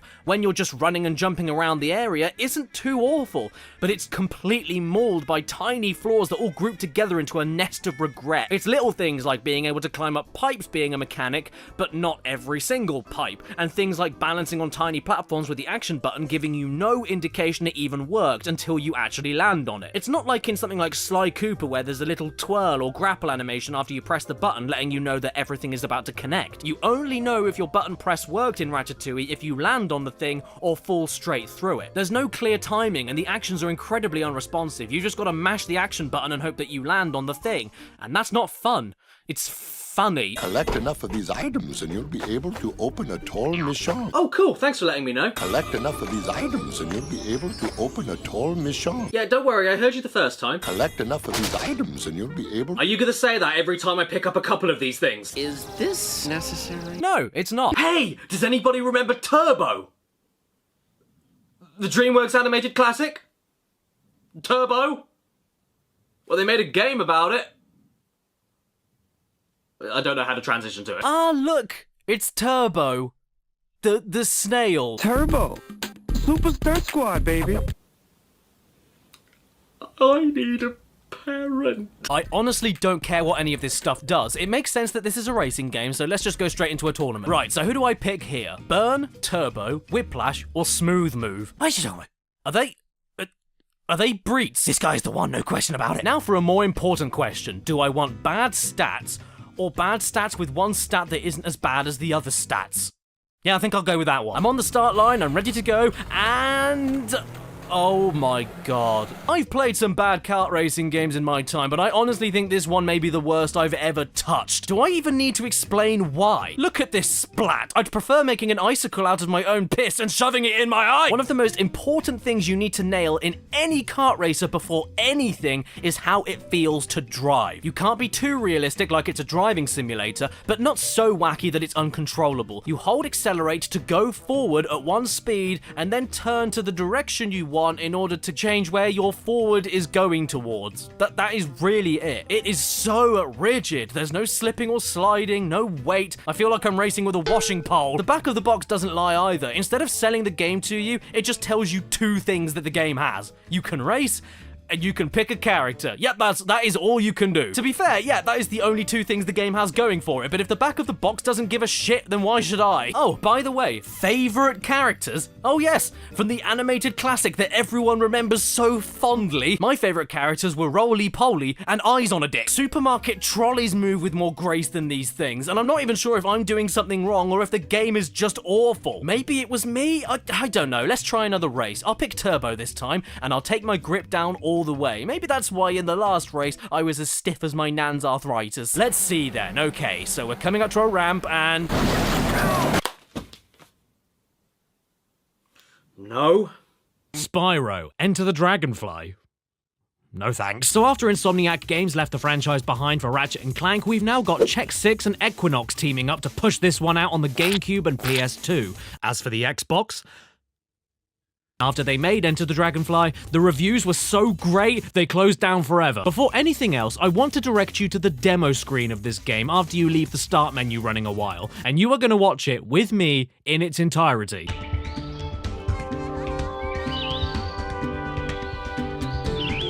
Who am I going to pick for this save game then? Ooh.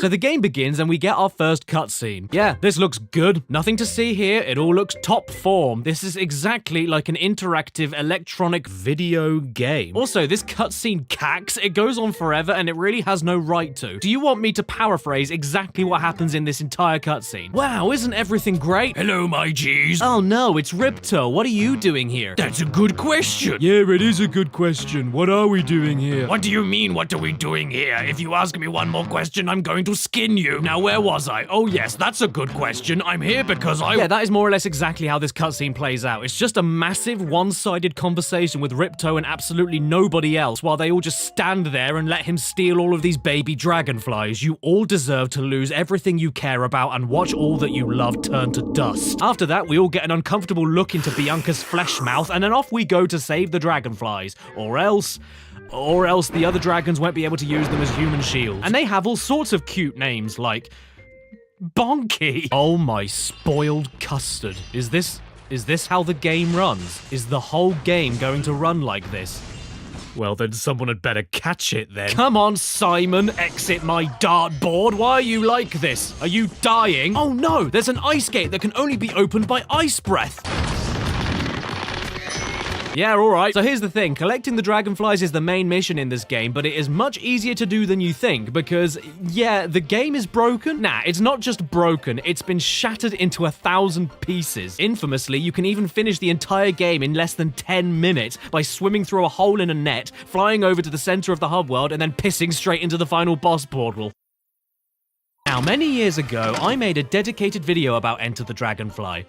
And I was a puss. I didn't actually bother playing the game. I just broke it, finished it in 10 minutes, and then shoved out a lazy joke video to cover my electric bill. But this time, no such excuses. I played it legit, from start to end. So now I can confidently say, without a doubt, the game is still shat. I mean, ostensibly, the game is the same as Spyro 1, 2, and 3, but instead of refining or going forward, it takes things away. Simon 1 had 6 hub worlds, Simon 2 had 3, Simon 3 had 4, and this game has one hub world. And not only that, it also has 8 levels.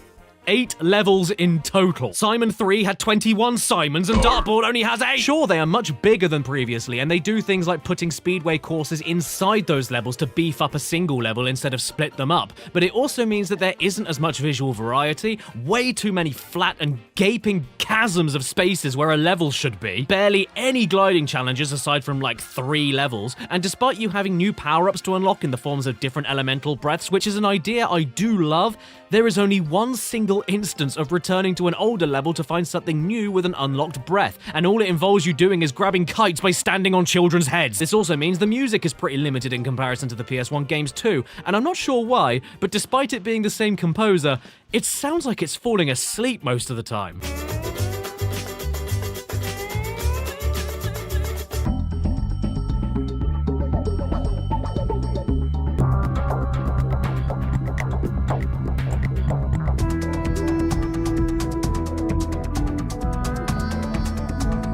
I don't think the music's bad necessarily, it's just too atmospheric and rich for its own good, especially for a game that looks like this. Can't deny though, Cloud9 is a tune.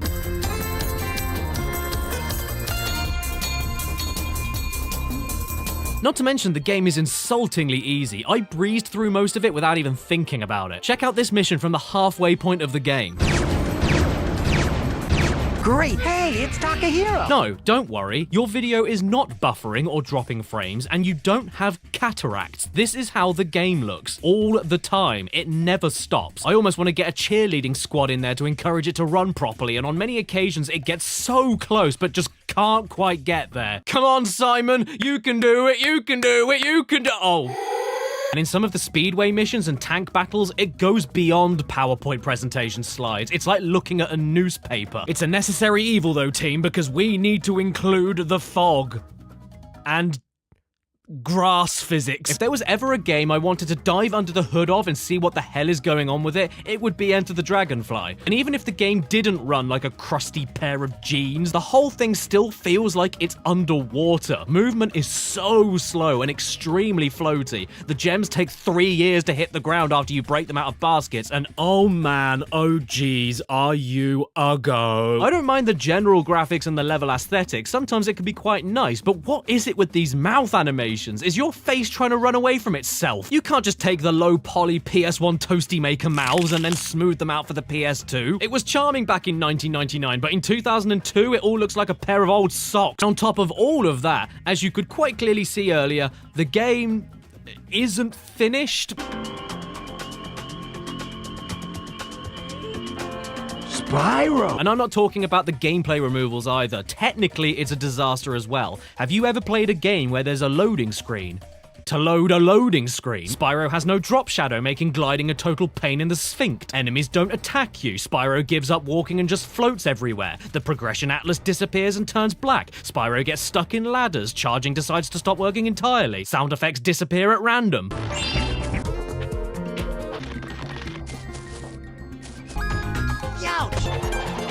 The wing deflect move you unlock, aside from only being needed for one single part of the game, doesn't even make its target when you do need it. Spyro loves to do these random falling animations after charge jumps and completely stop you in your tracks mid-air. The camera controls often stop working entirely whenever you move. The camera forgets that it's supposed to be looking at you all the time. Sparks just refuses to eat butterflies when he desperately needs them for extra hit points. The Spitfire machine gun needs to be tapped over and over again to fire instead of just held down. Your flame breath sometimes doesn't attack at all. The characters are always turning into statues, especially during dialogue.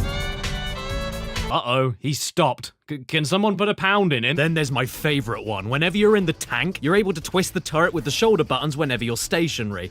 But then when you start moving, you're allowed to twist the turret left, but then twisting it right stops working, only when you're moving. This game is incredible. And taking the coding issues out of the way and the gameplay being stripped back from the PS1 days, and there's this bit where you talk to a monkey, finish a sliding mission, get a dragonfly, and then the game makers forgot to make the monkey offer you an extra dragonfly for doing the mission again on hard mode. When speaking of Sparks, most of the time he has the same voice in Spyro 3 that I love dearly. Except for one single instance when Spyro insults him and he outright just says the word hi. You can look up reviews of this game when it first came out on the internet, but honestly, I don't think it's possible to review this game. They're all just encyclopedias of everything wrong with it. All is said and done and you can't stomach it any longer, you end up at the final boss, Ripto. Oh no, wait, I meant the only boss, Ripto. What is this game's daddy issues? And the boss itself is... well, it's on brand, I'll give it that. Also worth mentioning that if you start this fight off, you have bricked your save file and can never leave the fight until you beat the game. So if you're going for 100%, do not go into the boss portal, you'll never come back. The fight itself is pretty but the best thing about it is that after you beat him, you get this cutscene.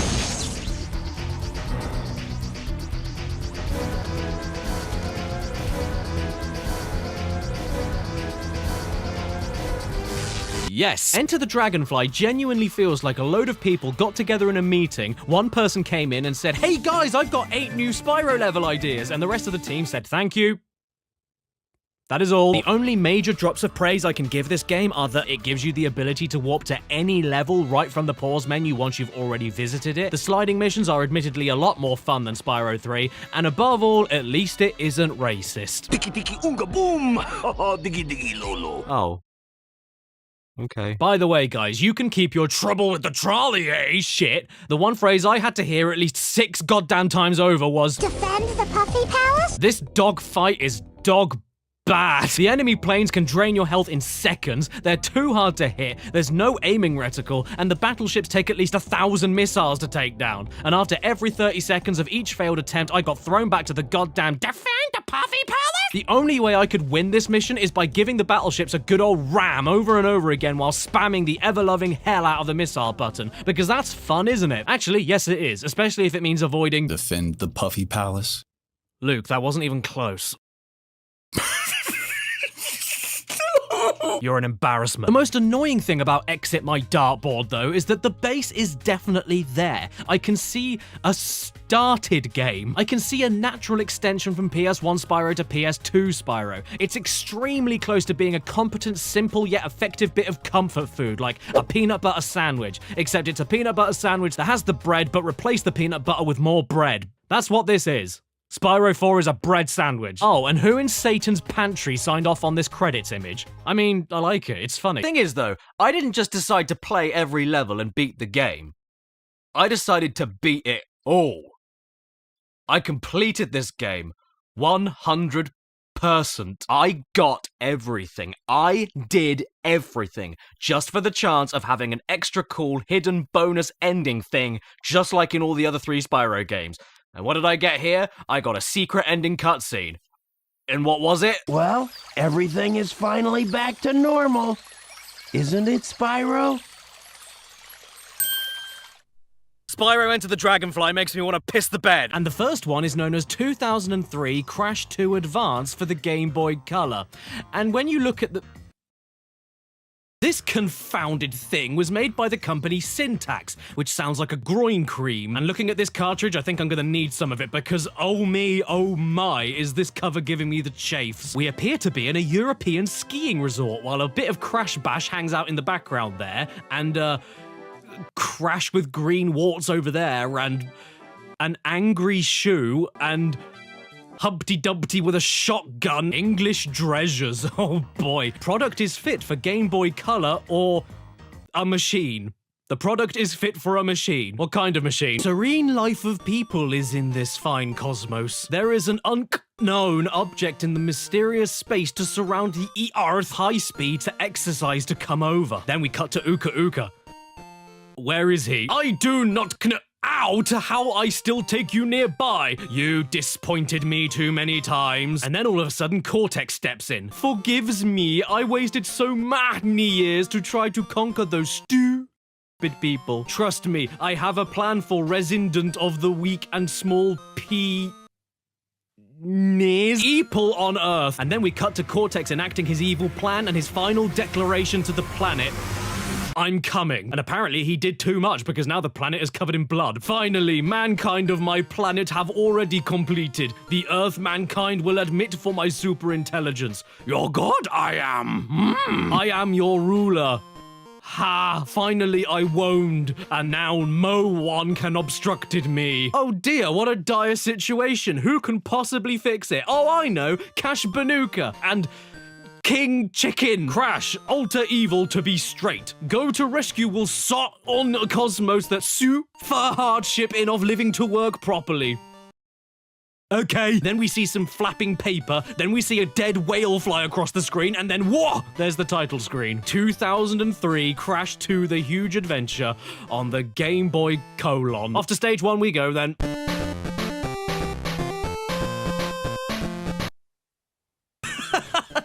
This isn't Crash Bandicoot. It's my granddad in his sweatpants on his way to the tool shed. You can do everything Crash can do in this game. You can jump, and you can spin. You can't spin. And your mission is to travel through the jungle, kill all of the My Little Pony puppies, and collect Wumpa Fruit by breaking boxes. Or by breaking the same invisible box forever until you die. Check it out, you can even crouch in this game. This is great. Who needs a bucket and mop when you've got Crash's mouth? Oh wait, oh god, I can't stand up. Why can't I stand up? Why am I still crouching? There's an enemy coming for me. What am I supposed to do? Get out of the way, get out of the way!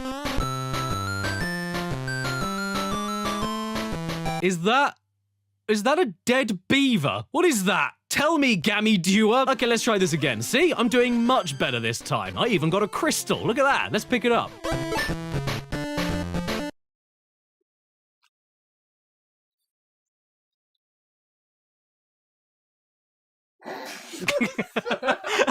This is fine. No, this is fine. I'm okay. It's only Crash Bandicoot with a sawn-off shotgun. Nothing to see. This is good, actually. He went from looking like my granddad running for the garage to my granddad going duck hunting with his shirt off. I mean, the gun itself is totally worthless since you can't shoot downwards and every enemy is too small to hit, like the dreaded fiendish rabbit. But this image alone makes it all worth it. Oh, cool, a platform. Is this the end of the level? No? Why aren't you moving? What do I do? Can I go back? No. Well, I can get behind the waterfall and go... But I can't jump back up to the start of the level and I can't reset the level. I'm completely stuck. Is this the end of the game? Did I win? Did it break? And then 4 months later, they made another... Why are there so many of them? I didn't massively get the first game, but I still liked it enough. I didn't massively get the second game and didn't like it anywhere near as much. And the third game is now the one that I actively do not like whatsoever. I couldn't stand FAD 3. I think this game is outright bad. Yeah, I'll say it. I don't care. What's gonna happen? A load of kids gonna come after me? I could win a fight against a kid, no sweat. So it's mostly the same deal as the last two games. Security guard, super glued onto a chair, checking cameras, and stopping an old boiler from coming into your room. But it's a lot different. For starters, there's only one animatronic, Springtrap, and you don't have to worry about power levels or battery life anymore. But to compensate for that reasonable change, they decided to make everything else you need to survive completely random. The camera feeds that you need to see what's coming, the audio system that you need to lure things away from you, and the very oxygen that you breathe to exist can break down whenever it wants to. You're not in a building, you're in a PS3. And everything in the system crashing every so often isn't in and of itself a bad idea since you have unlimited power. They have to tip the scale somehow after all. But whenever you go over to the console needed to reboot the systems that fail, not only do they take 3 years to restart, but while they restart, you can't do anything else. Let's say your audio system breaks down, but your camera system and ventilation is fine. That doesn't matter. Once you start rebooting the audio system, you're stuck on this screen until it is done, meaning you can't go back and check the cameras or seal the vents shut to stop Springtrap from grabbing you, all because your giggling child button doesn't work. And if one system is rebooting and another one breaks during that, you can't start rebooting that one until the other one is already fixed, meaning double the time spent on the panel screen, meaning double the chances that Springtrap will kill you, or flirt with you. What's he doing here? Ooh, hello, don't mind me. Then in later nights, everything starts breaking way more often, way too quickly, meaning you have to rely on complete system reboots more frequently, which takes even longer, and will 70% of the time be an end to your game. Should you be able to leave this screen while things are restarting? Is my copy bugged? Because no matter what I clicked or where I moved the mouse, I couldn't get out of this screen, and I just don't understand the gameplay reason why it would work like this. But, Caddy, I hear me asking myself, there's only one monster, so isn't it already easier? I'm glad you asked me, and no, it isn't, because at other points, which again feels totally random, you'll see a hallucination from other games that are better, and FAD 3 gets so self-conscious about it that it decides to break nearly everything at once, forcing you into the same reboot panel again, and punishing you for not doing anything whatsoever. What are you, a nun? Most of FAD 3 is just you sitting back, powerless, unable to do anything, and just wishing really, really hard that Roger Rabbit doesn't show up. FAD 1 and 2, I didn't love them, but I at least finished all 5 nights. But here, I didn't pass night 3. I just could not be bothered and I could not care any less. It's annoying. 5 Nights at Freddy's 3 is a nephew you hate going to see. You tell me that this game is good or scary. I dare you. You look me dead in the eye and... Oh wait, sorry, it's hanging out. Yeah, and you tell me this game is good or scary. It's neither. It's made for people that think Eclair stands for Electronic Claire. At this point, I don't even give a shit about the lore. Playing this game feels like being a child, pooing yourself, then your parents grabbing your head and rubbing your face in it. I'm not learning anything, I'm not having fun, and now I smell. All topped off in the end by a casual lean from Fruity Springtrap. And then they made a 4th one.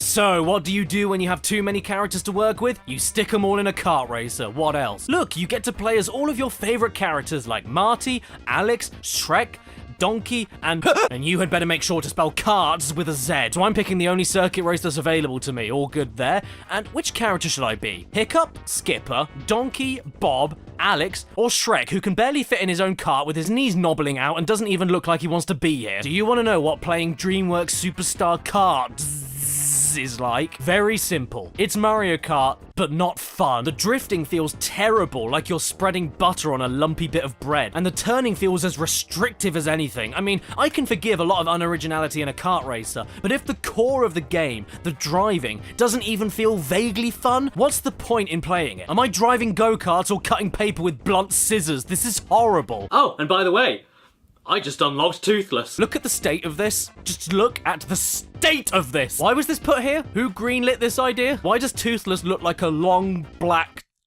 sausage? And why does he sound like that time you heard your neighbors going at it through the wall?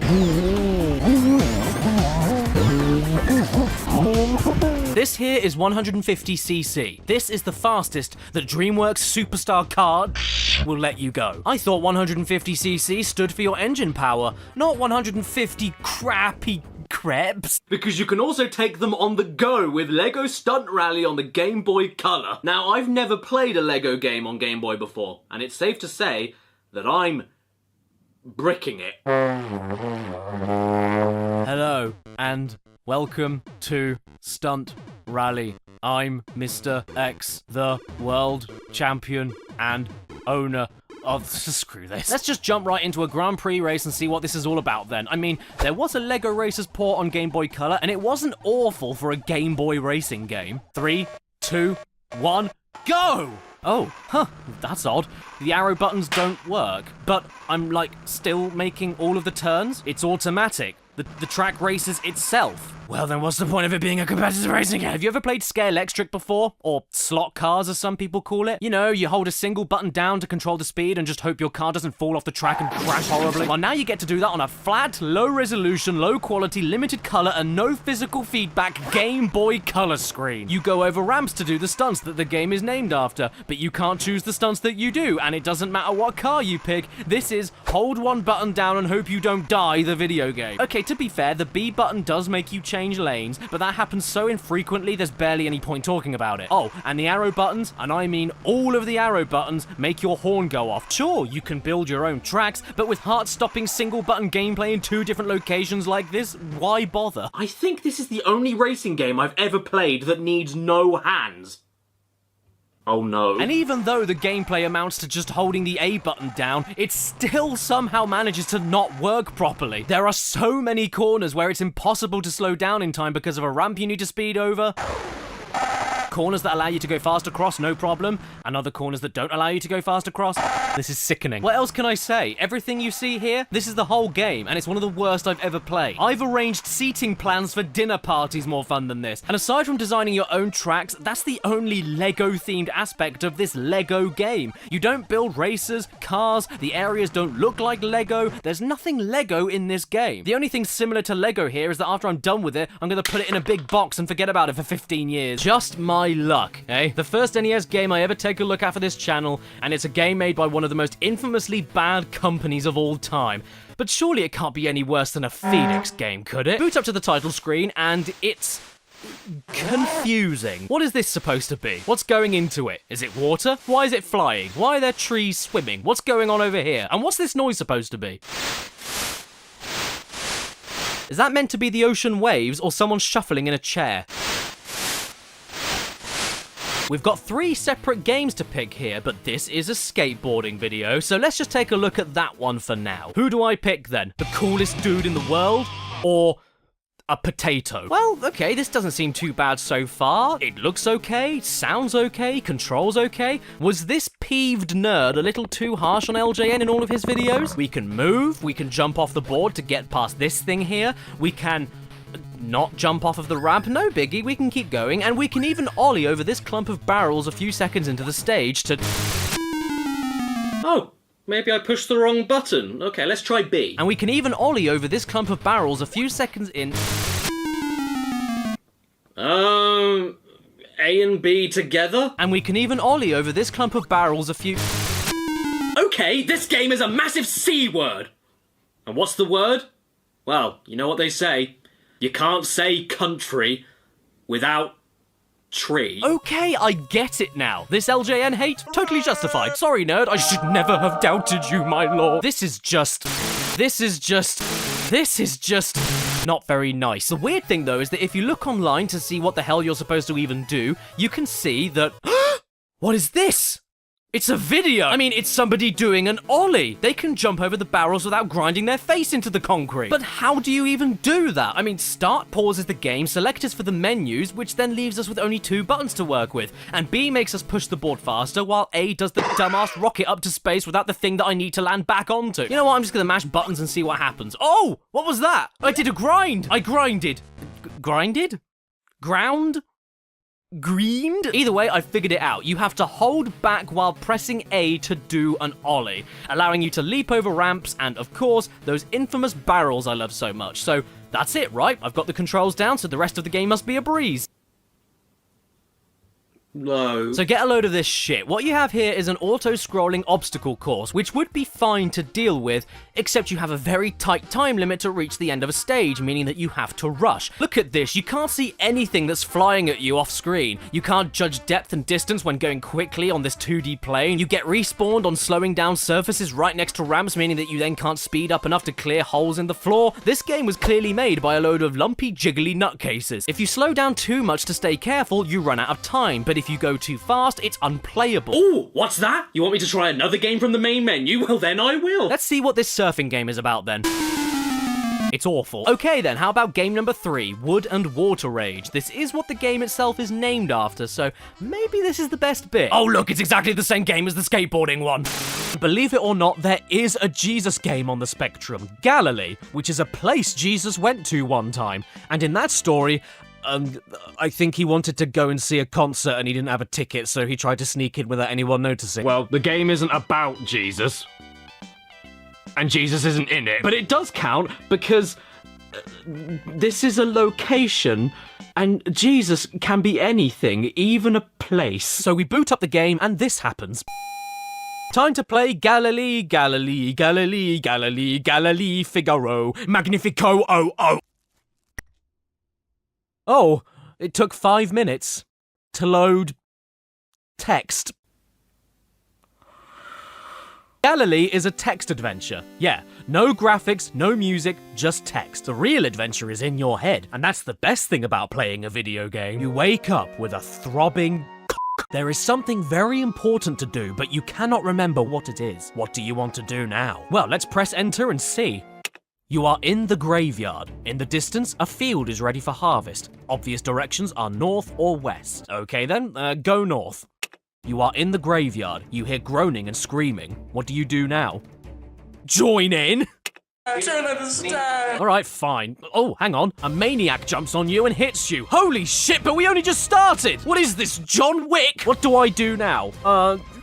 Attack maniac.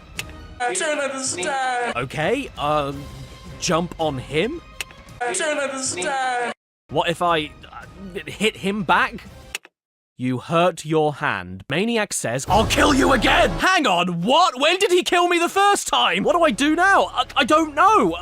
Ask him why? I do not see why here. I'll kill you again! Alright, fine. Kill him. You do not have a weapon. The maniac leaves. Boy, this game's going 1,000,000 miles an hour! Well, hey, I'm not done with him yet. Chase maniac. I don't understand. A maniac jumps on you and hits you. What kind of a place am I living in where I can't walk 3 feet without a maniac leaping on top of me? You know what I want to do? Move house. I don't understand. Now he's saying he'll kill us again. What the hell is going on? I don't know. Steal weapon.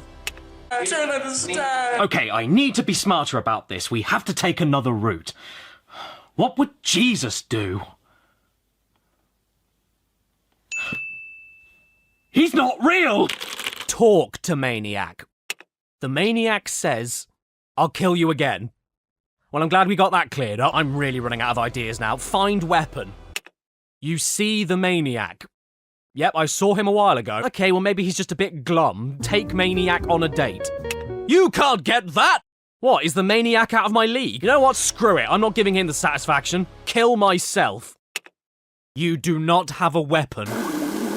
You know what, I don't want to go to Galilee anymore. Galilee sucked. Why don't we start off with the first ever Pixar game that was ever released, which is nowadays infamous for the weird as hell graphics, the uncanny environments, and really weird blocky gameplay.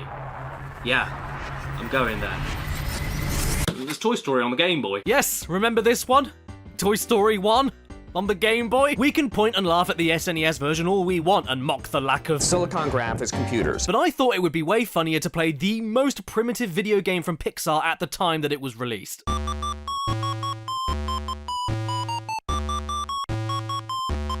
And you know what? I should have just stayed on the menu, because as soon as the game starts, it gets worse. How do you put this diabolical waste onto a Game Boy? This! Oh my god, this is so rancid that there isn't even a word for it. The controls are really bloody loose as well, but hey, what are we even doing here? Because I don't know. As it turns out, the goal of level 1 is to find a bucket hidden in the stage, open it, and then watch it start shitting. After that, you head off to look for a radio and knock it down to the floor. Oh. Hey. You okay there, Hap? This is one of the most mangled things I've ever seen. Why didn't they just do their own art style instead of taking the entire SNES game's graphics and trying to squeeze it all into a creamy brick? Just look at this aggressive amount of green. It's hurting my eyes. Do we need to call child services? Does Andy live in mold? These controls, I can't even begin to explain them. They're just completely... Ah! What? That's it? The level's over? Woody, are you okay? Do I need to call an ambulance? Anyway, sorry, the controls. Yeah, I mean, I know you can't feel the controls watching this video, but I'm sure you can get the correct idea by just looking at this footage. This isn't Toy Story, it's Alien. Not just because of the green and black everywhere, but because we float around so much we must be in space. And no one can hear you scream. Just you try and do anything in this game. Just you try. And can I just ask, what is it with this game and excrement? Rex, you look like a gnarled up turd, and I'm really not a fan of your running animation. In fact, all of the animations in this game are buggered. What's going on here? Why is Buzz swimming in midair, and why is he splayed and waiting suggestively for me on the bed? Is it because I'm Woody? These levels go on forever, man. Look at this. How ridiculous is this? How big is Andy's room? Does he live in one giant corridor? What kind of kid is Andy anyway? Why does he have a million copies of the board game Drafts? And why is he obsessed with this single book called The Fishman? And I would love to check out this new game called Deck Splash, but that ended up being cancelled, which I'm happy about because that sounds too much like Dick Splash, so I'm gonna go back to Skate. Speaking of fetuses, over the hedge on the Xbox. Because that's where I throw the fetuses. The game starts with the lowest quality JPEG logo I've ever seen, followed by the game saving my save game. After this, you know what? I don't know. You get no explanation on what's going on. It's been years since I've seen this movie, so if I had to guess, this is the ending of the movie that we're starting on. But Christ on a bike, how do you think that idea came up? Okay, so how do we start this game?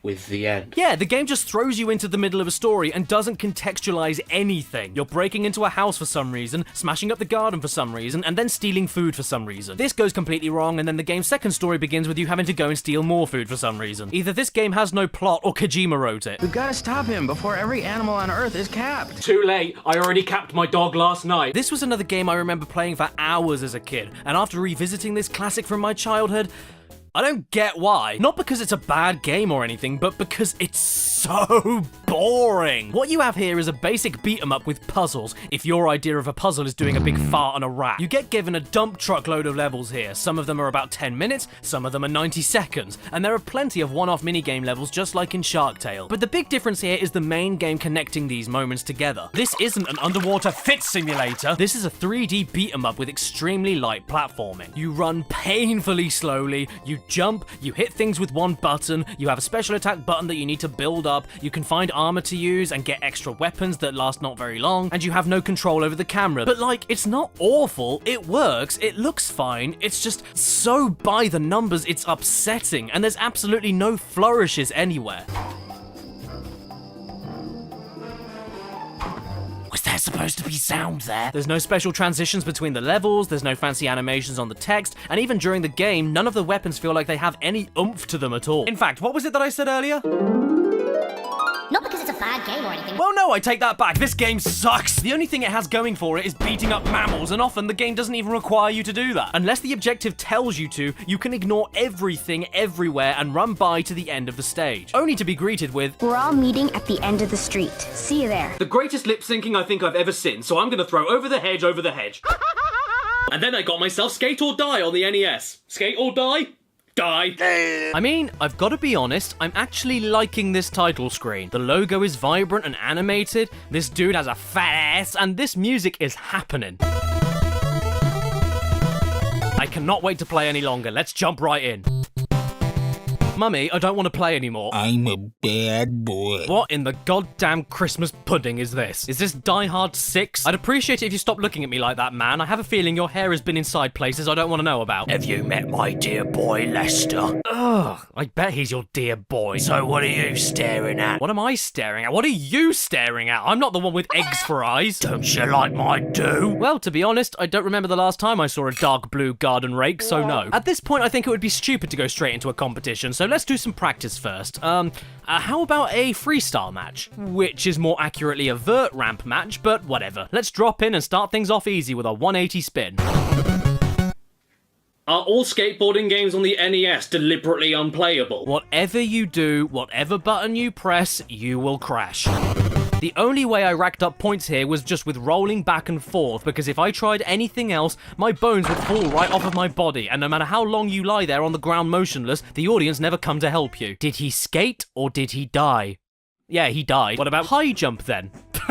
Okay, it's the same as freestyle, but all you need to do now is mash buttons as fast as possible to pick up speed, fly high, have a fit, and then get given the finger. Wonderful. Jam. Oh, what's this one then? So here, you're skating towards the bottom of the screen, beating up other kids with your fists, and disintegrating whenever you touch a fence. And this would be the best bit of the game, but the biggest issue here is the control. In order to attack, you need to hold a direction while pressing a button, but using a directional button also turns you, which you don't want to do. And you'd think that you just need to hold left or right to turn, but no, you have to tap the direction multiple times to adjust where you are pointing, just like in real skating. The race itself isn't much better either. You're going downhill and your turning is way too heavy. This is just upsetting.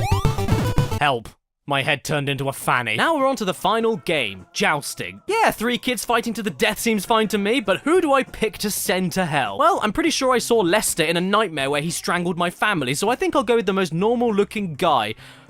Possier Pete. This is probably the worst game of the lot. You achingly skate back and forth trying to knock the other kid off of his board with a giant cotton bud, and then make him bend over, stick his wiener in his mouth, and then shove the board right up his butt. Problem here is that no matter what I do, I can't only never hit the other guy even when I'm right next to him, but he always manages to steal the bat from me and knock me down right back on my thick old legs whenever he wants to do that. Jesus Christ, this is dreadful. So Crash Nitro Kart was sort of a sequel slash spiritual successor to Crash Team Racing for the PS2 era, and oh boy does it feel like a game stuck in the shadow of its better big brother that the parents love more. In many ways this is just a carbon copy of Crash Team Racing, but just not as good. It's even apparent in the adventure mode. The plot of CTR is aliens, and the plot of Nitro Kart is aliens, but instead of Oxide threatening to turn Earth into a giant concrete parking lot, you have this guy called Velo who just steals you to race a bunch of times to entertain other aliens on another planet. That's basically it. And his beard is the shape of the first letter of his name. Nitro Kart does actually give you a good first impression. Instead of making you pick one character only for the entire adventure like in CTR, you get to pick from either Team Bandicoot or Team Cortex, allowing you to swap between 3 different characters with their own unique driving styles and kart stats whenever you want to in between all of the races. And that's not all. You even get unique cutscenes for each team throughout the story mode based on who you pick. But then you realise that they didn't bother to fix the facial animations for the mask. What's my name? Easy. Sloppy. Nitro Kart gave us a fair amount new and good. This was the game that introduced a new boost formula where the closer you leave the drift meter to the burnout, the faster boost you're rewarded with. A brilliant risk and reward system that they later brought back for Nitro Fuel. They gave us unique track designs with trap crates to break that activate different obstacles on the track to sabotage other players. There are some great new items like the tornado that picks up anybody it touches and goes around half the track. There's anti-gravity gimmicks in the levels that Mario would later copy in Mario Kart 8 11 years later. The adventure mode has this frenzy system where a meter slowly charges with your teammates throughout the race, after which you're able to use as many random items as you can before the timer runs out. The visuals can be absolutely breathtaking for a PS2 game, and hell, they even brought back the staples from CTR that made the adventure mode stand out in the first place, like the 3 token collection races, crystal grabbing arenas, and the time trial relic races. And since they already copied so much that worked from CTR, it would only make sense for them to copy the addictive, maniacal, and bouncy control style.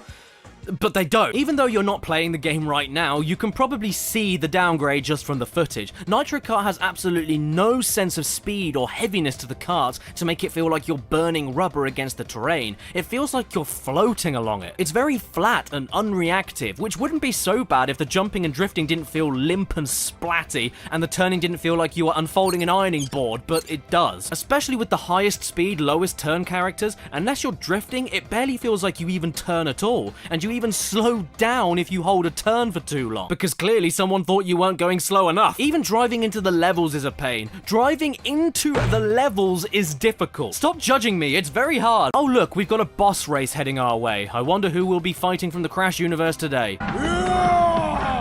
Oh.